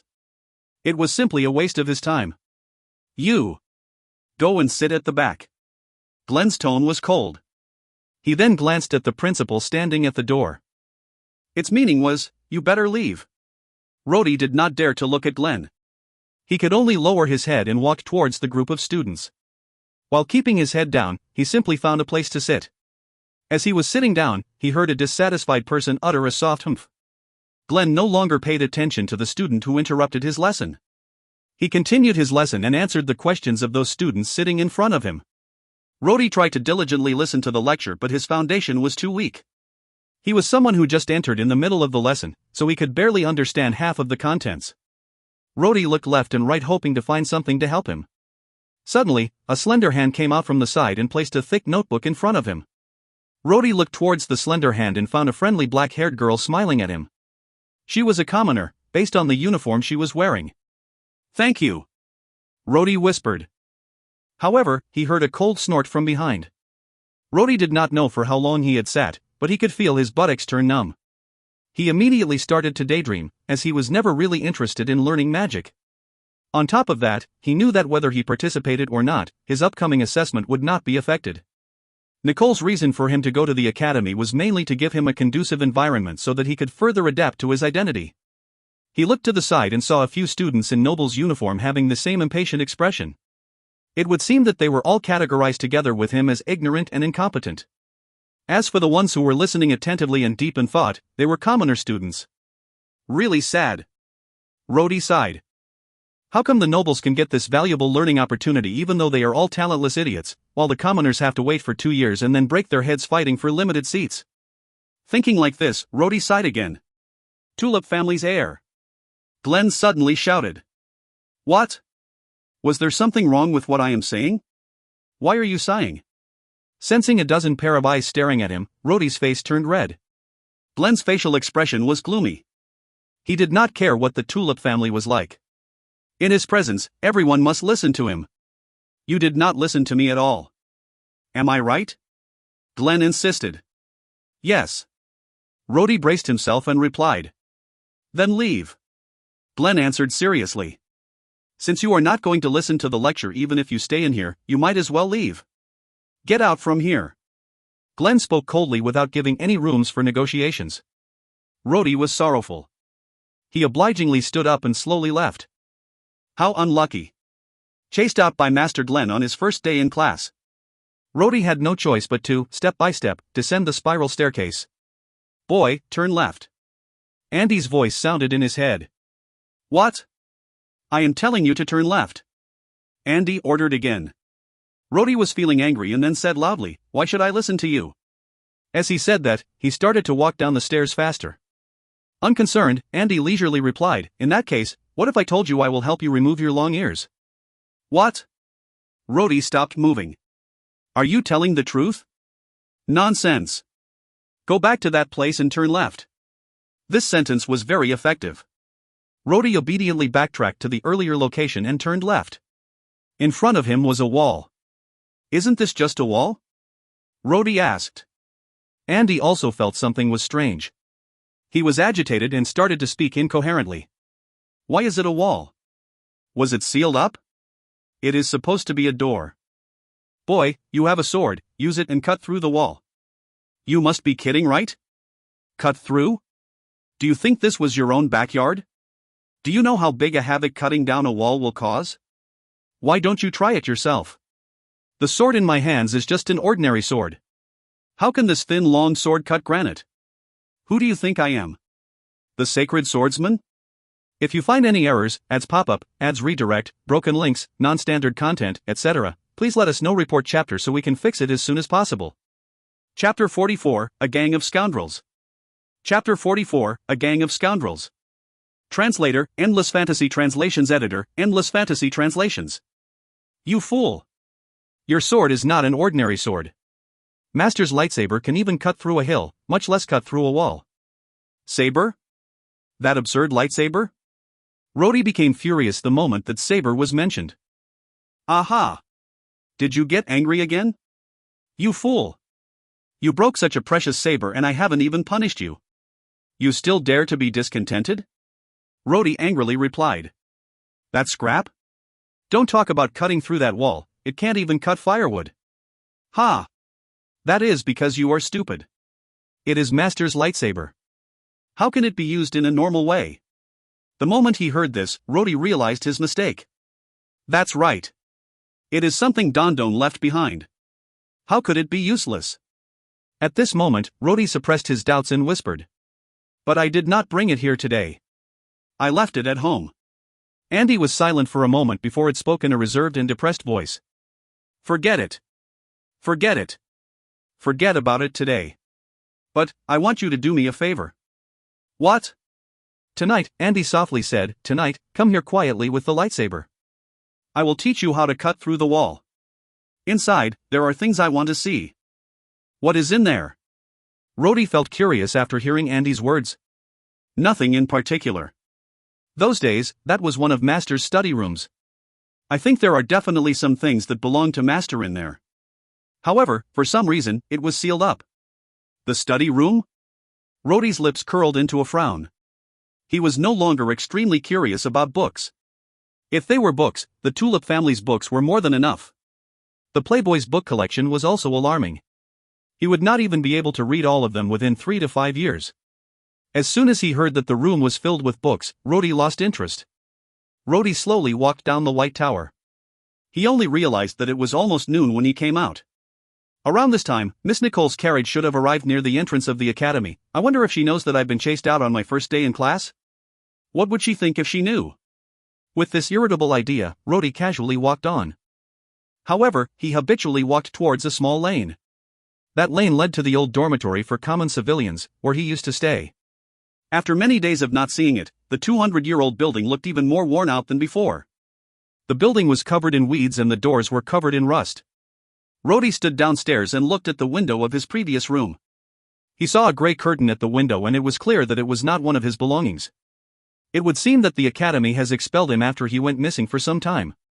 His room was also vacated for someone else to live in. I wonder if my sword has already been taken by others. Rhodey sighed.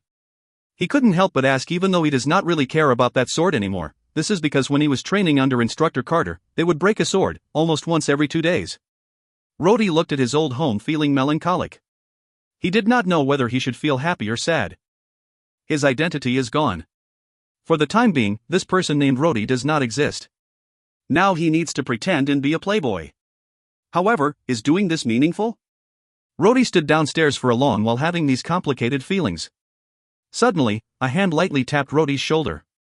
A clear and melodious voice sounded out from behind him. Hey, why are you here? What are you looking at? Rodi turned around and saw the black-haired girl who earlier shared some notes with him. Frankly speaking, the black-haired girl's facial features were only average. However, her delicate eyebrows with some freckles on her cheeks made her more smart-looking. I did not look at anything in particular. Rodi shook his head. I am just walking around. That? Master Glenn's class. Is it over? The class is over. The girl stuck out her tongue and laughed. You should be a noble, right? Why are you walking here? This is not somewhere you should be. This is the living area of the commoner students. For some reasons, Rodi felt calm conversing with her. Needless to say, Rodi grew up in this kind of world. These days, he had to deal with nobles, their guards, and servants. Now that he is chatting with a civilian girl, Rodi felt like he fell back into his comfort zone. Rodi smiled faintly. I have friends living here. Your friends? You aristocrats actually make friends with commoners? Rodi smiled softly. I did not lie to you. I really had friends nearby. Star should still be around. However, he would probably not recognize Rodi even if they met. The black-haired girl also smiled back. This was because the handsome male in front of her was gentle and amiable and did not give out the arrogance of a noble. At that time, an angry voice came from behind them. Hey! That playboy! Get away from Archie! Rodi looked back and saw a lean man wearing a commoner's uniform glaring at him angrily. Star! Rodi could not help but call out. Star was stunned for a moment. He did not think that this playboy would actually call out his name. However, he did not bother thinking too deeply about it. Star took a few steps towards them and pulled the black-haired girl, Archie. After pulling her a few steps away from Rodi, he angrily asked, Archie, why are you together with this kind of guy? Archie gently frowned. Star, why are you being so impolite? Star raised his eyebrows and sneered at Rodi in contempt. Do you know who he is? A noble, I guess. Archie lightly replied. He doesn't look like a bad person. Bad person? Star laughed loudly. In the whole of the Imperial Academy, if he is not a bad person, there are no bad people. Let me tell you. This is the playboy Seth. Ah! Archie's facial expression changed. Her gentle eyes immediately changed to contempt and she quickly jumped back a few steps. Rodi made a wry smile. He really did not expect his reunion with Star to be like this. Star stepped in front of Archie and said, Archie! You know about this guy's reputation. He will politely strike up a conversation, but there are no good intentions. Just ignore him. Having said that, Star turned to Rodi and coldly threatened him. Tulip family. I am warning you. Do not touch my girlfriend. Otherwise, I will not let you go. After finishing what he had to say, he gave Rodi another threatening stare. Girlfriend? Star actually found a girlfriend? However, Archie's blushing face means that it is true. To meet his best friend like this, Rodi did not know whether to laugh or cry. Star actually thought he was assailing his girlfriend? At this moment, 3 individuals came from afar and maliciously looked at Star. From afar, the middle one shouted, Star! Who did you say you will not let go? The 2 companions that stood beside him laughed unscrupulously. The laughter was filled with disdain and ridicule. Rodi took a look at the 3 men in the distance. Among them, there was a tall, thin guy with a horse-like face. He played with his long hair pretending to look elegant. However, his appearance was like the ghost of a hanged person at night. As for the 2 of his companions on either side, one was tall and the other was short. The tall one looked upright and had a magnificent saber. As if he wanted to show off, the scabbard was mounted by 7 or 8 gems. The short one had sturdy limbs and a powerful appearance. He had an ominous glint and did not seem to be a good person. These 3 people were wearing noble's uniform. Besides that, the horse-faced person in the middle had 2 stars on his chest. This obviously meant that he is a grade 2 warrior. Rodi identified these 3 individuals with a glance. The guy with the horse face is Prince Baron's son, who is His Majesty the Emperor's nephew, Bayan. The tall companion should be the finance minister's son Didi.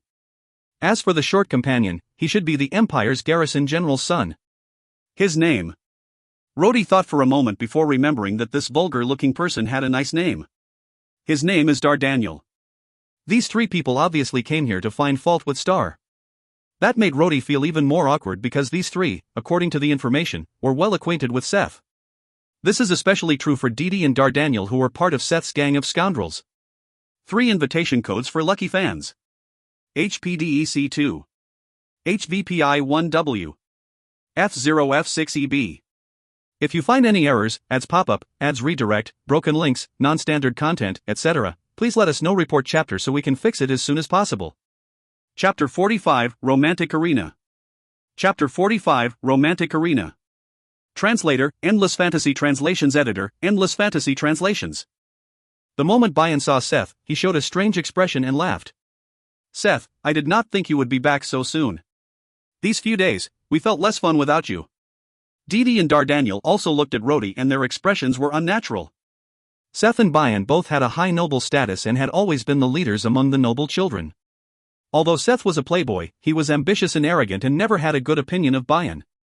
Although the two people knew each other, their feelings of grudge were stronger than friendship. On the other hand, Didi and Dardaniel had always been Seth's henchmen. To Seth, such willing idiots who allowed him to play tricks on, he would not refuse. Moreover, Seth was a playboy and was not particularly a good person. The three of them also shared the same lustful interests and were birds of the same feather. However, after Seth left the academy for a while, Didi and Dardaniel, who were left without a leader, were soon won over by Bayan and became his henchmen. Although these nobles were not adults yet, their conversations often involved deep politics.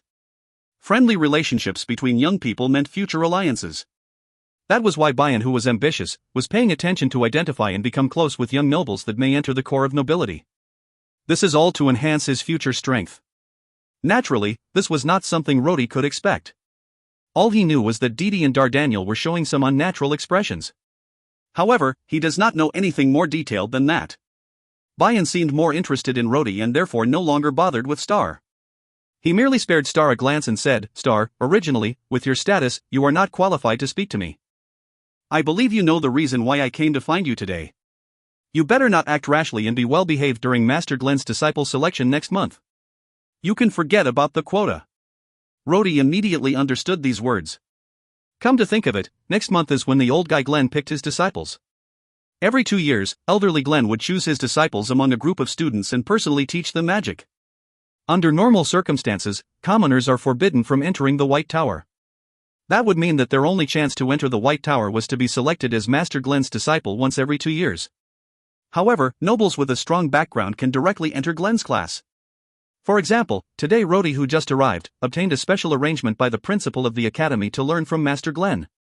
With Rhodey's current status, Glen had no choice. However, common nobles would still need to go through the selection process because Elder Glen only selects a limited number of people. Right now, Star appears to be the most likely candidate to be selected. Rhodey believed this because when he was still in the academy, Rhodey was regarded as a genius in swordsmanship while Star was regarded by the teachers as a genius in magic. With this thought, Rhodey frowned. For Bayan, His Majesty's nephew and part of the dignified royal family, he should be able to bypass the selection process. So why is he fighting against Star for the quota? However, Bayan's following words made Rhodey understood. Star, I clearly tell you. This position belongs to Didi. So you better know where you stand. After finishing what he had to say, Bayan removed his threatening expression. Although Star was angry, he could not say anything. After all, he was just a commoner. Even if he was recognized as a good student and liked by many teachers, he cannot afford to offend the royal family. Bayan seemed to be diligent in winning the allegiance of the people around him. Although Didi was the son of an empire's minister, it was not enough to get him inside the White Tower. The elderly Glen's temper was well known and everybody must give him due respect as they dared not offend him. This fact was obvious by how he even dared to chase out Rhodey in public. Rhodey felt really angry when he saw someone humiliate his best friend in front of him. He was about to speak when Andy's voice sounded out. Idiot! Do not say anything. If you say the wrong thing, you will risk revealing your true identity. With your current position, you can only help him secretly. This sentence was like a bucket of cold water being poured over Rhodey's angry heart. Rhodey thought for a while and did not say anything. The moment Bayan stopped talking, he no longer looked at Star. Star's face was ghastly pale. He could only glare at Bayan and Rhodey, before leaving angrily with Archie. Seth, why are you still sitting there? If you have nothing to do, let us find someplace to have some fun. It is too hot staying out here in broad daylight. Bayan looked at Rhodey and smiled. He secretly paid attention, hoping to obtain the favor of the Tulip family's heir. Even if the other party was too influential and cannot become one of his men, there would be no harm in building a good relationship. When Didi and Dardaniel saw Seth, they initially felt ashamed, but the moment they saw Bayan trying to be friendly, they immediately started to smile. That's right, Seth. We have not met for a long time. Today, we must definitely go out and have fun. We have not gone out together for a long time. Dardaniel also patted his chest. Let us not say any more. Today is my treat. Let us go to that old place. Didi plotted stealthily and smiled. Dardaniel, it is best if you keep your mouth shut. With young Master Bayan here, how could it be your turn to treat? They pulled Rodi to the entrance of the academy without giving any explanations. Rodi was determined to refuse, but he did not know how to. He also did not dare to ask where was the old place and could only let them pull him. There was a carriage that was already parked at the entrance of the academy. It did not have any decorations in peculiar places or any gorgeous modifications. However, the golden flower and thorns design on the carriage shows its owner's noble identity. It was the crest of the Empire's royal family. The moment they entered the carriage, Bayan immediately took out a few bottles of wine from a secret compartment under the seat. He handed Rodi the first bottle and smiled. This is His Majesty's tribute from the south. Go ahead and try it. Dardaniel immediately cheered and started drinking one bottle. Rodi neither laughed nor cried. He merely coped with the people and the wine. The surroundings began to become warm. They engaged in idle talk and talks about women. There were also stories that made Rodi feel embarrassed. Most of the stories about women had something to do with Seth. Rodi could only vaguely cope looking at the three faces that were giving him smiles that were unlike smiles. He feared that if he said something wrong, he would make them suspicious. The carriage moved quickly on the road. Although the streets were crowded with pedestrians and other carriages, they gave way the moment they saw the crest on the carriage. After crossing a few main streets, with an increasing number of pedestrians, the carriage finally stopped at an intersection. Immediately, the three young masters with overbearing attitudes showed a careful expression. Didi opened the curtains and looked outside for a moment. He then opened the door and jumped out the carriage. He was followed by Dardaniel and Bayan. Rodi had no choice but to follow them. Bayan waved and gave a signal. The driver immediately understood and left together with the carriage. Bayan then led the way. Rodi and the other two followed him to another street. Rodi was following at the back with a mind full of questions. He finally asked lightly, "What do we need to be so careful for?" After asking, Rodi regretted because the guys already made it clear that they were going to the old place. There must be a reason for them to be so careful. He could have accidentally revealed his true identity by asking that question. Bayan nearly turned around and smiled. Fortunately, he did not suspect anything but lightly said, "Seth, you are really audacious and unafraid of anything. You truly exceeded your reputation as a playboy. However, I am different. I am someone from the royal family. I must naturally be careful when I come to this kind of place." Careful? This place? Rodi felt that things are becoming bad. This was especially true when he saw the beautifully decorated building and became stupefied. Once the huge red door was opened, a long red carpet could be seen from the entrance all the way inside. There were already a lot of carriages stopped in front of the entrance and there were men looking in and refusing to leave. Several women in exposing outfits were standing near the entrance, giving the young men charming eyes, from time to time. There were also a number of ferocious-looking men standing at both sides of the door. Inside the building was filled with a lot of noise and laughter. At the moment, even if Rodi was a fool, he should already know what kind of place this was. 3 invitation codes for lucky fans. 04XPXB. VJAB 48. DLCTHW. If you find any errors, ads pop up, ads redirect, broken links, non-standard content, etc., please let us know. Report chapter so we can fix it as soon as possible. Chapter 46, Song of an Unrivaled Beauty. Chapter 46, Song of an Unrivaled Beauty. Translator, Endless Fantasy Translations Editor, Endless Fantasy Translations.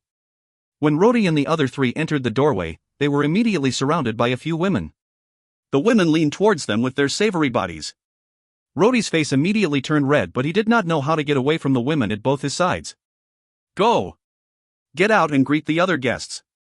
Young Master Seth is not interested in inferior women like you. A middle-aged woman immediately came out and chased away the women surrounding the 4 of them. The woman was over 40 years old, but she still managed to preserve her charm. Her peach-colored eyes were very powerful and could seduce the souls of men. She was probably much better when she was younger. Young Master Seth, you haven't come here for a while. Your Excellency Bayan. You are such an infrequent customer. Look at my eyes.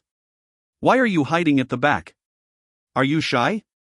Young Master Didi, young Master Dardaniel, did you come here to fool around as well? That woman was so smooth with her words that she could completely entertain 4 people at once. Rhodey was feeling too nervous to speak. Meanwhile, Bayan scolded in jest. Madam Sophie, enough superfluous words. Bring us the most beautiful women. The 4 then followed Madam Sophie into the hall. Rhodey has never been to a place of debauchery like this. The floor of the hall inside was covered by a layer of thick carpet, imported from the west. The smell of perfume and alcohol was in the air, causing the customers to feel dizzy. More than 10 tables were arranged in a circle in the hall. In the middle of the circle were 6 dancing women wearing revealing red clothing. Rhodey has never seen that type of dance before. The dancers all wore a thin veil and were barefooted. Their bodies were lithe, and when they swayed, the veil would move and expose their graceful bodies. There were already a lot of guests at the tables. There were some strong-looking warriors and well-dressed businessmen from foreign countries. There were even some that gave a surprised expression when they saw Seth and Bayan's group. They were probably officials of the empire. The only thing all the guests had in common was that they each have at least 1 or 2 women at their sides, laughing happily and teasingly. On the left side of the hall was a small table. Hidden behind a transparent bead curtain on that table was also a harp. It was about half as tall as an average person. That harp was made out of pure gold. A woman in white was gently plucking the strings of the harp with her hands, giving out a wonderful melody. The dancers in the hall were also dancing to the music. Rhodey, who has never experienced this before in his life, immediately slowed down and fell to the back. His eyes could not look away from the seductive bodies of the dancers. However, Bayan seemed to be completely oblivious and continued to follow Madame Sophie. He did not even spare a glance at the attractive scenes in the hall and continued leading his people to the back. Going up the stairs, and after a few turns, Madame Sophie led the 4 of them into a small compartment. The moment they entered the compartment, they could no longer hear the dancing and singing in the hall. It would seem that the sound insulation in this compartment is remarkable. Earlier, in the middle of the hall, there were some single tables arranged. The 3 of them also came early to claim their seats. Rhodey sighed and could only sit down next to Bayan. Madame Sophie smiled and clapped lightly. The side door immediately opened as a woman came walking out. The woman was all dressed in white. She looked like a dignified beauty, but upon closer inspection, the opening of her skirt was split up to her thighs. With each step, the skirt moved, revealing her legs.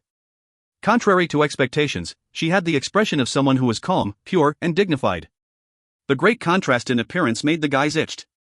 Didi and Dardaniel kept staring. They hardly moved their eyes and continued to focus at the swaying skirt. Didi laughed and was the first to speak. Good. Sophie. I like this one.